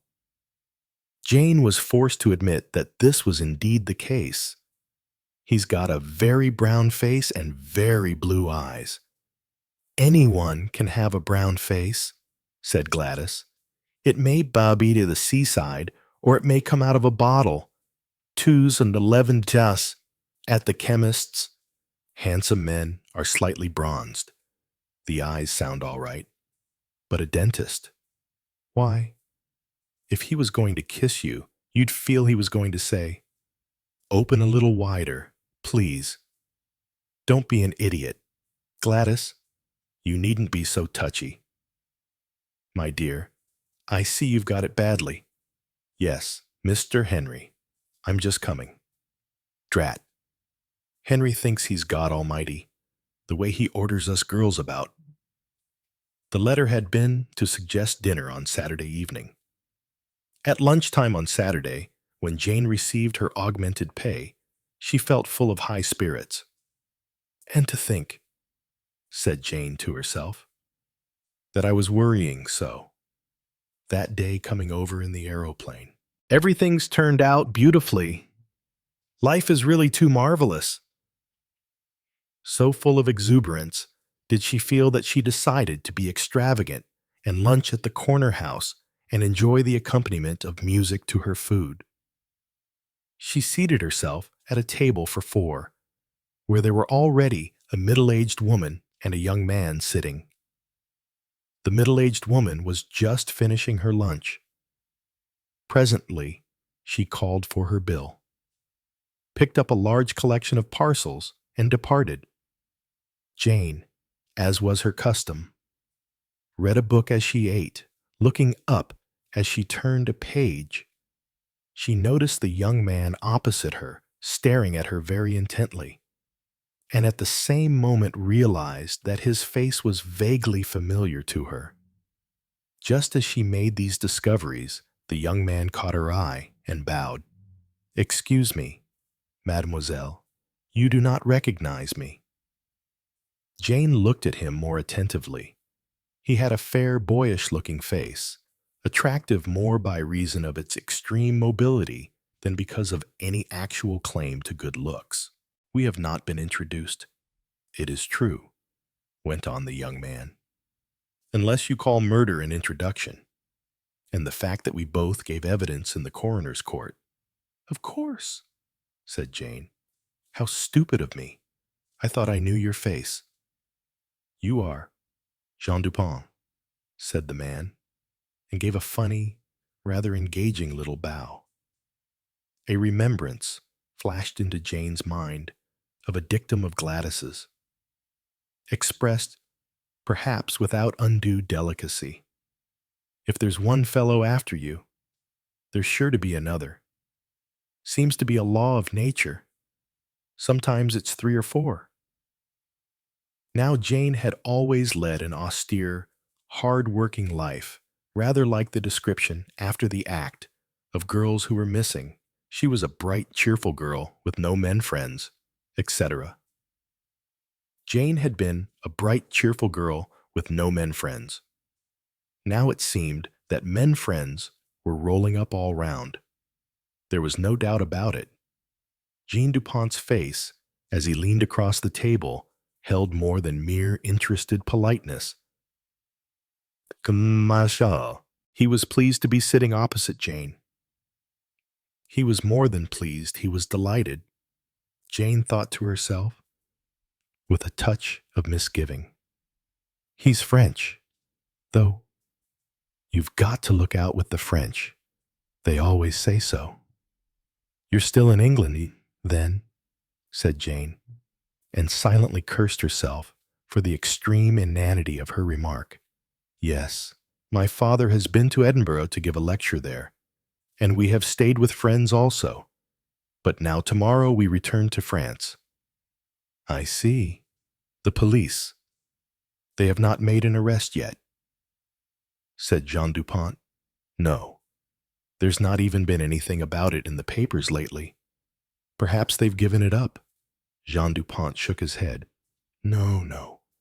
They will not have given it up." They work silently. He made an expressive gesture.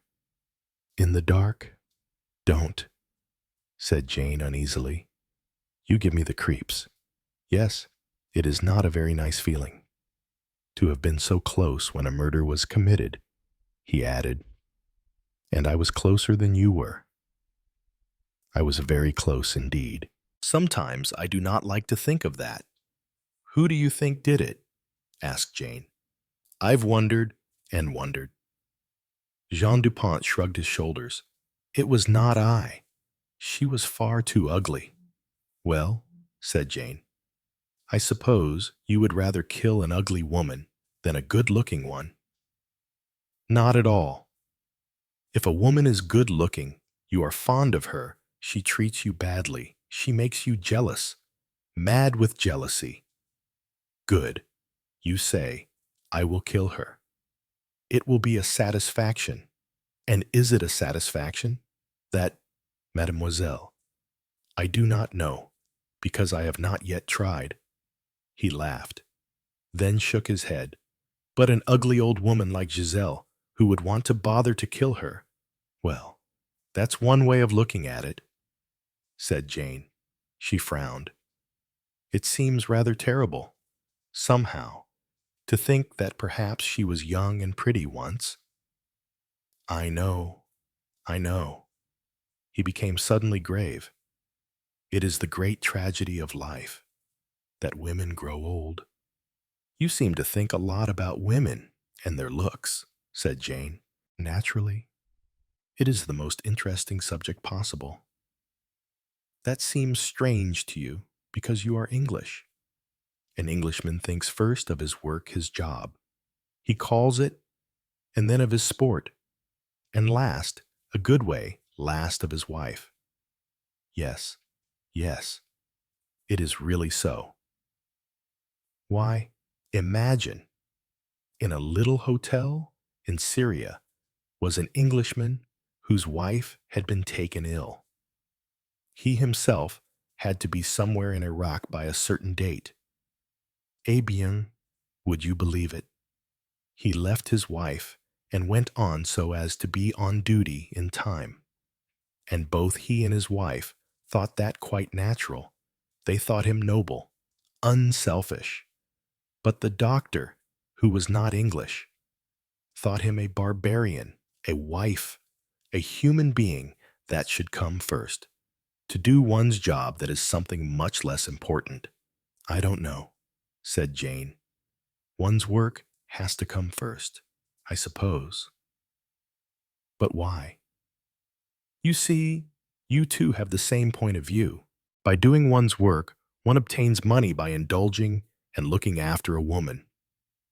One spends it, so the last is much more noble and ideal than the first. Jane laughed. Oh, well, she said, I think I'd rather be regarded as a mere luxury and self-indulgence than regarded sternly as a first duty. I'd rather a man felt that he was enjoying himself looking after me than that he should feel I was a duty to be attended to. No one, mademoiselle, would be likely to feel that with you.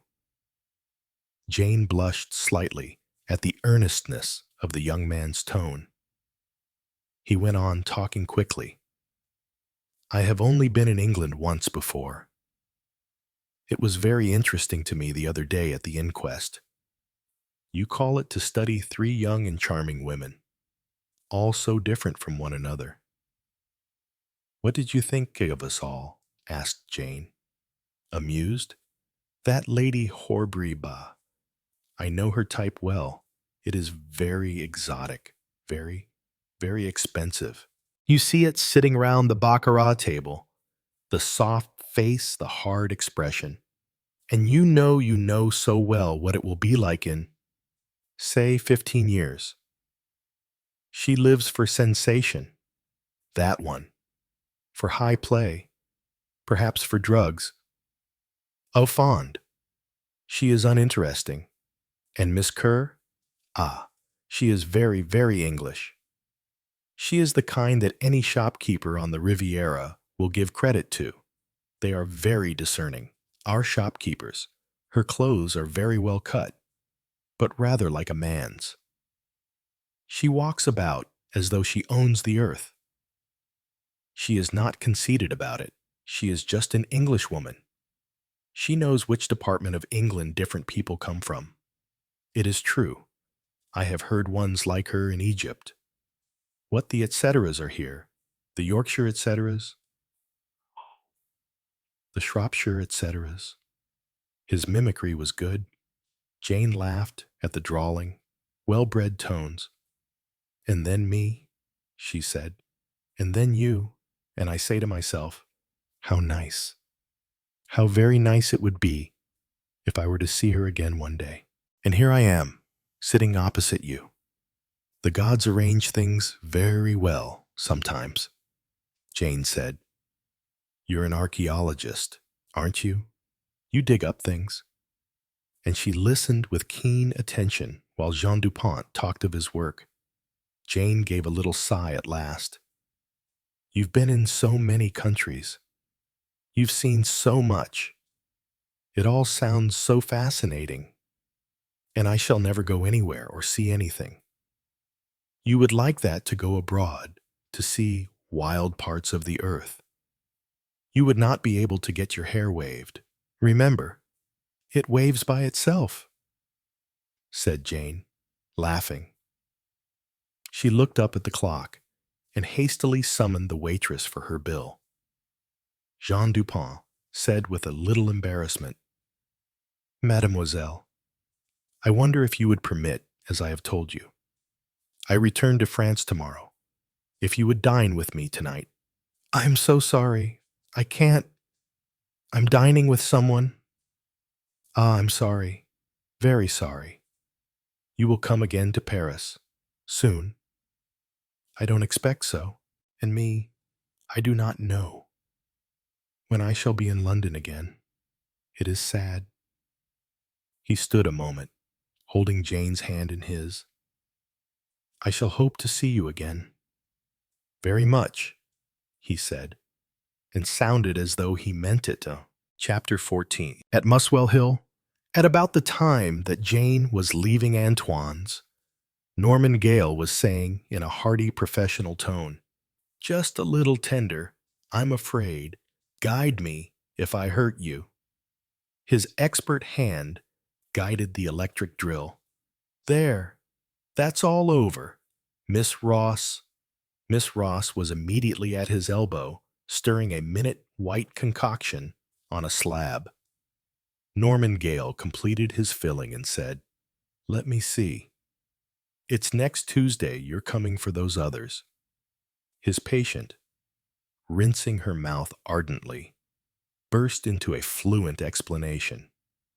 She was going away so sorry, would have to cancel the next appointment. Yes, she would let him know when she got back. And she escaped hurriedly from the room. "Well," said Gale, "that's all for today." Miss Ross said, "Lady Higginson rang up to say she must give up her appointment next week. She wouldn't make another." "Oh, and Colonel Blunt can't come on Thursday?" Norman Gale nodded. His face hardened. Every day was the same. People ringing up, canceled appointments. All varieties of excuses, going away, going abroad. Got a cold. May not be here. It didn't matter what reason they gave. The real reason Norman had just seen quite unmistakably in his last patient's eye as he reached for the drill. A look of sudden panic. He could have written down the woman's thoughts on paper. Oh, dear. Of course, he was in that aeroplane when that woman was murdered. I wonder. You do hear of people going off their heads and doing the most senseless crimes. It really isn't safe. The man might be a homicidal lunatic. They look the same as other people. I've always heard. I believe I always felt there was rather a peculiar look in his eye. Well, said Gale, it looks like being a quiet week next week. Miss Ross? Yes, a lot of people have dropped out. Oh, well, you can do with a rest. You worked so hard earlier in the summer. It doesn't look as though I were going to have a chance of working very hard in the autumn, does it? Miss Ross did not reply. She was saved from having to do so by the telephone ringing. She went out of the room to answer it. Norman dropped some instruments into the sterilizer, thinking hard. Let's see how we stand. No beating about the bush. This business has about done for me professionally. Funny, it's done well for Jane. People come on purpose to gape at her. Come to think of it, that's what's wrong here. They have to gape at me. And they don't like it nasty, helpless feeling you have in a dentist's chair. If the dentist were to run amok, what a strange business murder is. You'd think it was a perfectly straightforward issue, and it isn't. It affects all sorts of queer things you'd never think of. Come back to facts. As a dentist, I seem to be about done for. What would happen, I wonder, if they arrested the Horbury woman? Would my patients come trooping back? Hard to say. Once the rot set in, oh, well, what does it matter? I don't care. Yes, I do. Because of Jane. Jane's adorable. I want her, and I can't have her yet. A damnable nuisance. He smiled. I feel it's going to be all right. She cares. She'll wait. Damn it. I shall go to Canada, yes. That's it. And make money there. He laughed to himself. Miss Ross came back into the room. That was Mrs. Laurie. She's sorry, but she may be going to Timbuktu, finished Norman. Vive les rats. You'd better look out for another post. Miss Ross, this seems to be a sinking ship. Oh, Mr. Gale, I shouldn't think of deserting you. Good girl, you're not a rat. Anyway, but seriously, I mean it. If something doesn't happen to clear up this mess, I'm done for. Something ought to be done about it, said Miss Ross with energy. I think the police are disgraceful. They're not trying. Norman laughed. I expect they're trying, all right. Somebody ought to do something. Quite right. I've rather thought of trying to do something myself, though I don't quite know what. Oh, Mr. Gale, you're so clever. I'm a hero to that girl, all right, thought Norman Gale. She'd like to help me in my sleuth stuff, but I've got another partner in view. It was that same evening that he dined with Jane. Half unconsciously, he pretended to be in very high spirits, but Jane was too astute to be deceived. She noted his sudden moments of absent-mindedness, the little frown that showed between his brows, the sudden strained line of his mouth. She said at last, Norman, are things going badly?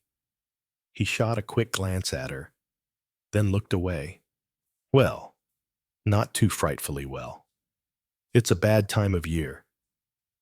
Don't be idiotic, said Jane sharply. Jane, I mean it.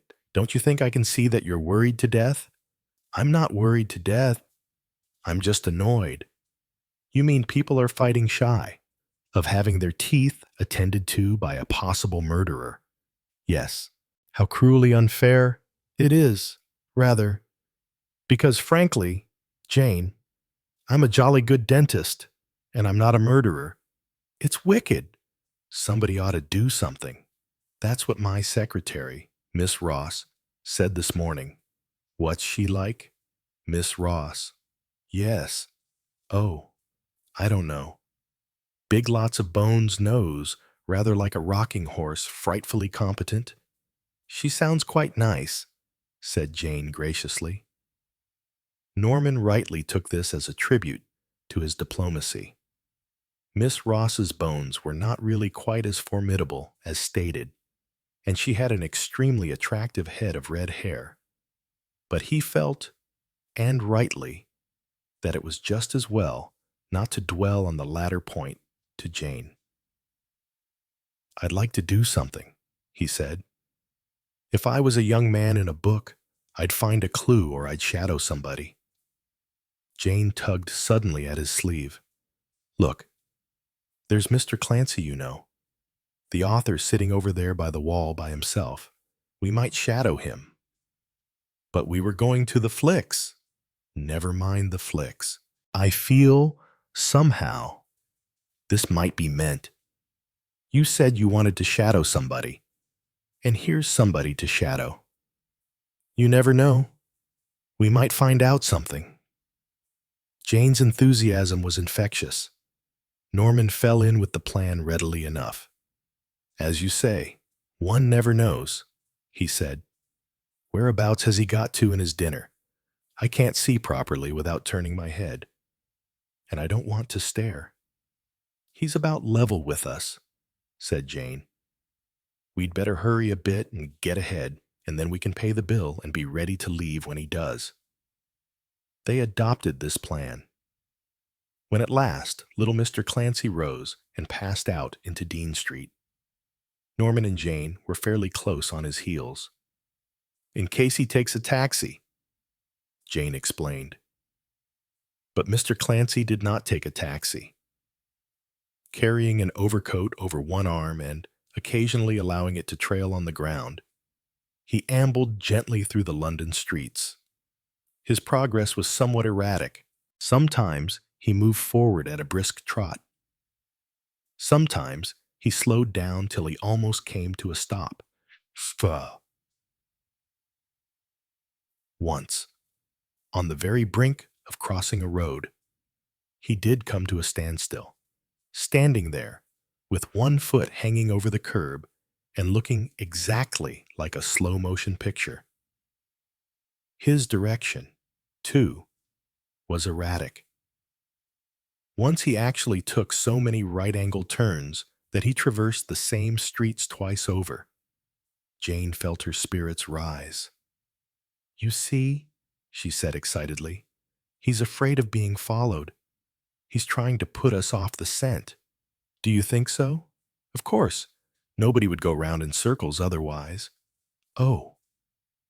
They had turned a corner rather quickly, and had almost cannoned into their quarry. He was standing, staring up at a butcher's shop. The shop itself was naturally closed, but it seemed to be something about the level of the first floor that was riveting Mr. Clancy's attention. He said aloud, "Perfect. The very thing. What a piece of luck." He took out a little book and wrote something down, very carefully. Then he started off again, at a brisk pace, humming a little tune. He was now heading definitely for Bloomsbury. Sometimes, when he turned his head, the two behind could see his lips moving. "There is something up," said Jane. "He's in great distress of mind. He's talking to himself, and he doesn't know it." As he waited to cross by some traffic lights, Norman and Jane drew abreast. It was quite true. Mr. Clancy was talking to himself. His face looked white and strained. Norman and Jane caught a few muttered words. "Why doesn't she speak? Why, there must be a reason." The lights went green. As they reached the opposite pavement, Mr. Clancy said, "I see now. Of course. That's why she's got to be silenced." Jane pinched Norman ferociously. Mr. Clancy set off at a great pace now. The overcoat dragged hopelessly. With great strides, the little author covered the ground, apparently oblivious of the two people on his tracks. Finally, with disconcerting abruptness, he stopped at a house, opened the door with a key, and went in. Norman and Jane looked at each other. "It's his own house," said Norman.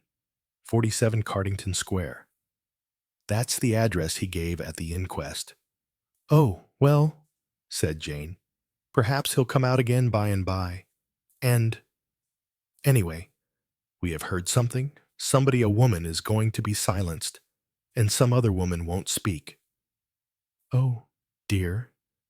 It sounds dreadfully like a detective story." A voice came out of the darkness. "Good evening," it said. The owner of the voice stepped forward. A pair of magnificent mustaches showed in the lamplight. "Eh bien," said Hercule Poirot, "a fine evening for the chase, is it not?" Chapter 15. In Bloomsbury. Of the two startled young people, it was Norman Gale who recovered himself first. "Of course," he said. "It's Monsieur Poirot. Are you still trying to clear your character?" Poirot. "Ah, you remember our little conversation? And it is the poor Mr. Clancy you suspect." "So do you," said Jane acutely, "or you wouldn't be here." He looked at her thoughtfully for a moment. "Have you ever thought about murder?" "Mademoiselle thought about it. I mean, in the abstract, cold-bloodedly and dispassionately. I don't think I've ever thought about it at all until just lately," said Jane. Hercule Poirot nodded. "Yes, you think about it now, because a murder has touched you personally, but me. I have dealt with crime for many years now. I have my own way of regarding things. What should you say the most important thing was to bear in mind when you are trying to solve a murder? Finding the murderer, said Jane. Norman Gale said, Justice. Poirot shook his head. There are more important things than finding the murderer, and justice is a fine word. But it is sometimes difficult to say exactly what one means by it. In my opinion, the important thing is to clear the innocent. Oh, naturally, said Jane. That goes without saying. If anyone is falsely accused, not even that, there may be no accusation. But until one person is proved guilty beyond any possible doubt, everyone else who is associated with the crime is liable to suffer in varying degrees, Norman Gale said with emphasis. How true that is, Jane said. Don't we know it? Poirot looked from one to the other. I see. Already you have been finding that out for yourselves. He became suddenly brisk. Come now, I have affairs to see to. Since our aims are the same, we three, let us combine together. I am about to call upon our ingenious friend, Mr. Clancy. I would suggest that Mademoiselle accompanies me in the guise of my secretary. Here, Mademoiselle, is a notebook and a pencil for the shorthand. I can't write shorthand, gasped Jane, but naturally not. But you have the quick wits, the intelligence you can make plausible signs in pencil in the book. Can you not? Good. As for Mr. Gale, I suggest that he meets us in, say, an hour's time. Shall we say upstairs at Monseigneur's Bon? We will compare notes then. And forthwith he advanced to the bell and pressed it. Slightly dazed, Jane followed him, clutching the notebook. Gale opened his mouth as though to protest, then seemed to think better of it. Right, he said. In an hour. At Monseigneur's. The door was opened by a rather forbidding-looking elderly woman attired in severe black. Poirot said, Mr. Clancy. She drew back, and Poirot and Jane entered. What name, sir? Mr. Hercule Poirot. The severe woman led them upstairs and into a room on the first floor. Mr. Hercule Poirot, she announced. Poirot realized at once the force of Mr. Clancy's announcement at Croydon to the effect that he was not a tidy man. The room, a long one, with 3 windows along its length and shelves and bookcases on the other walls, was in a state of chaos. There were papers strewn about, cardboard files, bananas, bottles of beer, open books, sofa cushions, a trombone, miscellaneous china, etchings, and a bewildering assortment of fountain pens. In the middle of this confusion, Mr. Clancy was struggling with a camera and a roll of film. Dear me, said Mr. Clancy, looking up as the visitors were announced. He put the camera down, and the roll of film promptly fell on the floor and unwound itself. He came forward with outstretched hand. Very glad to see you, I'm sure. You remember me, I hope, said Poirot. This is my secretary, Miss Gray. How do you do, Miss Gray? He shook her by the hand and then turned back to Poirot. Yes, of course I remember you at least now. Where was it exactly? Was it at the Skull and Crossbones Club? We were fellow passengers on an aeroplane from Paris on a certain fatal occasion. Why, of course, said Mr. Clancy, and Miss Gray too. Only I hadn't realized she was your secretary. In fact, I had some idea that she was in a beauty parlor, something of that kind. Jane looked anxiously at Poirot. The latter was quite equal to the situation. Perfectly correct. he said. As an efficient secretary, Miss Gray has at times to undertake certain work of a temporary nature, you understand. Of course, said Mr. Clancy. I was forgetting. You're a detective, the real thing. Not Scotland Yard. Private investigation. Do sit down. Miss Gray. No, not there. I think there's orange juice on that chair. If I shift this file. Oh, dear. Now everything's tumbled out. Never mind. You sit here. M. Poirot. That's right. Isn't it, Poirot? The back's not really broken. It only creaks a little as you lean against it. Well, perhaps it's best not to lean too hard. Yes, a private investigator, like my Wilbraham Rice. The public have taken very strongly to Wilbraham Rice. He bites his nails and eats a lot of bananas. I don't know why I made him bite his nails, to start with. It's really rather disgusting. But there it is. He started by biting his nails, and now he has to do it in every single book. So monotonous. The bananas aren't so bad. You get a bit of fun out of them criminals slipping on the skin. I eat bananas myself. That's what put it into my head. But I don't bite my nails. Have some beer. I thank you. No. Mr. Clancy sighed, sat down himself, and gazed earnestly at Poirot. I can guess what you've come about the murder of Giselle. I've thought and thought about that case. You can say what you like. It's amazing poisoned darts and a blowpipe in an aeroplane. An idea I have used myself, as I told you, both in book and short story form. Of course, it was a very shocking occurrence. But I must confess, Poirot, that I was thrilled, positively thrilled. I can quite see, said Poirot, that the crime must have appealed to you professionally. Mr. Clancy beamed. Exactly. You would think that anyone, even the official police, could have understood that. But not at all. Suspicion. That is all I got, both from the inspector and at the inquest. I go out of my way to assist the course of justice, and all I get for my pains is palpable, thick-headed suspicion. All the same, said Poirot, smiling, it does not seem to affect you very much. Ah, said Mr. Clancy, but, you see, I have my methods, Watson. If you'll excuse my calling you Watson. No offense intended.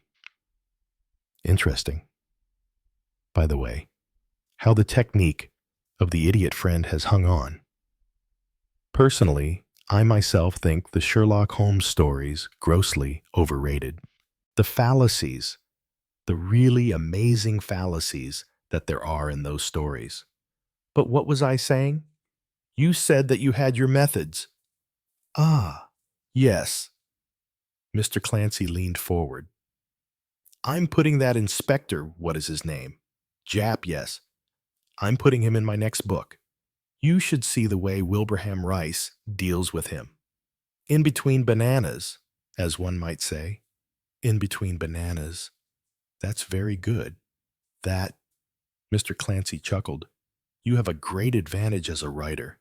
Monsieur, said Poirot, you can relieve your feelings by the expedient of the printed word. You have the power of the pen over your enemies. Mr.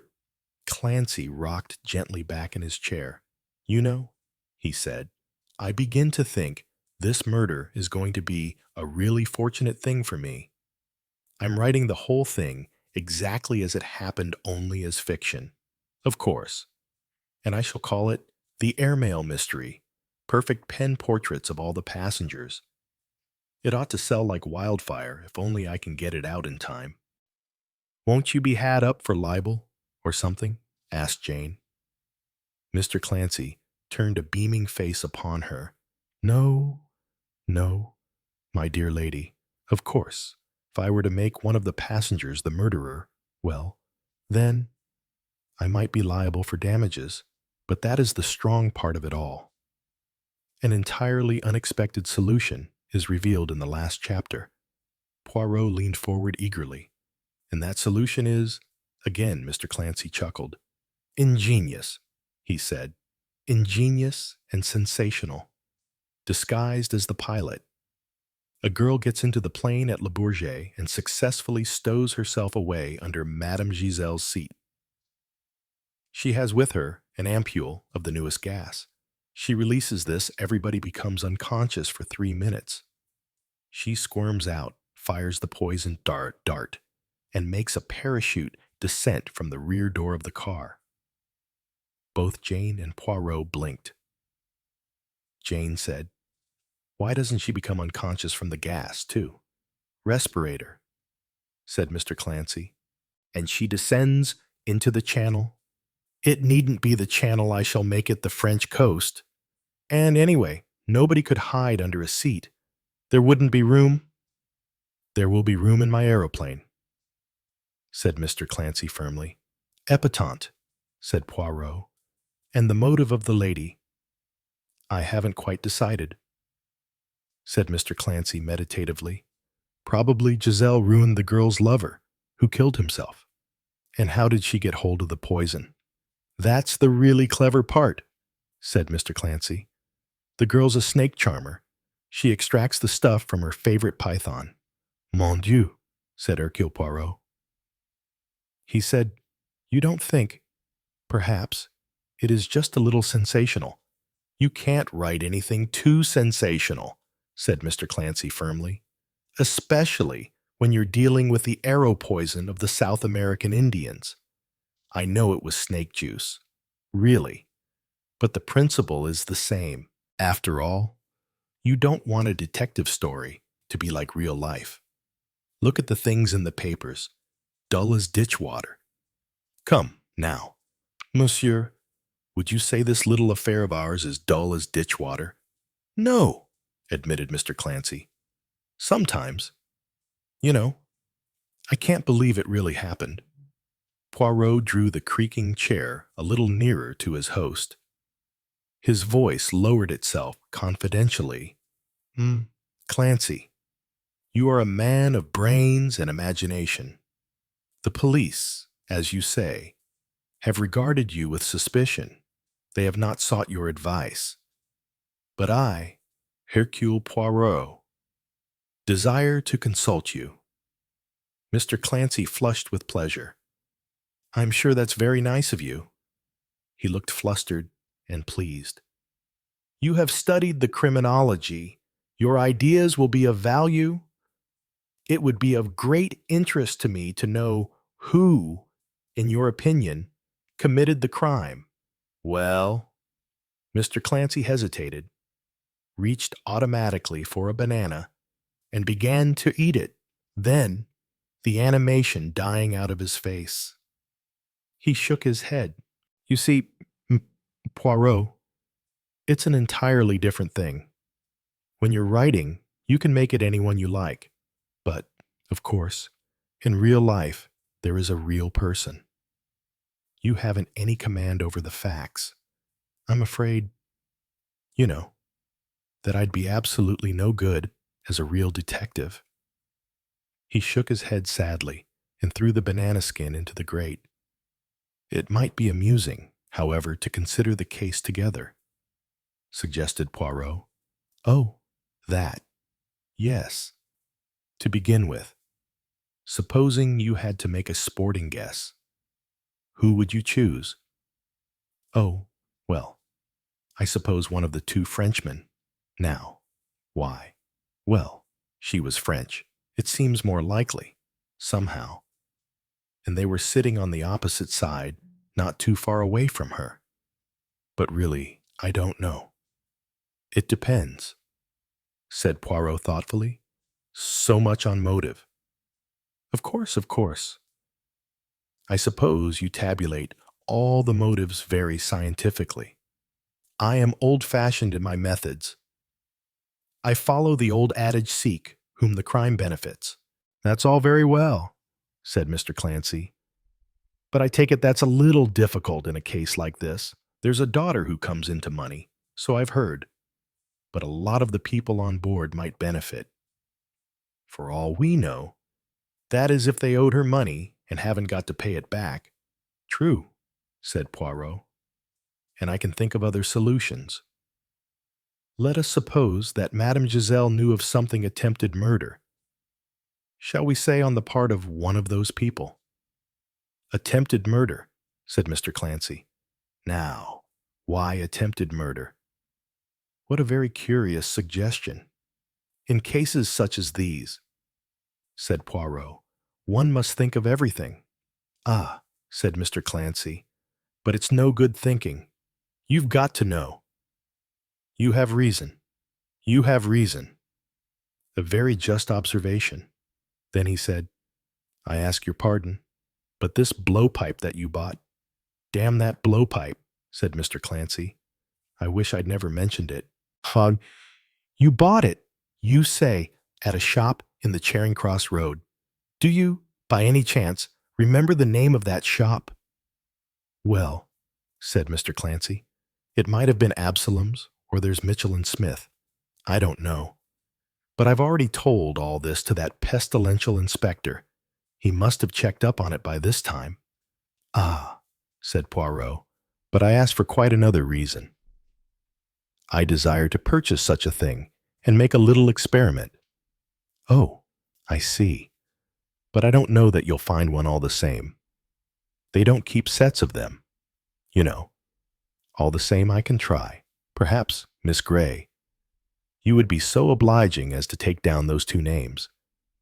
Jane opened her notebook and rapidly performed a series of, she hoped, professional-looking squiggles. Then she surreptitiously wrote the names in longhand on the reverse side of the sheet in case these instructions of Poirot's should be genuine. And now, said Poirot, I have trespassed on your time too long. I will take my departure with 1,000 thanks for your amiability. Not at all, not at all, said Mr. Clancy. I wish you would have had a banana. You are most amiable. Not at all, as a matter of fact. I'm feeling rather happy tonight. I'd been held up in a short story I was writing. The thing wouldn't pan out properly, and I couldn't get a good name for the criminal. I wanted something with a flavor. Well, just a bit of luck. I saw just the name I wanted over a butcher's shop. Pargeter. Just the name I was looking for. There's a sort of genuine sound to it. And about 5 minutes later, I got the other thing. There's always the same snag in stories. Why won't the girl speak? The young man tries to make her, and she says her lips are sealed. There's never any real reason, of course, why she shouldn't blurt out the whole thing at once. But you have to try to think of something that's not too definitely idiotic. Unfortunately, it has to be a different thing every time. He smiled gently at Jane. The trials of an author. He darted past her to a bookcase. One thing you must allow me to give you. He came back with a book in his hand. The Clue of the Scarlet Petal. I think I mentioned at Croydon that that book of mine dealt with arrow poison and native darts. 1,000 thanks. You are too amiable. Not at all. I see, said Mr. Clancy suddenly to Jane, that you don't use the Pitman system of shorthand. Jane flushed scarlet. Poirot came to her rescue. Miss Gray is very up to date. She uses the most recent system invented by a Czechoslovakian. You don't say so. What an amazing place Czechoslovakia must be. Everything seems to come from their shoes. Glass, gloves, and now a shorthand system. Quite amazing. He shook hands with them both. I wish I could have been more helpful. They left him in the littered room, smiling wistfully after them. Chapter 16. Plan of Campaign. From Mr. Clancy's house, they took a taxi to the Monseigneur, where they found Norman Gale awaiting them. Poirot ordered some consommé and a chaud-froid of chicken. "Well," said Norman, "how did you get on?" "Miss Grey," said Poirot, "has proved herself the super secretary." "I don't think I did so very well," said Jane. "He spotted my stuff when he passed behind me. You know, he must be very observant." "Ah, you notice that this good Mr. Clancy is not quite so absent-minded as one might imagine." "Did you really want those addresses?" asked Jane. "I think they might be useful, yes. But if the police—" "Ah, the police. I should not ask the same questions as the police have asked. Though, as a matter of fact, I doubt whether the police have asked any questions at all. You see, they know that the blowpipe found in the plane was purchased in Paris by an American. In Paris, an American. But there wasn't any American in the aeroplane." Poirot smiled kindly on her. "Precisely. We have here an American, just to make it more difficult. Voilà tout." "But it was bought by a man," said Norman. Poirot looked at him with rather an odd expression. "Yes," he said, "it was bought by a man." Norman looked puzzled. "Anyway," said Jane, "it wasn't at Mr. Clancy. He'd got one blowpipe already, so he wouldn't want to go about buying another." Poirot nodded his head. "That is how one must proceed. Suspect everyone in turn, and then wipe him or her off the list." "How many have you wiped off so far?" asked Jane. "Not so many as you might think, mademoiselle," said Poirot with a twinkle. "It depends, you see, on the motive.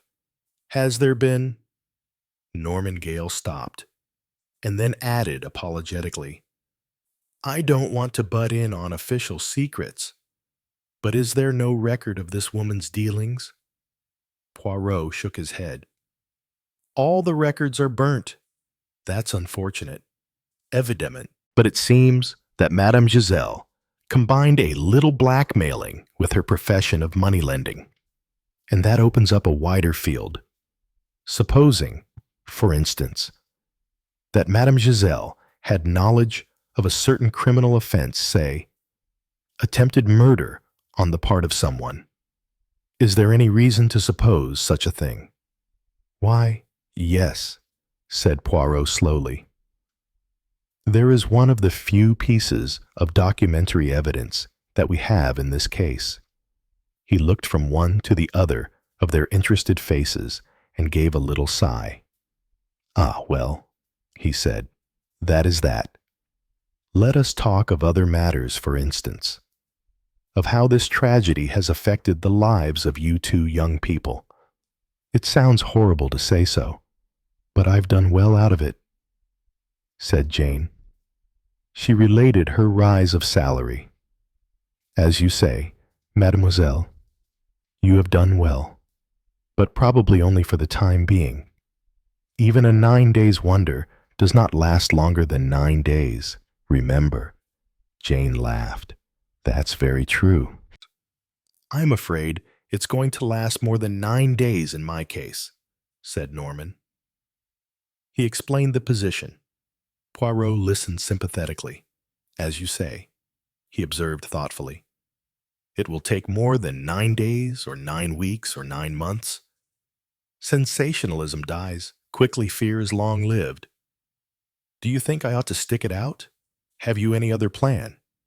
"Yes, chuck up the whole thing. Go out to Canada or somewhere and start again." "I'm sure that would be a pity," said Jane firmly. Norman looked at her. Poirot tactfully became engrossed with his chicken.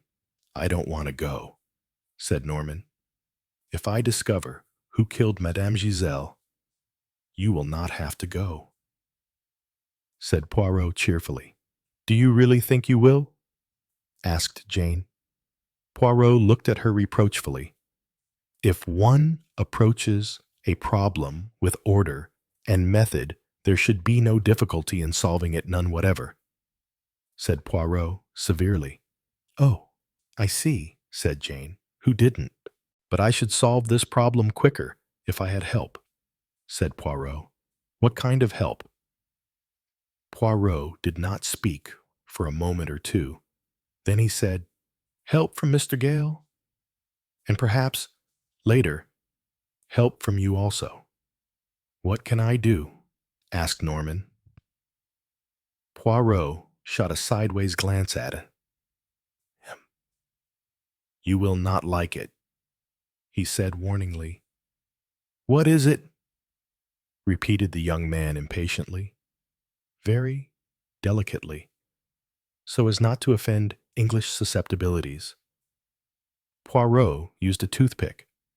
Then he said, frankly, what I need is a blackmailer. A blackmailer, exclaimed Norman. He stared at Poirot as a man does who cannot believe his ears. Poirot nodded. Precisely, he said.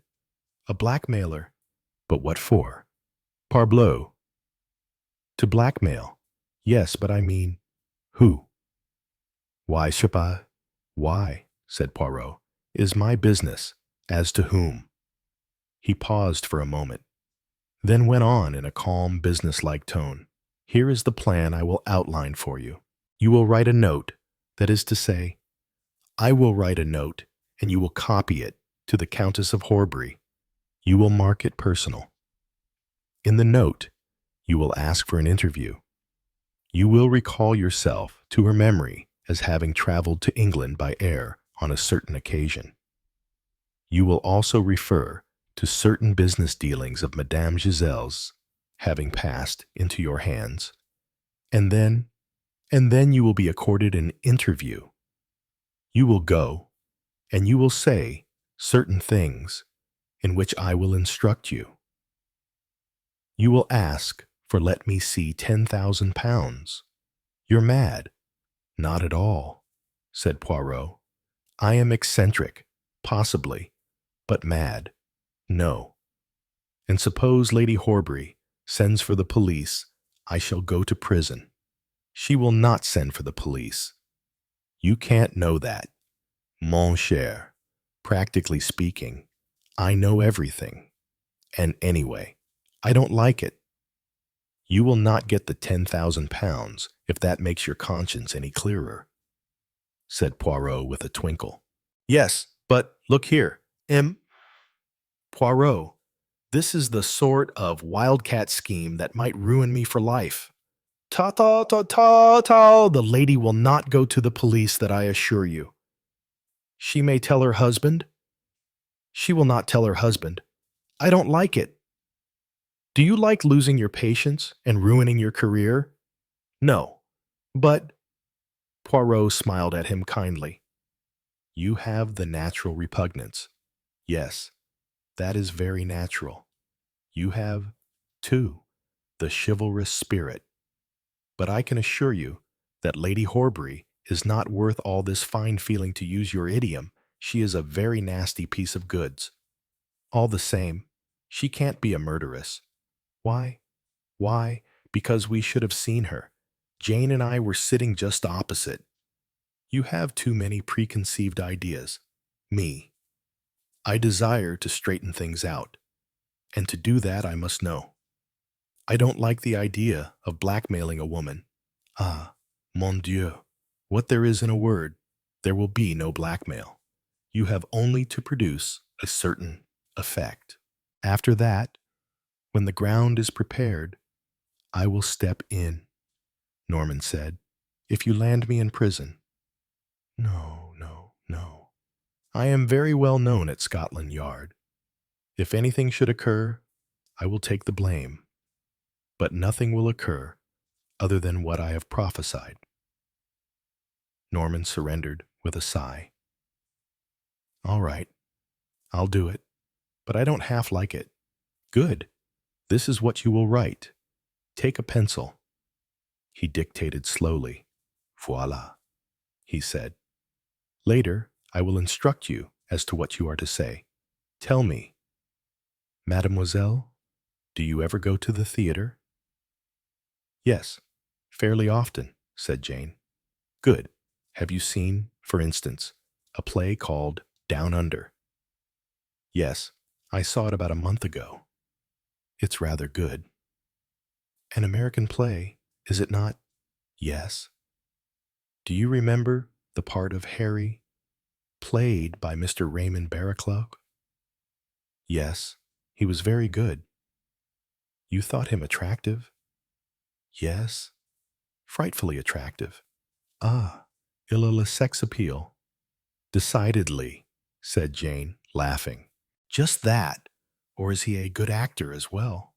Oh, I think he acts well too. I must go and see him, said Poirot. Jane stared at him, puzzled.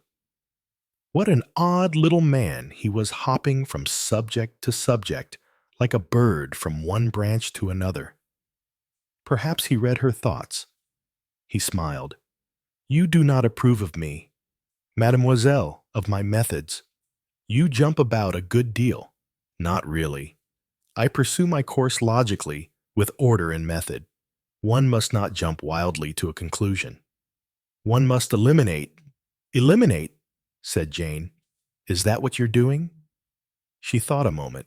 I see. You've eliminated Mr. Clancy. Perhaps, said Poirot. And you've eliminated us. And now you're going, perhaps, to eliminate Lady Horbury. Oh, she stopped as a sudden thought struck her. What is it, mademoiselle? That talk of attempted murder, was that a test? You are very quick, mademoiselle. Yes, that was part of the course I pursue. I mention attempted murder. And I watch Mr. Clancy. I watch you. I watch Mr. Gale. And in neither of you three is there any sign, not so much as the flicker of an eyelash. And let me tell you that I could not be deceived on that point. A murderer can be ready to meet any attack that he foresees. But that entry in a little notebook could not have been known to any of you. So, you see, I am satisfied. What a horrible, tricky sort of person you are. Poirot, said Jane, rising. I shall never know why you are saying things. That is quite simple. I want to find out things. I suppose you've got very clever ways of finding out things. There is only one really simple way. What is that? To let people tell you. Jane laughed. Suppose they don't want to. Everyone likes talking about themselves. I suppose they do, admitted Jane. That is how many a quack makes a fortune. He encourages patients to come and sit and tell him things, how they fell out of the perambulator when they were 2, and how their mother ate a pear and the juice fell on her orange dress, and how when they were 1.5, they pulled their father's beard. And then he tells them that now they will not suffer from the insomnia any longer. And he takes 2 guineas, and they go away, having enjoyed themselves, oh, so much, and perhaps they do sleep. How ridiculous, said Jane. No, it is not so ridiculous as you think. It is based on a fundamental need of human nature, the need to talk, to reveal oneself. You, yourself, mademoiselle, do you not like to dwell on your childhood memories, on your mother and your father? That doesn't apply in my case. I was brought up in an orphanage. Ah, that is different. It is not gay. That. I don't mean that we were the kind of charity orphans who go out in scarlet bonnets and cloaks. It was quite fun, really. It was in England. No, in Ireland near Dublin. So you are Irish. That is why you have the dark hair and the blue-gray eyes, with the look as though they had been put in with a smutty finger. Norman finished with amusement. Comment, what is that you say? That is a saying about Irish eyes that they have been put in with a smutty finger. Really, it is not elegant, that, and yet it expresses it well. He bowed to Jane. The effect is very good. Mademoiselle. Jane laughed as she got up. You'll turn my head. Poirot. Good night. And thank you for supper. You'll have to stand me another if Norman is sent to prison for blackmail.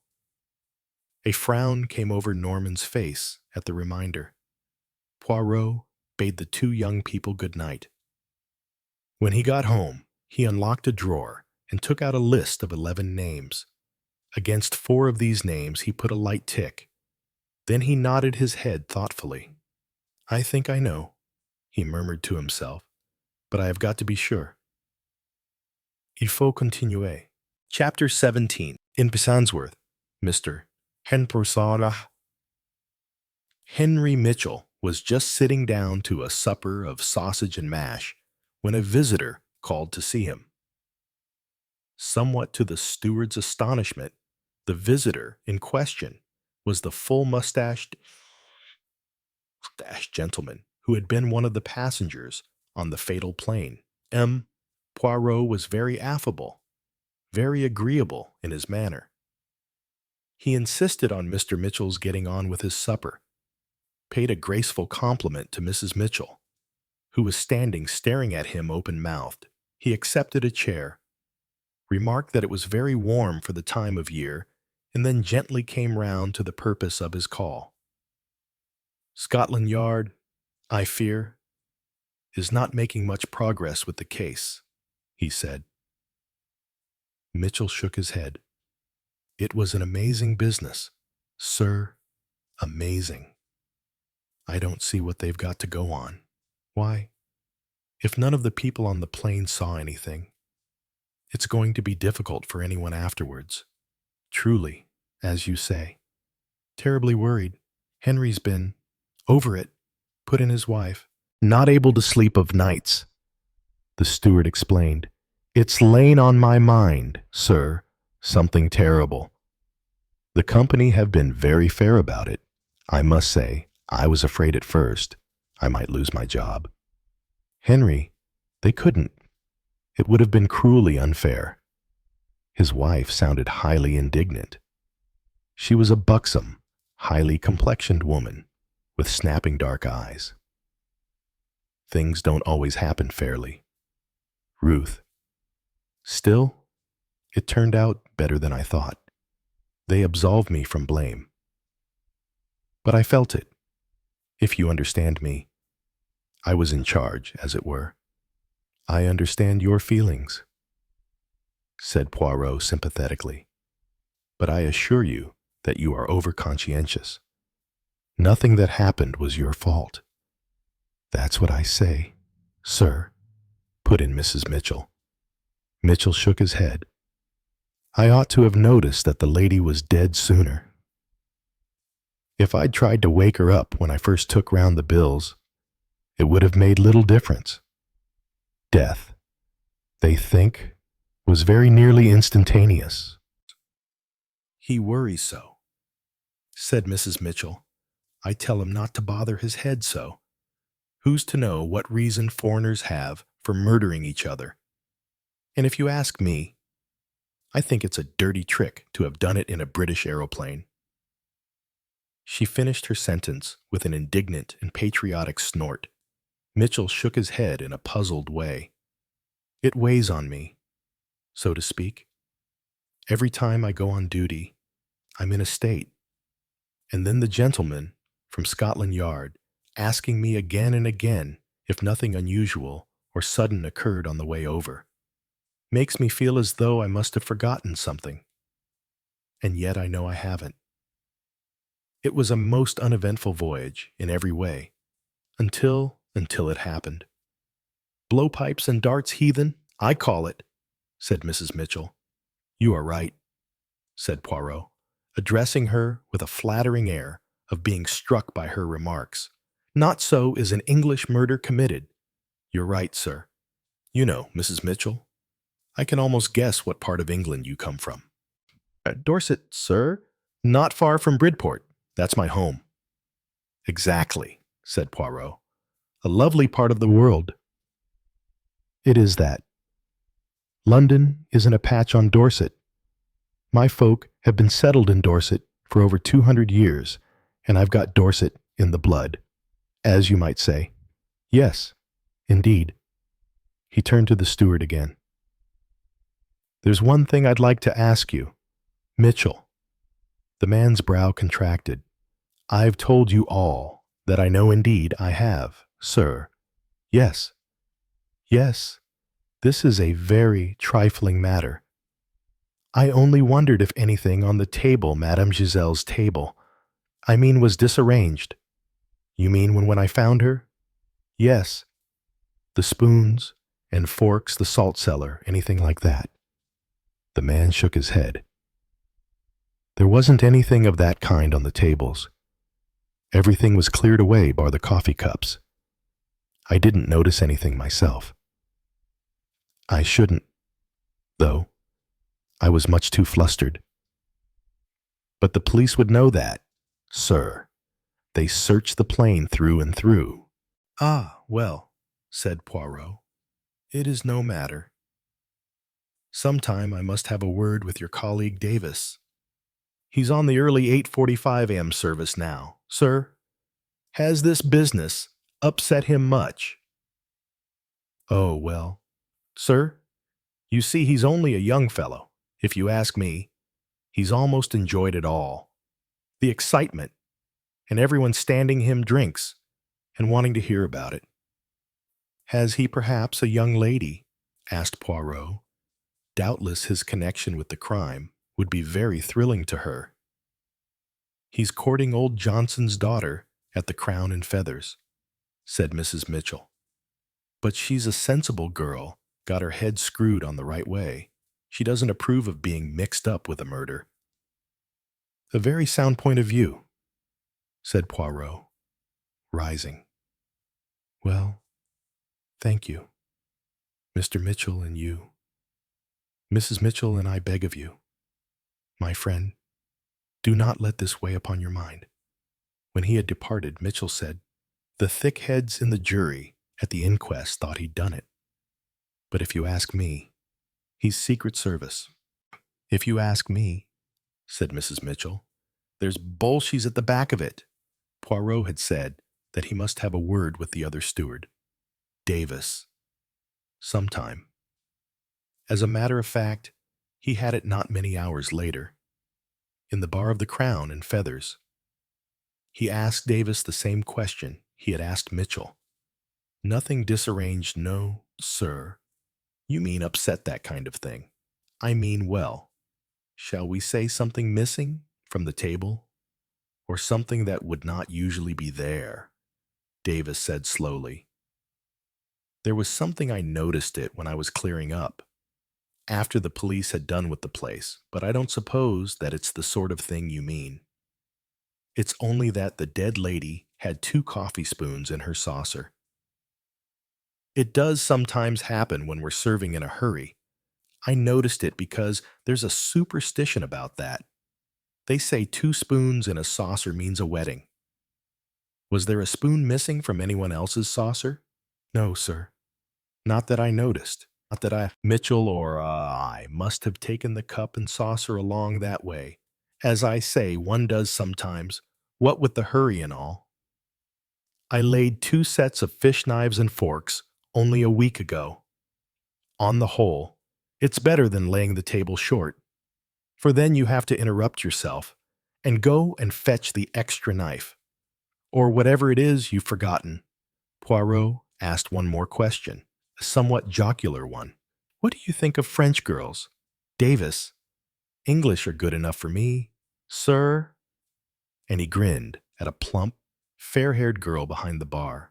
Chapter 18. In Queen Victoria Street, Mr. James Ryder was rather surprised when a card bearing the name of Hercule Poirot was brought to him.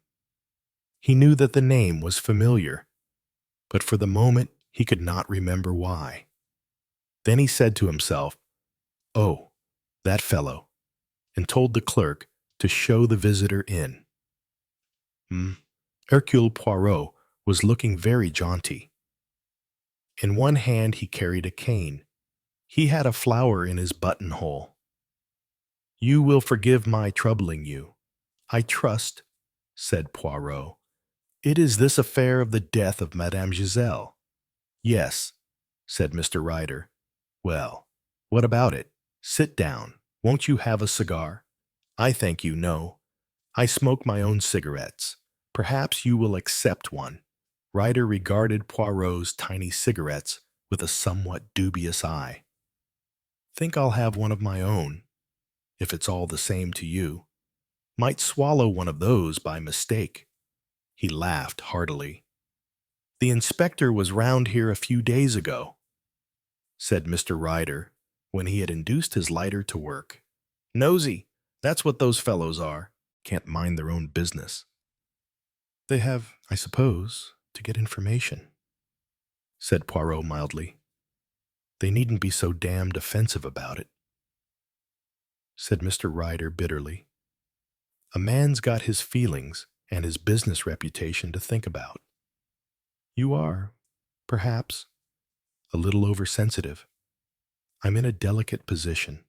I am," said Mr. Ryder, "sitting where I did, just in front of her well. It looks fishy, I suppose. I can't help where I sat. If I'd known that woman was going to be murdered, I wouldn't have come by that plane at all. I don't know, though perhaps I would." He looked thoughtful for a moment. "Has good come out of evil?" asked Poirot, smiling. "It's funny you're saying that. It has, and it hasn't, in a manner of speaking. I mean, I've had a lot of worry. I've been badgered. Things have been insinuated. And why me, that's what I say. Why don't they go and worry that Dr. Hubbard Bryant, I mean, doctors are the people who can get hold of highfalutin, undetectable poisons. How'd I get hold of snake juice, I ask you?" "You were saying," said Poirot, "that although you had been put to a lot of inconvenience." "Ah, yes. There was a bright side to the picture. I don't mind telling you, I cleaned up a tidy little sum from the papers. Eyewitness stuff, though there was more of the reporter's imagination than of my eyesight. But that's neither here nor there." "It is interesting," said Poirot, "how a crime affects the lives of people who are quite outside it. Take yourself. For example, you make suddenly a quite unexpected sum of money. A sum of money perhaps particularly welcome at the moment." "Money's always welcome," said Mr. Ryder. He eyed Poirot sharply. "Sometimes the need of it is imperative. For that reason men embezzle, they make fraudulent entries." He waved his hands. "All sorts of complications arise." "Well, don't let's get gloomy about it," said Mr. Ryder. "True. Why dwell on the dark side of the picture? This money was grateful to you since you failed to raise a loan in Paris." "How the devil did you know that?" asked Mr. Ryder angrily. Hercule Poirot smiled. "At any rate, it is true." "It's true enough, but I don't particularly want it to get about. I will be discretion itself, I assure you." "It's odd," mused Mr. Ryder, "how small a sum will sometimes put a man in Queer Street. Just a small sum of ready money to tide him over a crisis, and if he can't get hold of that infinitesimal sum, to hell with his credit.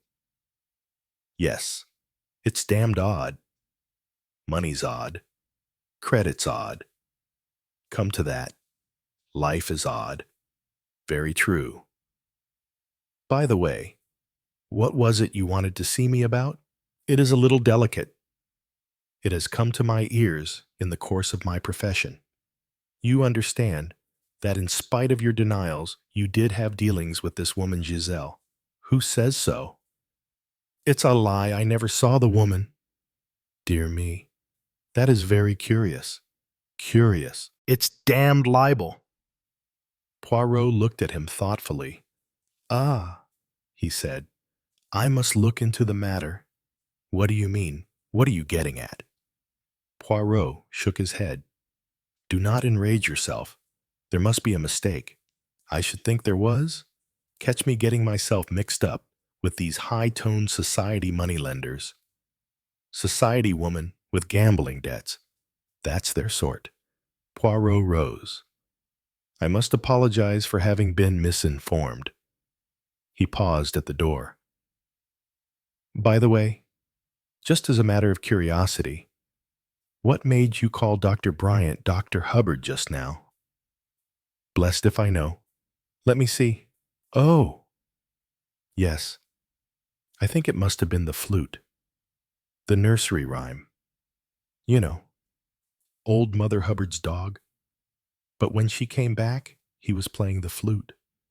Odd thing how you mix up names. Ah, yes, the flute. These things interest me. You understand, psychologically. Mr. Ryder snorted at the word psychologically. It savored to him of what he called that tomfool business psychoanalysis. He looked at Poirot with suspicion. Chapter 19. Enter and Exit. Mr. Robinson. The Countess of Horbury sat in her bedroom at 315 Grosvenor Square in front of her toilet table. Gold brushes and boxes. Jars of face cream. Boxes of powder. Dainty luxury all around her. But in the midst of the luxury, Cicely Horbury sat with dry lips and a face on which the rouge showed up in unbecoming patches on her cheeks. She read the letter for the 4th time. The Countess of Horbury. Dear Madame, Madame Giselle, deceased. I am the holder of certain documents formerly in the possession of the deceased lady. If you or Mr. Raymond Barraclough are interested in the matter, I should be happy to call upon you with a view to discussing the affair. Or perhaps you would prefer me to deal with your husband in the matter. Yours truly, John Robinson. Stupid to read the same thing over and over again, as though the words might alter their meaning. She picked up the envelope, 2 envelopes. The first with personal on it, the second with private and very confidential. Private and very confidential, the beast. And that lying old Frenchwoman, who had sworn that all arrangements were made to protect clients in case of her own sudden demise. Damn her. Life was hell. Oh, God. My nerves, thought Cicely. It isn't fair. It isn't fair. Her shaking hand went out to a gold-topped bottle. It will steady me. Pull me together. She snuffed the stuff up her nose. There. Now, she could think what to do. See the man, of course. Though where she could raise any money, perhaps a lucky flutter at that place in Carlos Street. But time enough to think of that later. See the man, find out what he knows. She went over to the writing table. Dashed off, in her big, unformed handwriting. The Countess of Horbury presents her compliments to Mr. John Robinson, and will see him if he calls at 11 o'clock tomorrow morning. 2. Will I do? Asked Norman. He flushed a little under Poirot's startled gaze. Name of a name, said Hercule Poirot. What kind of a comedy is it that you are playing? Norman Gale flushed even more deeply. He mumbled, You said a slight disguise would be as well. Poirot sighed. Then he took the young man by the arm and marched him to the looking-glass. Regard yourself, he said. That is all I ask of you. Regard yourself. What do you think you are, a Santa Claus dressed up to amuse the children? I agree that your beard is not white, no. It is black, the color for villains. But what a beard! a beard that screams to heaven. A cheap beard, my friend, and most imperfectly and amateurishly attached. Then there are your eyebrows. But it is that you have the mania for false hair. The spirit gum one smells it several yards away, and if you think that anyone will fail to perceive that you have a piece of sticking plaster attached to a tooth, you are mistaken. My friend, it is not your métier decidedly not to play the part. I acted in amateur theatricals a good deal at one time, said Norman Gale stiffly. I can hardly believe it. At any rate, I presume they did not let you indulge in your own ideas of makeup. Even behind the footlights, your appearance would be singularly unconvincing. In Grosvenor Square, in broad daylight, Poirot gave an eloquent shrug of the shoulders by way of finishing the sentence. No, mon ami, he said, you are a blackmailer, not a comedian. I want her ladyship to fear you not to die of laughing when she sees you. I observe that I wound you by what I am saying. I regret. But it is a moment when only the truth will serve. Take this and this. He pressed various jars upon him. Go into the bathroom and let us have an end of what you call in this country the fool-tommery. Crushed, Norman Gale obeyed. When he emerged a quarter of an hour later, his face a vivid shade of brick red, Poirot gave him a nod of approval. Très bien. The farce is over. The serious business begins. I will permit you to have a small mustache, but I will, if you please, attach it to you myself. There and now we will part the hair differently so. That is quite enough. Now let me see if you at least know your lines. He listened with attention, then nodded. That is good. En avant, and good luck to you. I devoutly hope so.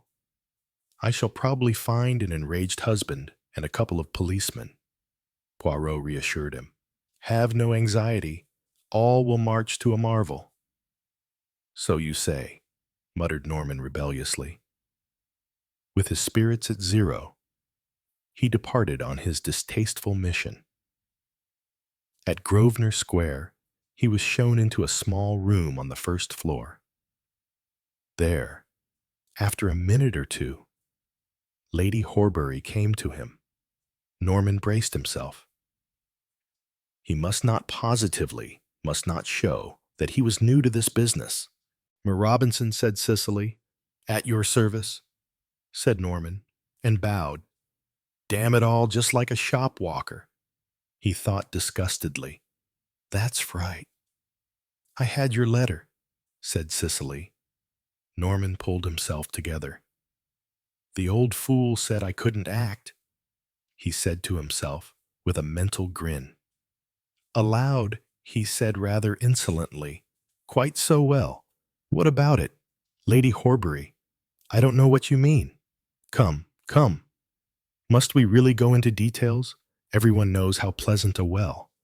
Call it a weekend at the seaside can be, but husbands seldom agree. I think you know. Lady Horbury. Just exactly what the evidence consists of. Wonderful woman. Old Giselle. Always had the goods. Hotel evidence. It is quite first class. Now the question is, who wants it most, you or Lord Horbury? That's the question. She stood there quivering. I'm a seller, said Norman, his voice growing commoner as he threw himself more wholeheartedly into the part of Mr. Robinson. Are you a buyer? That's the question. How did you get hold of this evidence?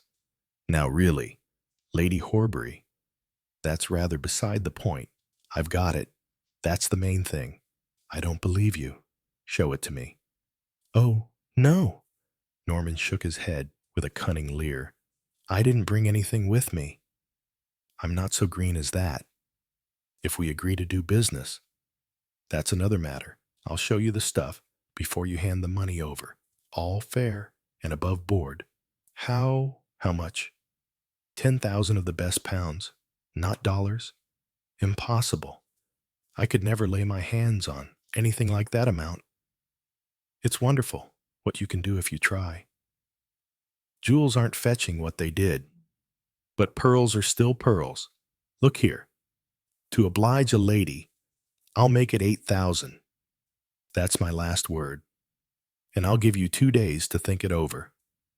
I can't get the money, I tell you. Norman sighed and shook his head. Well, perhaps it's only right Lord Horbury should know what's been going on. I believe I'm correct in saying that a divorced woman gets no alimony, and Mr. Barraclough's a very promising young actor. But he's not touching big money. Now, not another word. I'll leave you to think it over. And mind what I say, I mean it. He paused and then added, I mean it, just as Giselle meant it. Then quickly, before the wretched woman could reply, he had left the room. Ouch, said Norman as he reached the street. He wiped his brow. Thank goodness that's over. 3. It was a bare hour later when a card was brought to Lady Horbury. Hercule Poirot. She thrust it aside. Who is he? I can't see him. He said, milady, that he was here at the request of Mr. Raymond Barraclough. Oh. She paused. Very well, show him in. The butler departed, reappeared. Hercule Poirot. Exquisitely dressed in the most dandiacal style, Poirot entered, bowed. The butler closed the door. Cicely took a step forward. Mr. Barraclough sent you. Sit down, madame. His tone was kindly but authoritative. Mechanically, she sat. He took a chair near her. His manner was fatherly and reassuring. Madame, I entreat you, look upon me as a friend. I come to advise you. You are, I know, in grave trouble. She murmured faintly. I don't. Écoutez, madame, I do not ask you to give away your secrets. It is unnecessary. I know them beforehand. That is the essence of being a good detective, to know. A detective. Her eyes widened. I remember you were on the plane. It was you. Precisely. It was me. Now, madame, let us get to business, as I said just now. I do not press you to confide in me. You shall not start by telling me things. I will tell to you. This morning, not an hour ago, you had a visitor. That visitor, his name was Brown. Perhaps Robinson, said Cicely faintly. It is the same thing, Brown. Smith. Robinson, he uses them in turn. He came here to blackmail you, madam. He has in his possession certain proofs of, shall we say, indiscretion. Those proofs were once in the keeping of Madame Giselle. Now this man has them. He offers them to you for, perhaps, 7,000 pounds. 8. 8? Then, and you, madame, will not find it easy to get that sum very quickly. I can't do it. I simply can't do it. I'm in debt already. I don't know what to do. Calm yourself. Madame, I come to assist you. She stared at him. How do you know all this? Simply, madame, because I am Hercule Poirot. Bien. Have no fears. Place yourself in my hands. I will deal with this Mr. Robinson. Yes, said Cicely sharply. And how much will you want? Hercule Poirot bowed. I shall ask only a photograph, signed, of a very beautiful lady. She cried out, Oh, dear, I don't know what to do. My nerves, I'm going mad. No, no, all is well. Trust Hercule Poirot. Only, madame, I must have the truth, the whole truth. Do not keep anything back, or my hands will be tied. and you'll get me out of this mess. I swear to you solemnly that you will never hear of Mr. Robinson again." She said, "All right, I'll tell you everything. Good. Now then, you borrowed money from this woman, Giselle?" Lady Horbury nodded. "When was that?" "When did it begin?" "I mean, 18 months ago. I was in a hole. Gambling. Yes, I had an appalling run of luck. And she lent you as much as you wanted." "Not at first, only a small sum to begin with." "Who sent you to her?" "Raymond Mr. Barraclough told me that he had heard she lent money to society women. But later, she lent you more. Yes, as much as I wanted. It seemed like a miracle at the time." "It was Madame Giselle's special kind of miracle," said Poirot dryly. "I gather that before then, you and Mr. Barraclough had become her friends." "Yes. But you were very anxious that your husband should not know about it." Cicely cried angrily. "Stephen's a prig. He's tired of me. He wants to marry someone else. He'd have jumped at the thought of divorcing me." "And you did not want divorce?" "No. You liked your position, and also you enjoyed the use of a very ample income." "Quite so. Les femmes. Naturally. They must look after themselves." To proceed, there arose the question of repayment. Yet, and I couldn't pay back the money. And then the old devil turned nasty. She knew about me and Raymond. She'd found out places and dates and everything. I can't think how. "She had her methods," said Poirot dryly, "and she threatened, I suppose, to send all this evidence to Lord Horbury." "Yes, unless I paid up." "And you couldn't pay?" "No." "So her death was quite providential," Cicely Horbury said earnestly. "It seemed too wonderful." "Ah, precisely too wonderful, but it made you a little nervous." "Perhaps." "Nervous?" "Well, after all, Madame, you alone of anyone on the plane had a motive for desiring her death."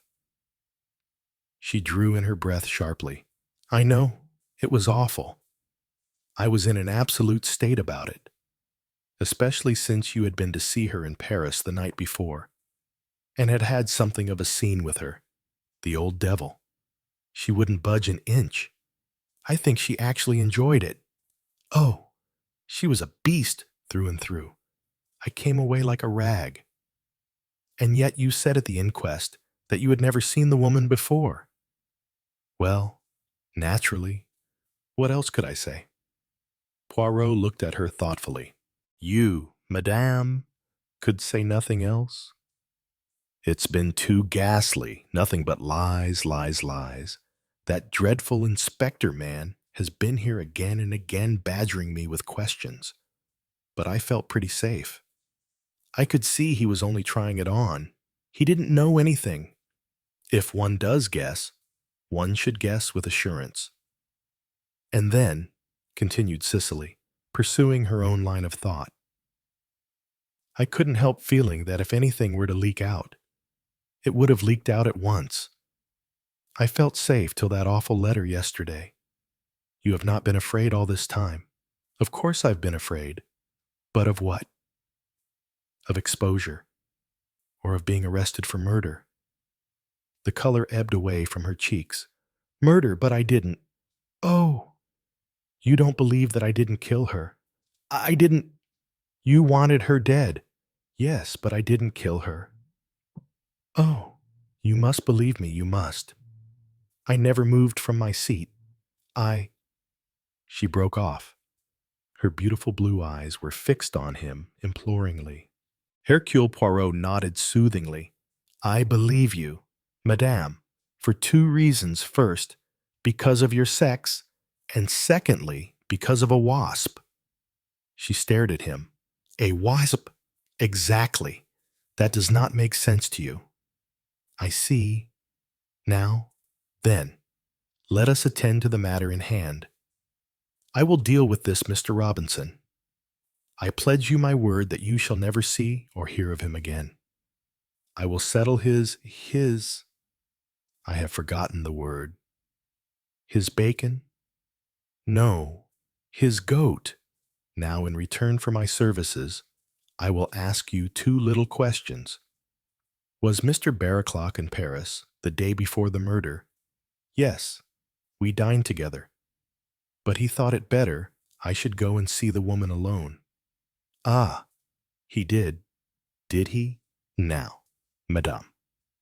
One further question. Your stage name before you were married was Cicely Bland? Was that your real name? No. My real name is Martha Jebb, but the other made a better professional name. And you were born where? Doncaster. But why? Mere curiosity. Forgive me. And now, Lady Horbury, will you permit me to give you some advice? Why not arrange with your husband a discreet divorce? And let him marry that woman. And let him marry that woman. You have a generous heart, madam. And besides, you will be safe-o. So safe, and your husband, he will pay you an income. Not a very large one. Eh bien, once you are free, you will marry a millionaire. There aren't any nowadays. Ah, do not believe that, madame.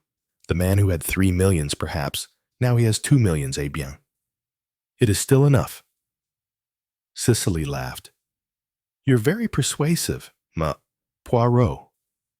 And are you really sure that dreadful man will never bother me again? On the word of Hercule Poirot, said that gentleman solemnly.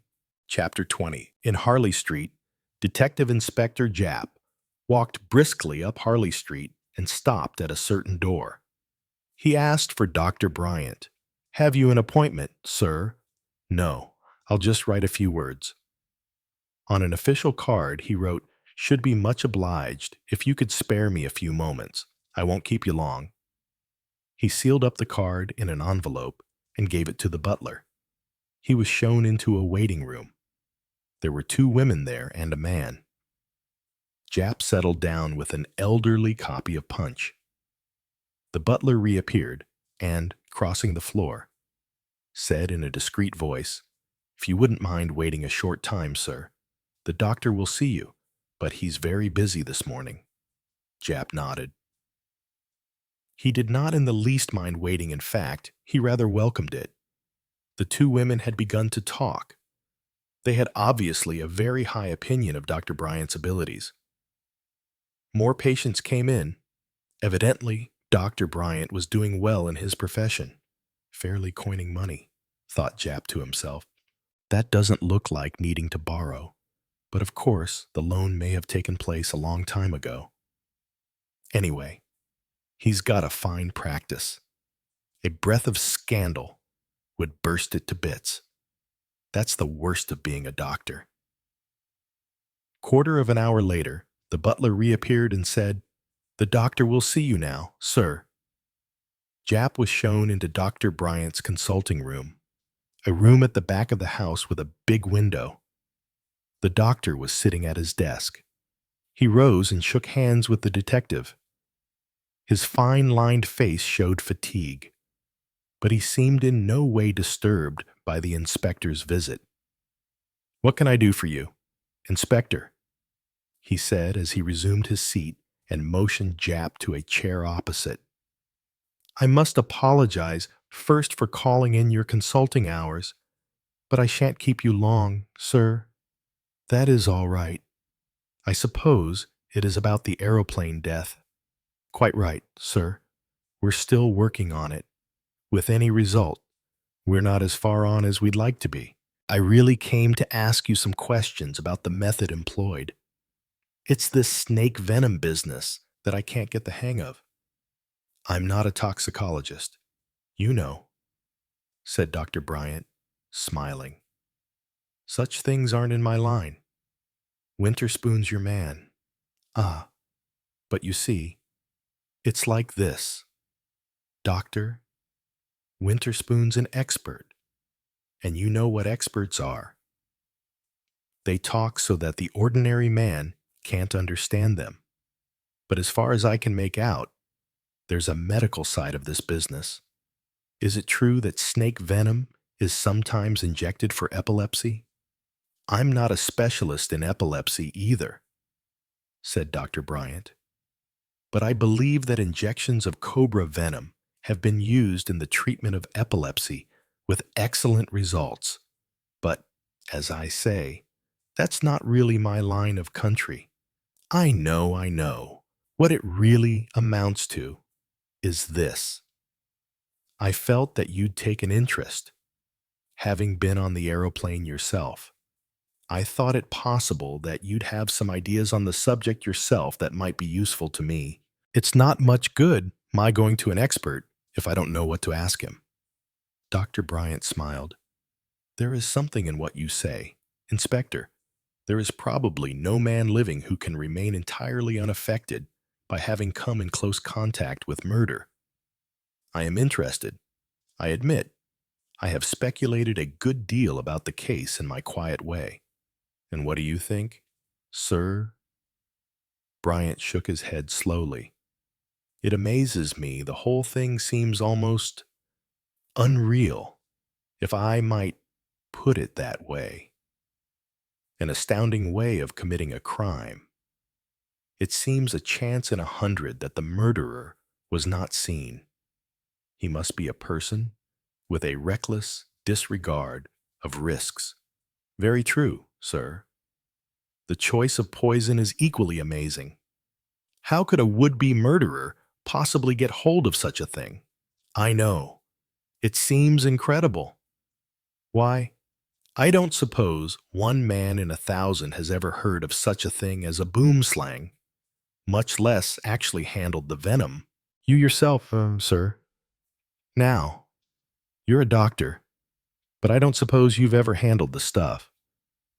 There are certainly not many opportunities of doing so. I have a friend who works at Tropical Research.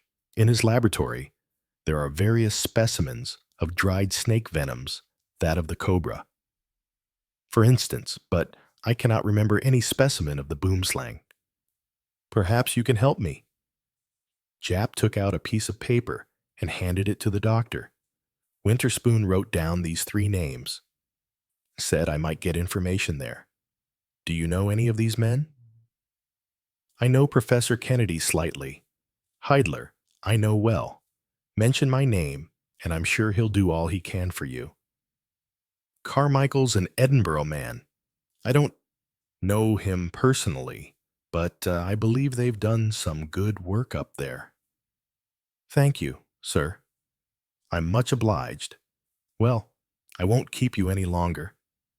When Jap emerged into Harley Street, he was smiling to himself in a pleased fashion. Nothing like tact, he said to himself. Tact does it.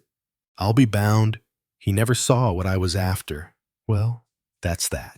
Chapter 21. The 3 Clues. When Jap got back to Scotland Yard, he was told that Hercule Poirot was waiting to see him. Jap greeted his friend heartily. Well, meet Poirot? And what brings you along? Any news? I came to ask you for news. My good Jap. If that isn't just like you, well, there isn't much, and that's the truth. The dealer fellow in Paris has identified the blowpipe, all right. Fournier's been worrying the life out of me, from Paris, about his moment psychologique. I've questioned those stewards till I'm blue in the face. And they stick to it that there wasn't a moment psychologique. Nothing startling or out of the way happened on the voyage. It might have occurred when they were both in the front car. I've questioned the passengers, too. Everyone can't be lying. In one case, I investigated everyone was you and your cases. To tell the truth, Poirot, I'm not very happy. The more I look into things, the less I get. The chief's inclined to look on me rather coldly. But what can I do? Luckily, it's one of those semi-foreign cases.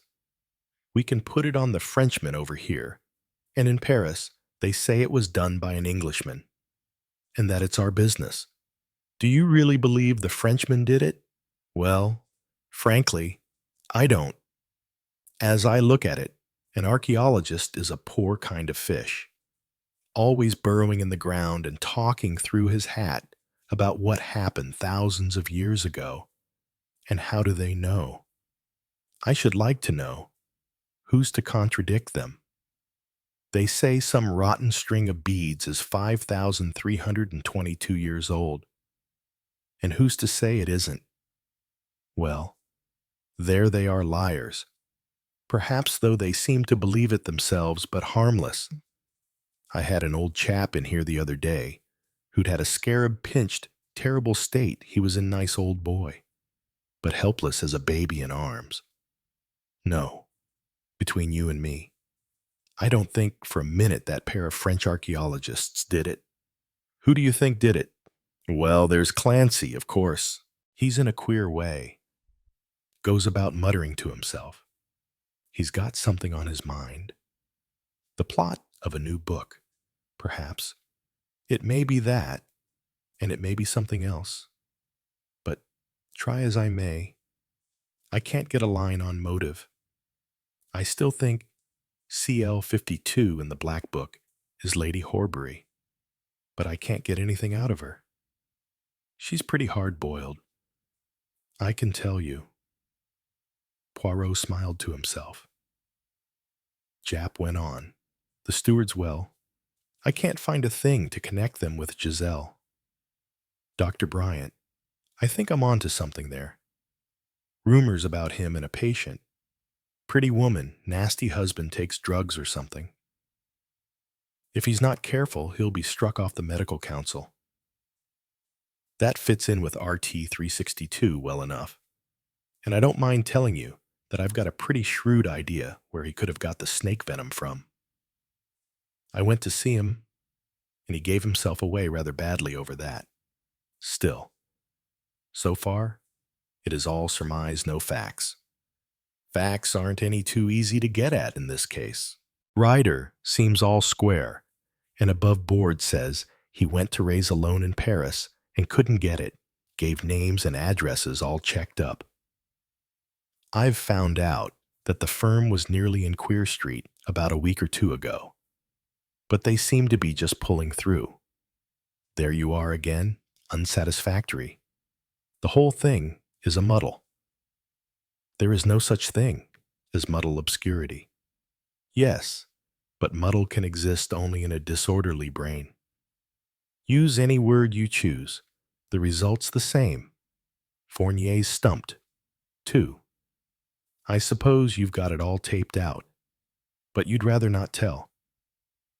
You mock yourself at me. I have not got it all taped out. I proceed a step at a time, with order and method, but there is still far to go. I can't help feeling glad to hear that. Let's hear about these orderly steps. Poirot smiled. I make a little table, so. He took a paper from his pocket. My idea is this: a murder is an action performed to bring about a certain result. Say that again slowly. It is not difficult. Probably not, but you make it sound so. No, it is very simple. Say you want money. You get it when an ant dies. Bien, you perform an action.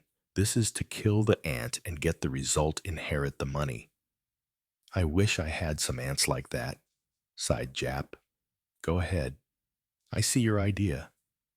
You mean there's got to be a motive. I prefer my own way of putting it. An action is performed, the action being murder. What now are the results of that action? By studying the different results, we should get the answer to our conundrum. The results of a single action may be very varied. That particular action affects a lot of different people. Eh bien, I studied today, 3 weeks after the crime, the result in 11 different cases. He spread out the paper. Jap leaned forward with some interest and read over Poirot's shoulder. Miss Gray. Result: temporary improvement. increase salary. Mr. Gale, result bad. Loss of practice. Lady Horbury, result good, if she's CL52. Miss Kerr, result bad. Since Giselle's death makes it more unlikely Lord Horbury will get the evidence to divorce his wife. Japp interrupted his scrutiny. So you think she's keen on his lordship? You are a one for nosing out love affairs. Poirot smiled. Japp bent over the chart once more. Mr. Clancy, result good, expects to make money by book dealing with the murder. Dr. Bryant, result good if RT 362.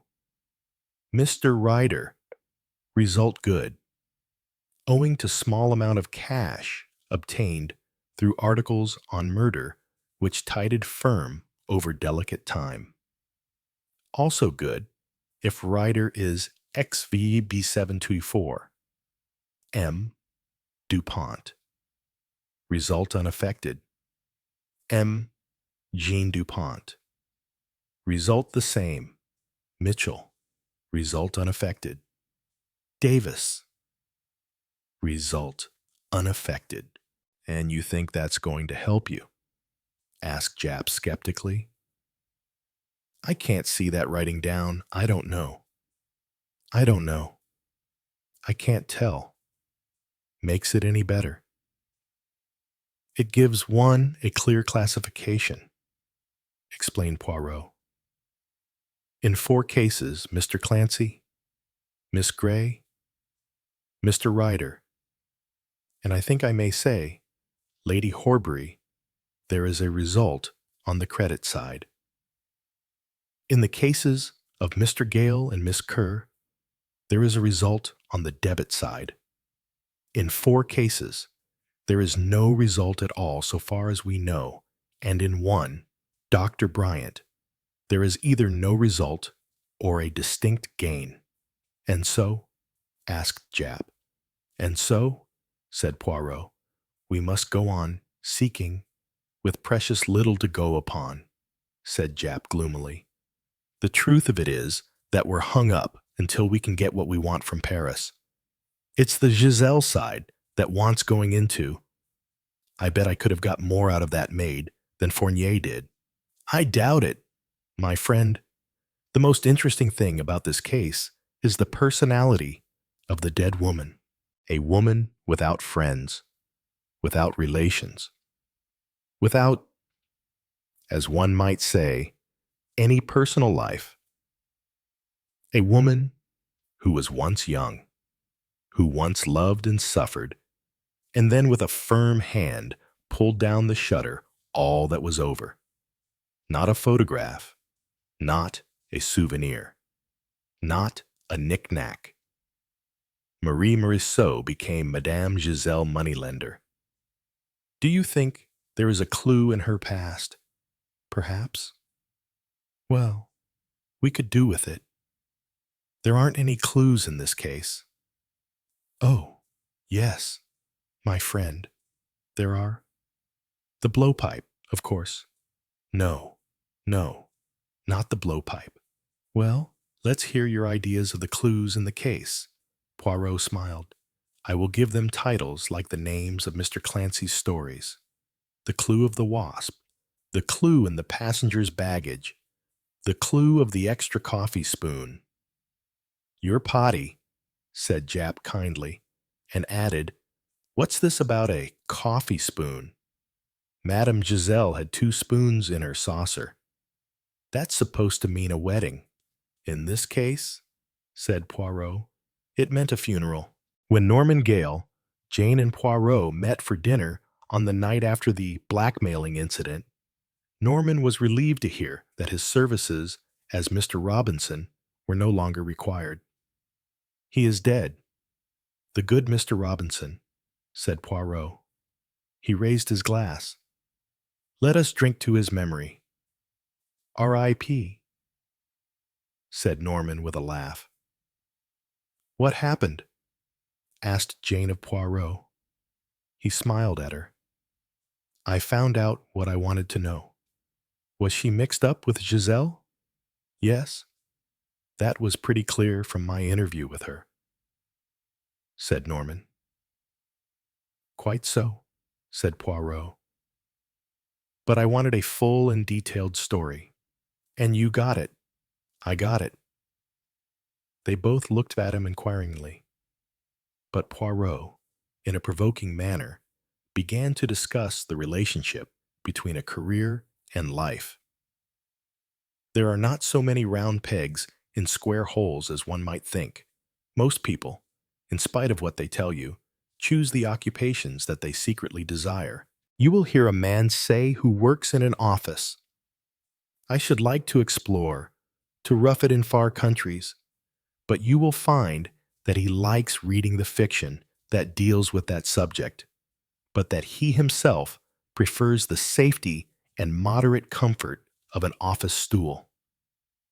According to you, said Jane, my desire for foreign travel isn't genuine.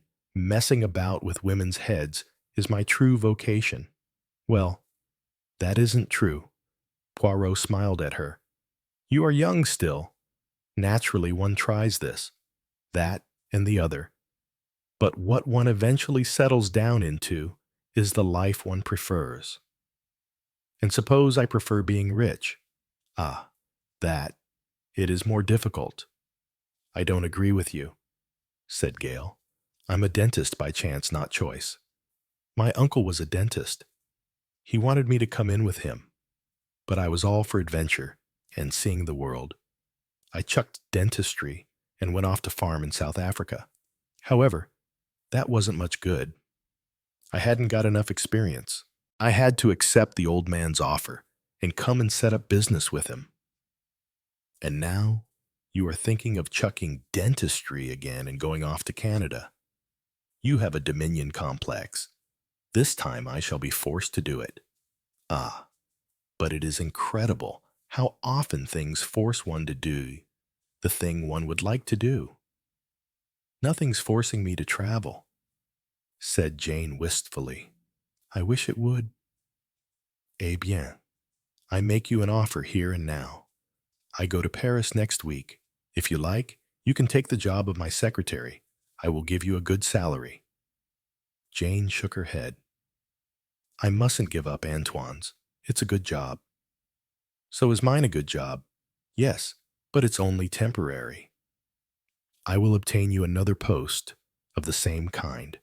Thanks, but I don't think I'll risk it. Poirot looked at her and smiled enigmatically. 3 days later, he was rung up. Poirot, said Jane, is that job still open? But yes, I go to Paris on Monday. You really mean it?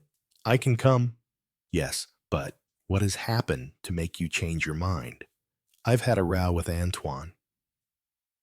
As a matter of fact, I lost my temper with a customer. She was an absolute well. I can't say just what she was. Through the telephone, I was feeling nervy, and instead of doing my soothing syrup stuff, I just let rip and told her exactly what I thought of her. Ah, the thought of the great wide open spaces. What's that you say? I say that your mind was dwelling on a certain subject. It wasn't my mind. It was my tongue that slipped. I enjoyed it. Yet her eyes looked just like her beastly Pekingese's, as though they were going to drop out. But here I am thrown out on my ear, as you might say. I must get another job sometime. I suppose, but I'd like to come to Paris first. Good. It is arranged. On the way over, I will give you your instructions. Poirot and his new secretary did not travel by air, for which Jane was secretly thankful. The unpleasant experience of her last trip had shaken her nerve. She did not want to be reminded of that lolling figure in rusty black. On their way from Calais to Paris, they had the compartment to themselves, and Poirot gave Jane some idea of his plans. There are several people in Paris that I have to see. There is the lawyer, Maître Thibault. There is also M. Fournier of the Sûreté, a melancholy man, but intelligent. And there are Mem Dupont père and Mem Dupont fils. Now, Mademoiselle Jane, whilst I am taking on the father, I shall leave the son to you. You are very charming, very attractive. I fancy that Mem Dupont will remember you from the inquest. I've seen him since then, said Jane, her color rising slightly. Indeed, and how was that?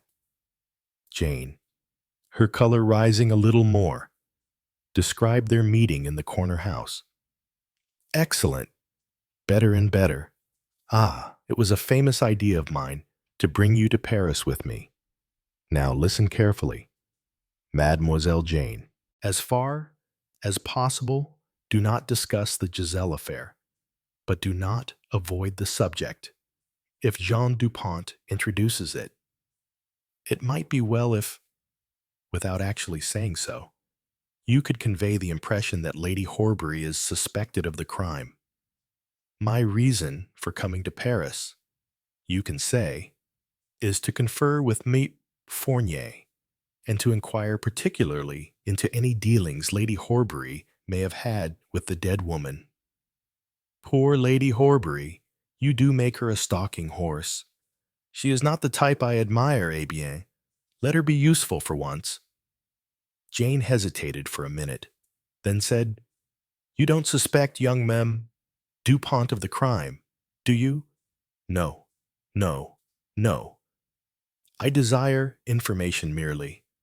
He looked at her sharply. He attracts you, eh? This young man. Il a le sex appeal. Jane laughed at the phrase. No, that's not how I would describe him. He's very simple, but rather a dear. So that is how you describe him, very simple. He is simple. I think it's because he's led a nice unworldly life.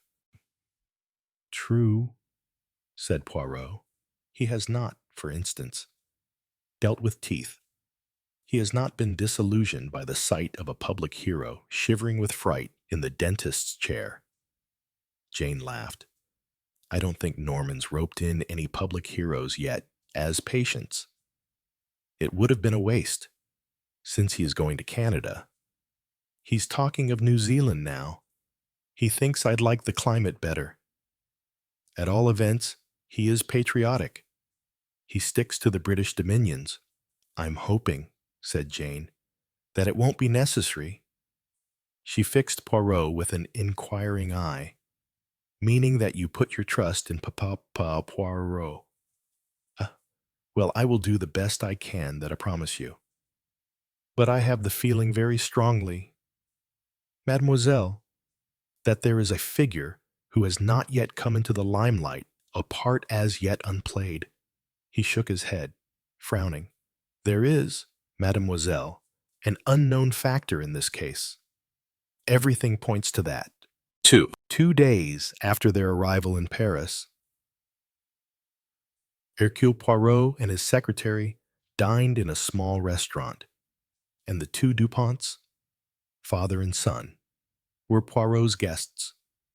Old Dupont, Jane found as charming as his son, but she got little chance of talking to him.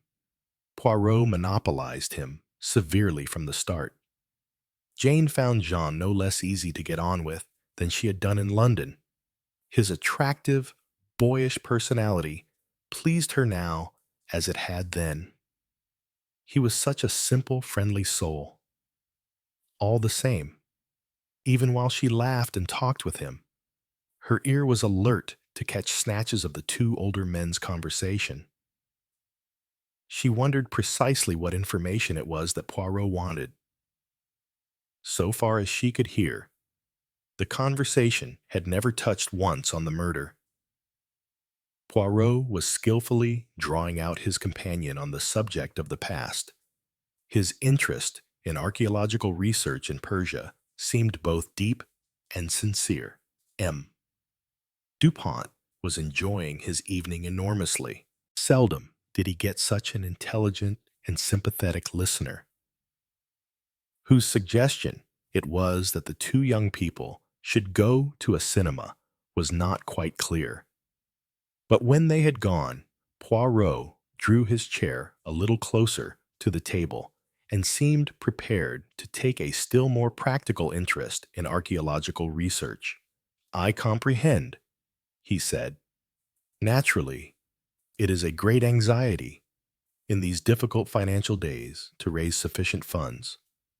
You accept private donations." Dupont laughed. "My dear friend, we sue for them practically on bended knees.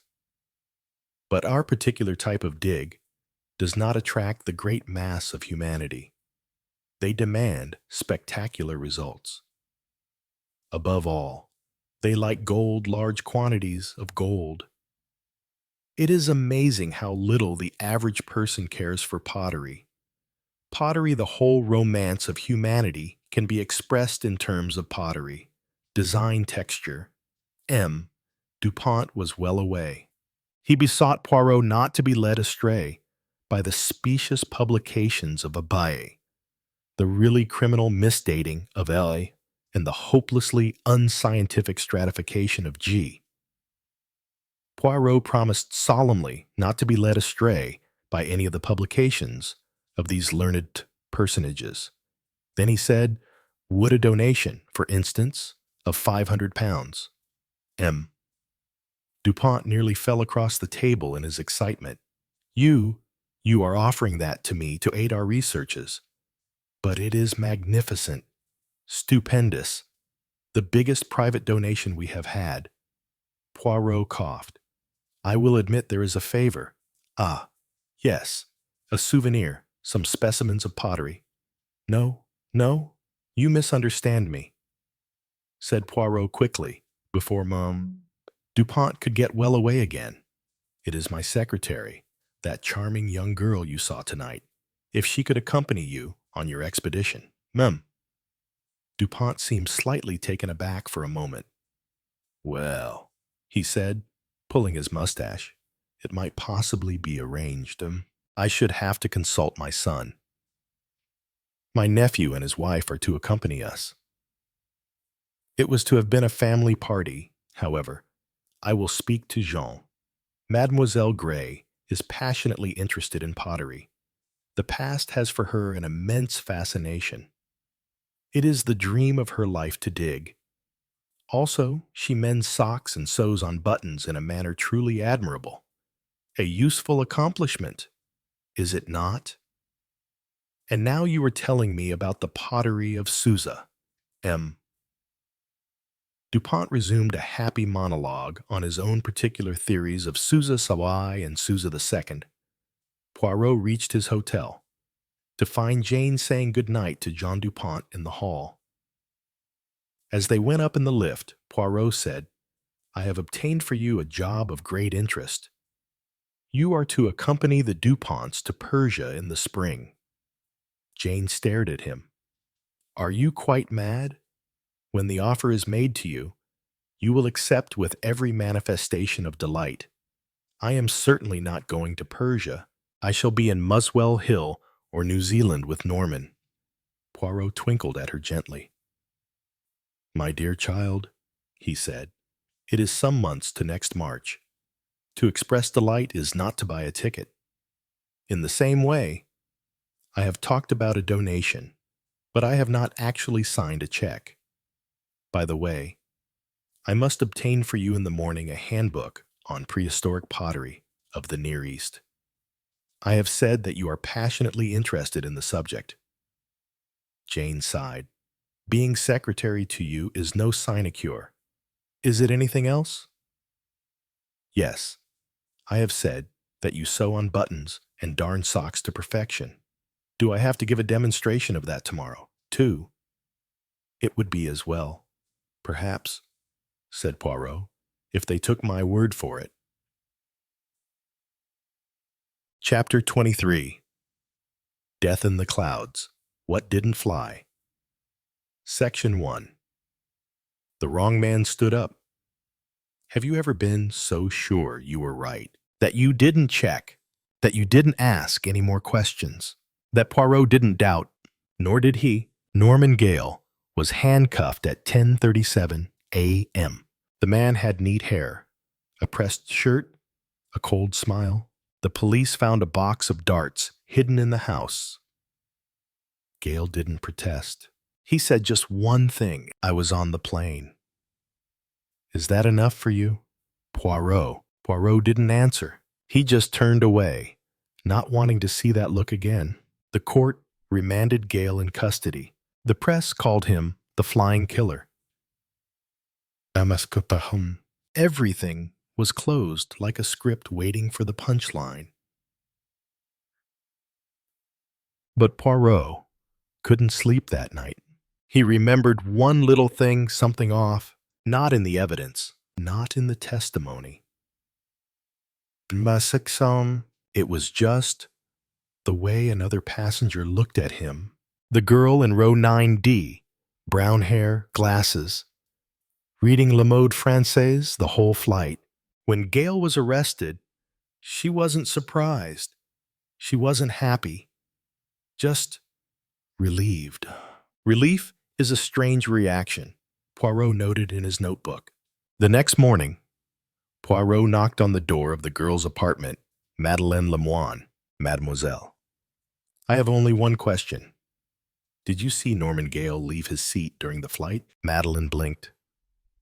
No fear, no surprise, just a frown, as if regretting that someone had asked the right question. No, sir. I saw him asleep the whole middle of the flight, hands folded in his lap, head bowed. Even the stewardess had to wake him up when we were about to land. Poirot was silent for a long time. Have you told anyone about this? No, because no one asked. And now, I think, you've got the wrong man. Monsieur? Poirot left the apartment, his heart beating steadily but coldly. Gale had been arrested on a chain of logic. That logic. There were no witnesses. There was only belief. In his notebook, Poirot wrote, "Perhaps I'm not solving the case. I'm just rationalizing what I want to believe." Section 2. The one witness who looked away. Every crime has a witness who sees, but sometimes the most important witness is the one who looks away. Poirot calls Jane Grey, the young air hostess who helped him track down the details of the dart. Jane, can you come to my place tonight? I need to see the seating chart again. She arrives at 6 o'clock sharp. Bringing the chart, and bringing what Poirot has been waiting for: fear. Jane has always been calm, confident, polite. Tonight, her hands tremble slightly as she pours tea. Her eyes are cast downward more than usual. And when Poirot says 3 words, "Set 9D," she pauses. Who's there? Jane. A French girl? Madeleine? Quiet. Nothing special. Did she see Gale leave? I don't know. Did you ask her? Jane looked up. No, because I didn't want her to say otherwise. Poirot leaned back in his chair, nodding slightly. A silent confession. One thing he had always suspected. You didn't say Gale left his seat. You assumed it because someone told you so. Jane was silent. Poirot continued. I thought Gale left his seat. I thought I saw it. But I didn't. I was just led by a scenario. And I did the worst thing a detective can do. Believe that logic doesn't need evidence. Jane left in silence, alone. Poirot retraced the positions, the actions. Then he stopped at seat 3B. The man whose name no one remembered, a passenger who was not called to testify. No identification. Not listed as a London resident, Poirot asked the chief constable, who sat in 3B. It says Jules Berard. French nationality. No previous convictions. A photograph. None. The camera malfunctioned that day. Paper. Missing after leaving the plane. Poirot wrote in his notebook. Everyone on board is a suspect, except for one person no one remembers. And that is why he got away. Section 3. The toothpick box that shouldn't exist. The dart box. Small, compact, enough to fit in a breast pocket, and designed like a travel toothpick box.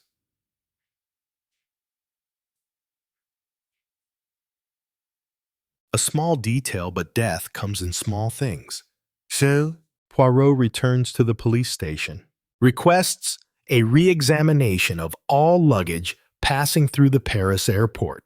The inspector frowns. We have done that. Poirot smiles thinly, and I believe it. But this time, I want to use the ultraviolet light. 3 hours later, in the airport cold storage, Poirot stands before the pale gray suitcase that belonged to Jane Grey, opens it. Nothing unusual until the purple light sweeps across the lining. A circular mark appears, Hercule, the faint imprint of a long cylinder, just the right size for a dart box. Poirot removes the lining. Beneath, tucked into the gap between the two layers of leather, a small metal box.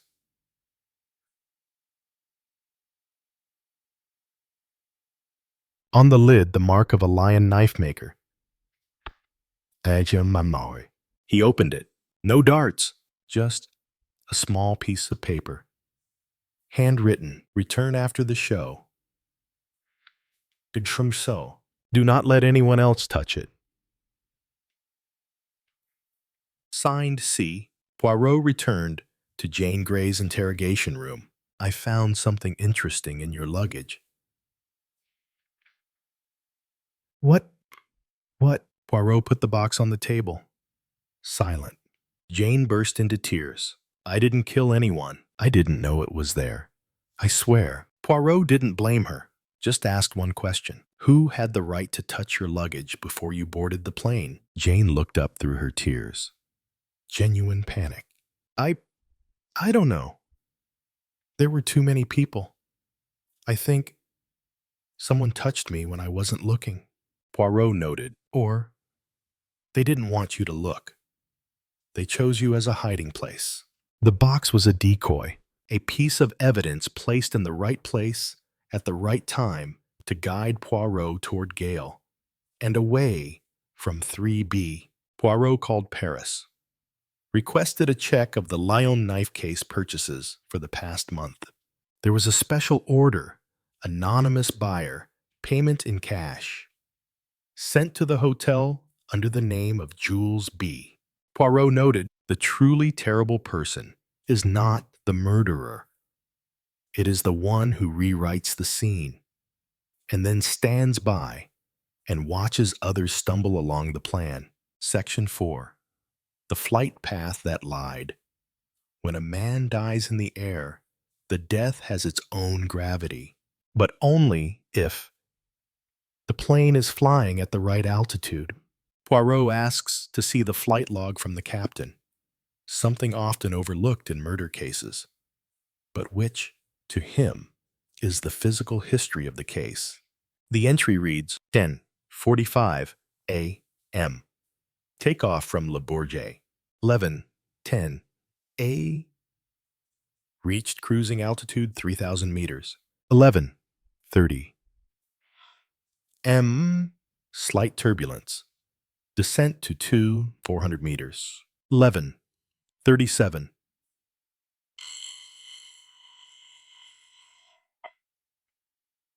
Temporary problem, cabin pressure drops for 2 minutes. 11:42.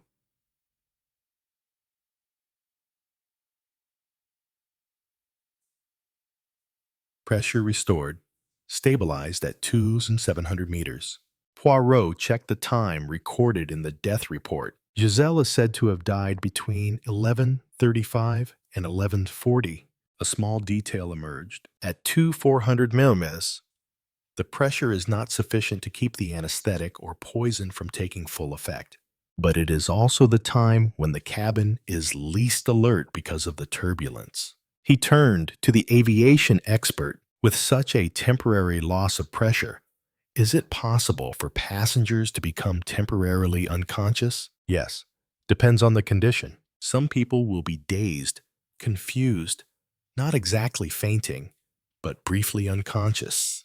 Poirot mused. So if someone wanted to kill someone and didn't want to be seen, this is the only ideal moment. The killer didn't need to disappear. He just needed to wait for everyone to do it all at once. Not really conscious. A massive sleep mark.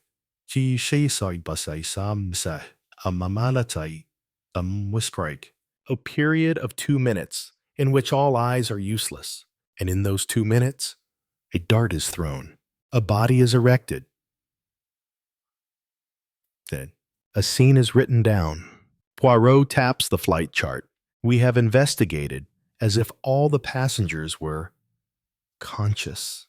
But what if everyone, including myself, were in a trance at the same time? He turns the page of his old notebook and writes in bold, "No witness is reliable if all are momentarily extinguished by the same invisible pressure." Section 5. The calm between screams. There was always noise. Engines. Papers turning. Coughs. An aircraft cabin is never completely quiet, but in the black box of that flight, there was a silence that lasted 47 seconds. No chairs shaking, no papers turning, no breathing, just pitch black silence. Poirot sat in the audio analysis room, recording the main cabin noises, a new technology he had suggested from his collaboration with the French police. The technician said, "We think it's an equipment failure. Sometimes the vibrations interfere with the microphone signal." But he didn't continue. He just handed Poirot the headphones. He listened again to 1136 Arrow 2 to 1136-49. 47 seconds. Nothing. Nothing. Poirot asked for the frequencies to be clarified. A faint, low-frequency passage emerged almost inaudible. A hissing sound, like gas leaking through a metal slot, like a spray can. Poirot closed his eyes and whispered, "It's not a technical fault.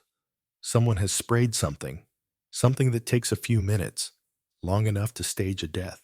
He went to the aviation chemist. Is there any substance that causes dizziness, confusion, temporary loss of consciousness, but leaves no trace after a few minutes? Yes, but only a few people know how to prepare it. It's not common, unless you're a conjurer. Poirot thought of the name, the man in seat 3B. No papers, no voice. Nobody remembers his face. Not because he hides, but because he makes people forget. In his notebook, Poirot wrote, "A murderer does not need to hide the blood. He only needs to erase the memory. And that is more terrible than any knife." Section 6. The shadow that sat in seat 3B. Every seat had a name. A person, a piece of luggage, a story. Only seat 3B had nothing left. Just the name Jules Berard. No photos. No statement. No one remembered hearing him speak. Poirot went back to the airline, requested a passenger list, and scanned copies of his identification. Jules Berard, French temporary passport. "Do you have a copy?" Poirot asked. "No. We took photos." But the staff frowned. The camera didn't save the photos that day. Technical error. Poirot checked the system. Photos of the remaining 19 passengers. Complete. Only Jules Berard was blank. Only him. No photo. He called the French police. No records matched the name. No valid French passport issued in that name in the last 3 years. The name is false. Poirot traces the checked baggage. 3 bags match the seat numbers except for 3B. None of the suitcases have that code. The man boarded the plane with a phantom identity and left as if he had never existed. Poirot turns to the witness file. A woman says, "I remember him, but I can't describe his face." Poirot asks, "No beard, no glasses, no moles, no, nothing remarkable. But the strange thing is, I can't remember a single feature. It's like I had my memory wiped after seeing him. A blank memory, a person everyone sees, but no one keeps." Poirot whispers, "There's no need to be anonymous if everyone forgets you in 10 minutes. He called in the expert from the Sûreté. "Give me a list of people who have acted as magicians, hypnotists, who have used the name Jules Berard." The expert sighed. That name was in Bordeaux. A stage hypnotist. Real name unknown. Nickname L'Homme Sans Visage, the man without a face. Poirot felt a chill run down his spine. The man without a face. He had boarded the plane, sitting among them. No need to hide. Just make everyone ignore him. In his notebook, Poirot wrote, "The murderer doesn't use darts. He uses emptiness and hides in what people can't remember." Section 7. Poirot's logic breaks apart. There was a silence that did not come from outside. It came from inside his head, where the pieces of logic that had fit together suddenly rattled out of tune. Poirot had always believed in structure, in order, in the beauty of pure reasoning. But tonight, in the quiet of his London flat, he sat at his desk, looking at the 19 site plans, and felt for the first time in years his reasoning might have been in the service of someone else's play. All the points of his theory seemed solid. Gale had motive. Gale had skill. Gale was in the right place at the right time. There was just one problem. No one saw Gale leave his chair. No one saw him do anything. No one saw anything. And if that were the case, his entire argument was not based on evidence, but on assumption. An assumption that someone had gently planted in his mind, like planting a seed in the right place, at the right depth, and leaving him to tend it. Poirot turned over his notebook. His notes. He no longer trusted them. They were like copies of his thoughts, not the truth. He rummaged in his desk drawer. One thing he always kept.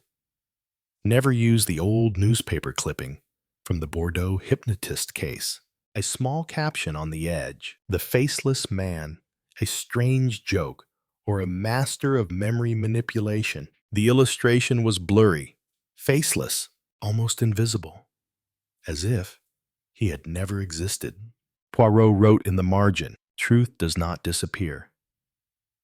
But if memory is stolen, then all truth is useless." He raised his head and looked into the mirror. A voice in his head said, "If the murderer can make you remember wrongly, then who is left standing?" Section 8. The hair that should be gray. The hair, too small to notice, too trivial to appear in the newspaper. But to Poirot, a clue is never too small. At the scene, when the forensic experts were clearing away Giselle's belongings, they found a single silver hair on the victim's fur coat. Not long, not curly, just a short, straight, strange strand, not matching the hair of any of the female passengers. Poirot asked to keep it for testing. At the scene, and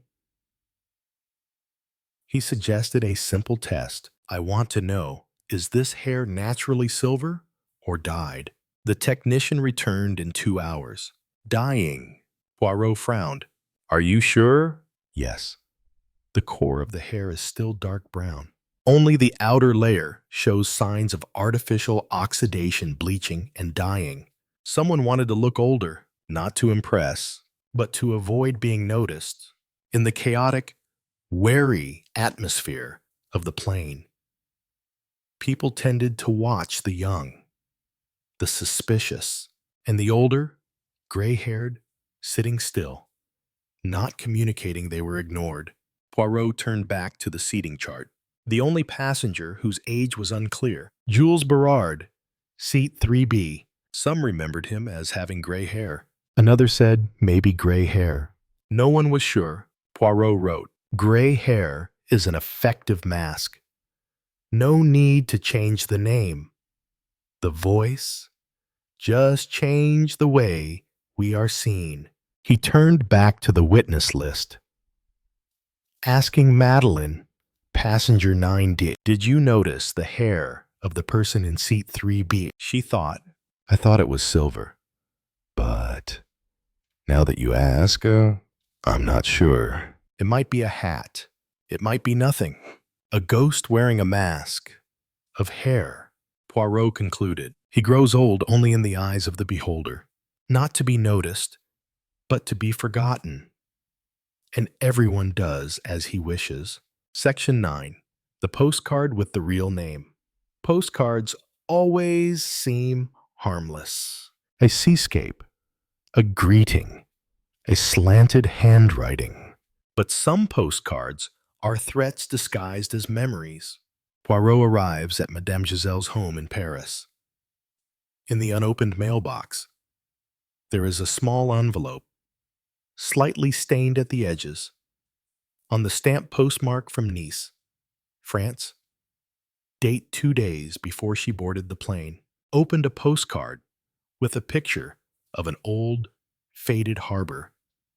On the back are just 4 handwritten words. "I am still alive. J.B." No return address. No explanation. No postal code, just the code J.B. Poirot sits in Madame Giselle's living room. Hundreds of papers, receipts, savings books. All checked before. Only one thing is missing, her past. He asked for the old register. A slim file was brought from the Sûreté. In 1924, Madame Giselle had been the main witness in a trial in Lyon, a burglary combined with psychological fraud. The victim a businessman, the perpetrator a self-proclaimed doctor specializing in hypnosis and financial investment named Jules Bremond. A pseudonym J.B. Jules Bremond disappeared after being convicted in absentia. No one could find him. No one knew whether he was dead or alive. Only one thing was certain. Madame Giselle had brought him to light. Poirot tapped the postcard with his finger. It wasn't a greeting. It was a warning. She received it, and then 2 days later, she decided to fly to London suddenly, without telling anyone. Poirot was silent. She did not go to see her friend. She was on the run, but he did not let her. He sent the letter and then sent death. He asked to check the handwriting on the postcard. The result? A match to an old signature of Jules Bremond, kept in the 1924 case file, and the name Jules Berard, which could be just a subtle phonemic permutation of the name Giselle had heard during the old case. Poirot wrote, "Death in the sky began with a murder on the ground. And the murderer had only to wait 11 years to fulfill his oath."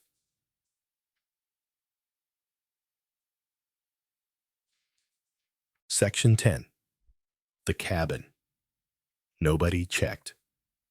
Older planes have nooks and crannies that passengers never notice. The overhead compartment, the technical compartment, the cargo hold behind the passenger compartment, a place where no one looks, a place long enough for a person to lie down silently for the duration of the flight. Poirot returns to the airport. asks to see the actual model of the plane the murder took place on. The technician leads him up a metal staircase, across a row of retired aircraft, to an original Weibo 283T.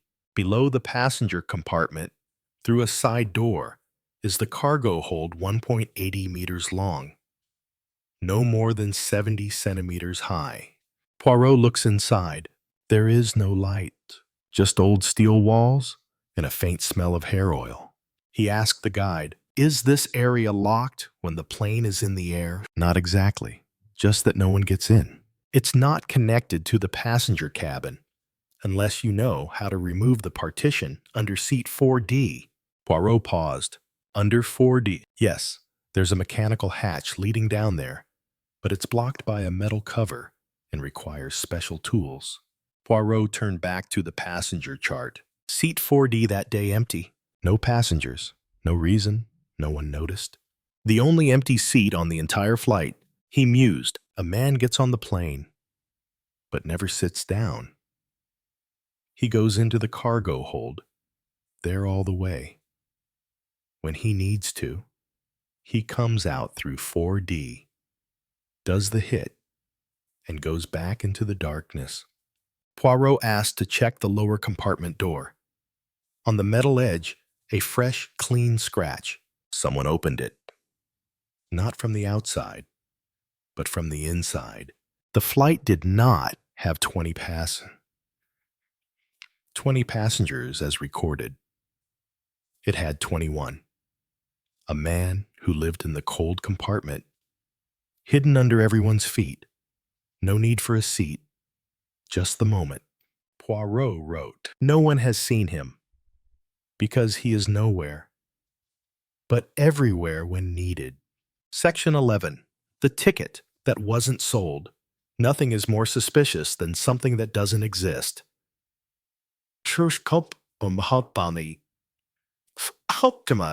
Especially when it leaves a trace. Poirot asked to check the ticket list against the security system at Le Bourget Airport. Total seats 20. Number of tickets paid for through the system, 19. One ticket was unpaid, but still on the list. The ticket was booked for Jules Berard. Seat 3B. Poirot asked the airline staff, "Why are there unpaid tickets?" Special case. Registered by the Foreign Office the day before the flight. Payment was requested later, but never made. Poirot pressed further. Finally, they found a forwarding code from the booking file, not from the Foreign Office, but from a street show in Marseille. He called the show's headquarters. The manager said, "We had an artist booked under that name, but he left suddenly 3 weeks ago. Disappeared. Without a word." The real name on the contract, Jean-Baptiste Moreau. The stage name, Le Fantôme Hypnotique, the hypnotic phantom. Poirot found an old photograph in the local paper. A black and white photo, a man in a long coat. Deep-set eyes. Fake silver hair.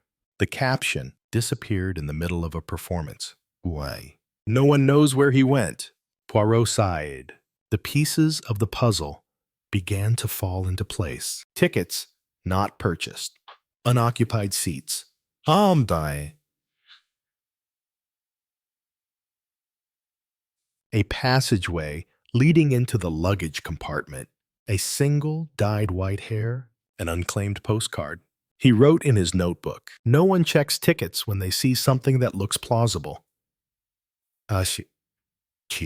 But that very plausibility is a disguise. The ticket was not scanned because he never went through the gate. He was on the plane before, in the engineering compartment, waiting for the right moment. Poirot looked at the seat plan again. 3B never existed. It was a shadow that someone created to kill without being present. Section 12. The voice that never spoke. People remember looks. People remember walks. People remember voices. But when Poirot reviewed the statements of the 19 passengers, Not one of them could say that he had heard Jules Berard's voice. One said, "I sat close, but he didn't open his mouth. He just nodded." Another, "I think he coughed once, or so I thought." Airman Jane Grey, "I asked for tea or coffee. He just raised his hand. No words, no sounds." One passenger was completely mute, but no one paid any attention. Poirot noted, in a noisy world, silence is the most dangerous weapon. He returned to the old cockpit, standing where seat 3B had been. That seat, now, was empty. Not for want of people, but the man sitting there had never existed as a real person. Just a false silver-haired cap.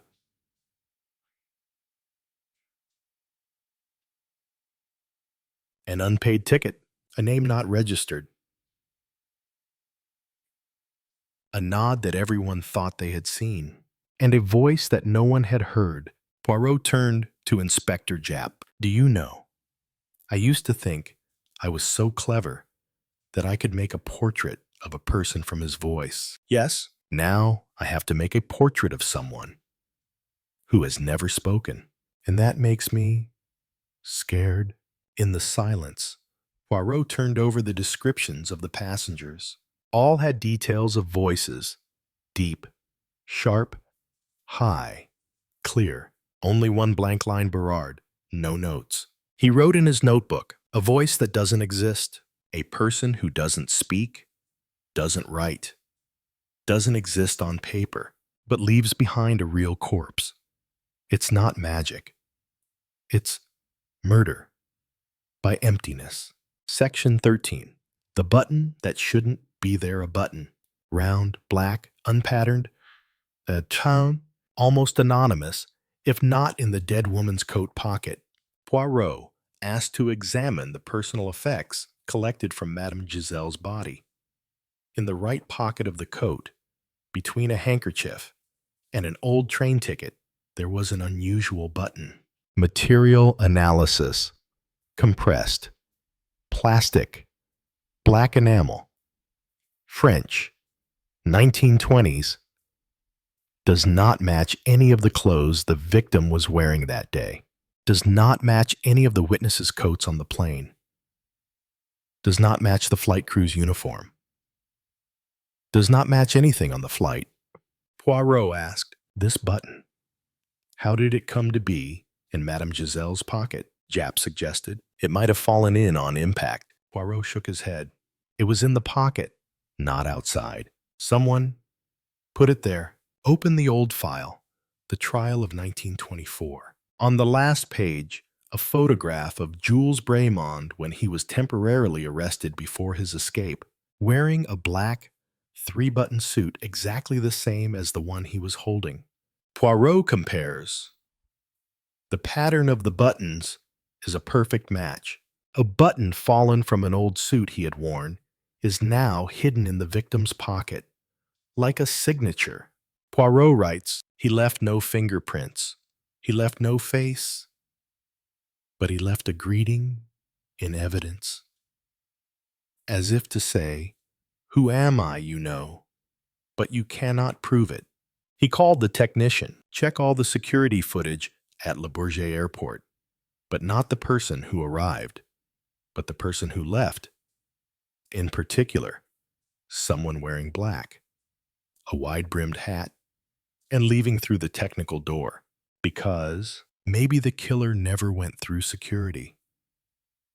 He waited in the plane and left like a ghost, leaving only a button as a last message." Section 14. The unwritten letter. The warning does not come in a shout. It comes in an unfinished line. Poirot returns to Madame Giselle's apartment in Paris. Beside the bed, on an old wooden table, is a red velvet-covered notebook. Mostly, it is filled with numbers, appointments, names of clients. But in the middle of page 17, there is a cold blank space. Just one line, written in dry black ink. If I should die suddenly, come to, and then nothing. No name, no address, no symbol, a stroke that stops in midair. Poirot carefully turns the pages. After that, blank, untorn, uncovered, unwritten. A decision interrupted, a warning unfinished, a distress call that was never sent. Japp asked, could she have been interrupted? Poirot mused, no, no intrusion, no signs of coercion. I believe she stopped of her own accord. He turned to the medical records. Giselle had been treated for paranoid anxiety disorder. A note from the doctor read, the patient has a tendency to suspect that the past will come back to kill her. Writes letters often as a precaution, but usually does not send them. Poirot murmured, she knows. It is not suspicion. It is awareness. The trouble is, she realized it too late. And when she wrote that line, she knew that no one would believe her. He handed the page to the handwriting examiner. The conclusion, the speed of her writing, increased abruptly in the middle of the line. Her hand trembled, perhaps from fear or from interruption by the resurgence of old memories. Poirot notes, a woman who knows she is about to die tries to leave instructions, but cannot write the name of the man who has waited for her for 11 years. Not because he is scary, but because he is too familiar. Section 15. The man who vanished twice. A person who disappears is rare. To disappear twice, that's art. Poirot goes to the old files at the Sûreté. The Jules Bremond case, 1924. Last seen escaped from court, then disappeared. The file ends in 1927 with a vague line, suspected death and fire at the Théâtre des Illusions. Marseille. Body not identified. Japp asks, if there is no body, why declare him dead? Poirot replies, because that's what he wanted. He follows the fire. The old newspaper notes, the fire consumed the backstage in 14 minutes. Only one victim is said to have died on the spot, a man in a stage jacket, charred beyond recognition.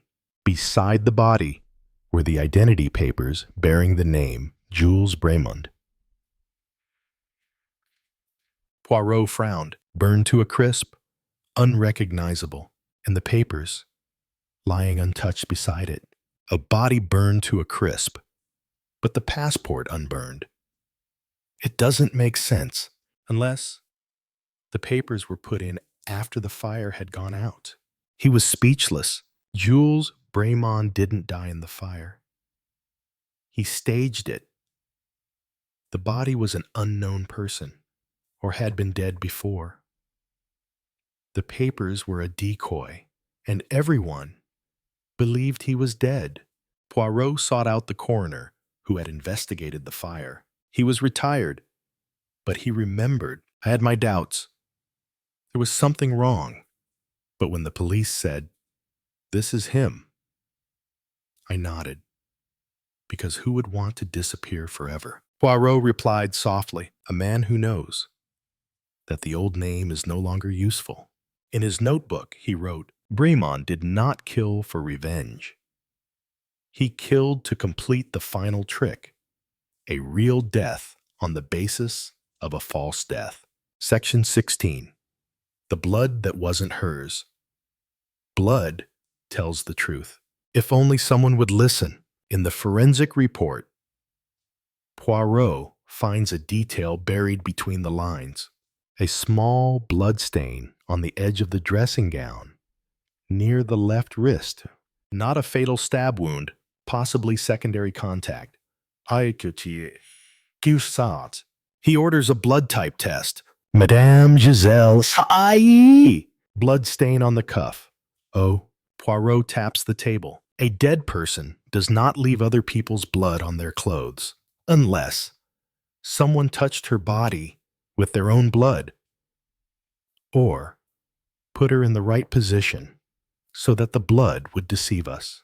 Japp shakes his head. You mean the murderer was injured? Poirot replies. No, the murderer brought the blood with him beforehand, like a prop, like the end of a play. He ordered further tests. Determine the clotting factor. Look for signs of cold storage. Result: the blood was stored in a sealed vial, not fresh. The signs of clotting did not match the time of the murder. Poirot said he poured blood on Giselle's dress like a stage prop to make us believe in one thing, a struggle. But she died instantly. There was no time for a struggle. There was no blood spatter. In a murder, blood is usually evidence. In this case, the blood was camouflage. Poirot opened his library of theatrical images. A poster from 1923, Le Fantôme Hypnotique, performing the bloodless finisher. A small note below. The audience always believes blood is real, even when it is only old watercolors. Poirot murmured, Bremond is not just a fugitive. He is a director.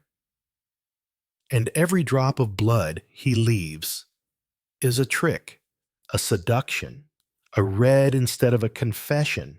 Section 17. The woman who knew, but said nothing. Not everyone who keeps quiet doesn't know.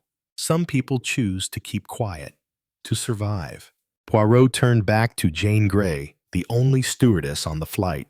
She sat up straight, her eyes red. I followed all the procedures, Monsieur Poirot. I checked all the passengers. I asked for tea or coffee. I saw nothing unusual. Poirot placed before her a photograph of a young Jules Bremond. Jane glanced at him, then turned away. I don't know him. Poirot didn't press. He said softly, Why did you startle when I mentioned the man who never said a word? Jane was silent. Her hands were clenched. After a moment, she sighed. I knew something was wrong. He, the man in seat 3B, was no ordinary passenger. But I didn't know why, and I was afraid. Afraid of being dragged into it. Poirot softened. You saw him before the flight, didn't you? Jane nodded slightly. 3 days before.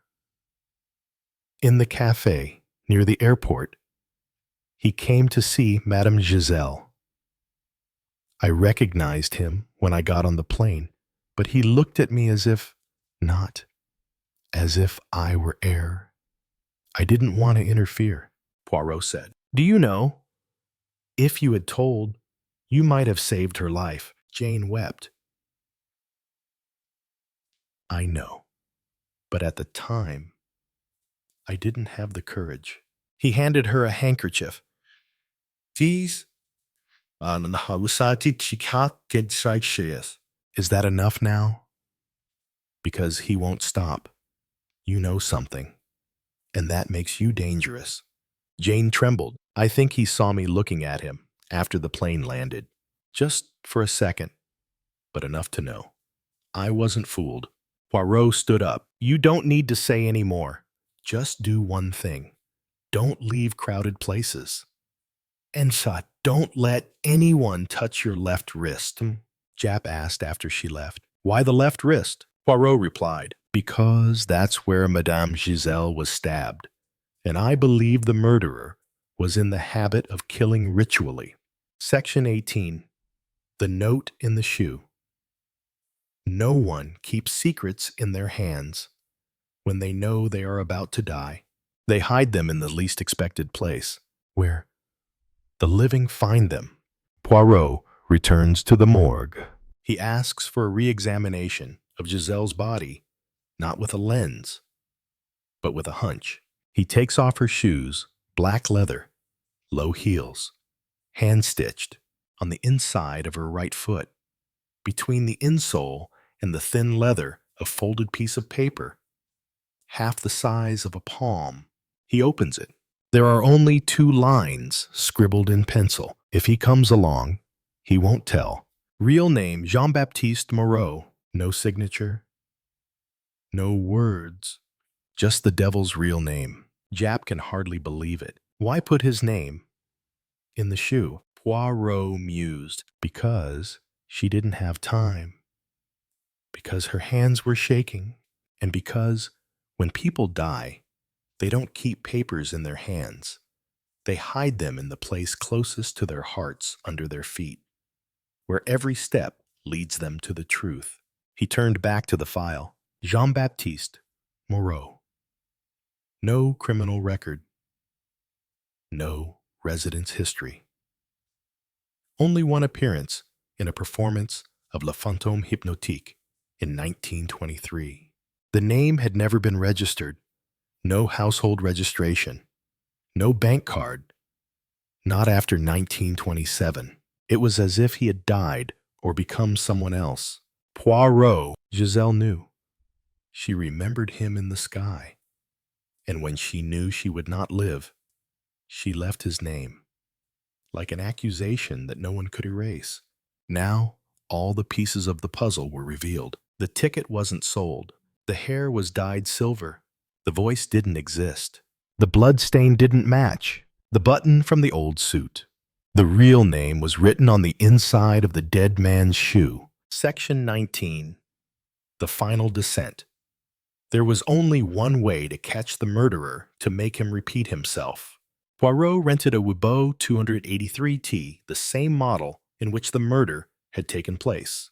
He invited all the surviving passengers back into the cabin. He recreated the original seating plan exactly. Only one difference. This time, seat 3B was occupied by Poirot. Jane Grey, the stewardess, also joined in. Poirot gave her a task. You just have to watch. And when I give you the signal, say 3 words. The man there. The plane took off, curved over the channel, returned to the same altitude as the murder. Poirot pulled out his watch, counting 10 minutes, 15, 20. At exactly the 24th minute, he stood up, turned, and tapped 3 times on the armrest of seat 4D. From the technical room below, a faint noise. Poirot turned and pointed. Jules Bremond, or Jean-Baptiste Moreau, if he were still alive. This is his 3rd appearance. Silence. Then the technical partition swung open. A man emerged, deep-set eyes, silver hair, gloved hands, as if the 11 years had never passed. Jane Grey whispered, shuddering. It's him. The one who sits there, but never speaks. Poirot, you've been playing the ghost for a decade. But ghosts know no restraint. They always come back to finish the act. Bremond smiled faintly. I don't kill. I just fulfill my destiny. Poirot replied, no, you didn't kill because of fate. You killed because no one remembered your real name. And now, everyone does. The plane landed. The police were waiting. Bremond did not resist. He said only one thing as he was handcuffed. I should have left her alive, so she could continue to be afraid. Section 20. A name etched in smoke. There are names that live forever in history, and there are names only like smoke. 3 weeks later, the newspaper reported briefly, Jean-Baptiste Moreau, formerly known as Jules Bremond, has committed suicide in his cell. No suicide note. No body has been claimed. Poirot stood alone before the Paris lake in the early morning. The mist hung over the water like a memory that had not yet dissipated. Jap came to his side, his hands in his pockets. Another case solved. No criminal can hide forever. Poirot did not answer. He just looked at the water, then said softly, he did not run to live. He ran to be remembered. He killed for fear of being forgotten. Jap shook his head. He is a monster. Poirot replied, no. He was a man born in silence, lived in darkness, and died with a name. that no one dared to speak. Jane Grey sent Poirot a handwritten letter. Just one line. Thank you for letting me see the light on a flight that seemed to have no way out. Poirot folded the letter and put it in his pocket. He wrote the last line in his notebook. Not the murderer who is remembered, but the one who chooses to forgive himself. The case is closed, but the rest must learn to live, though they have flown through a cloud of blood, and a name, written in smoke,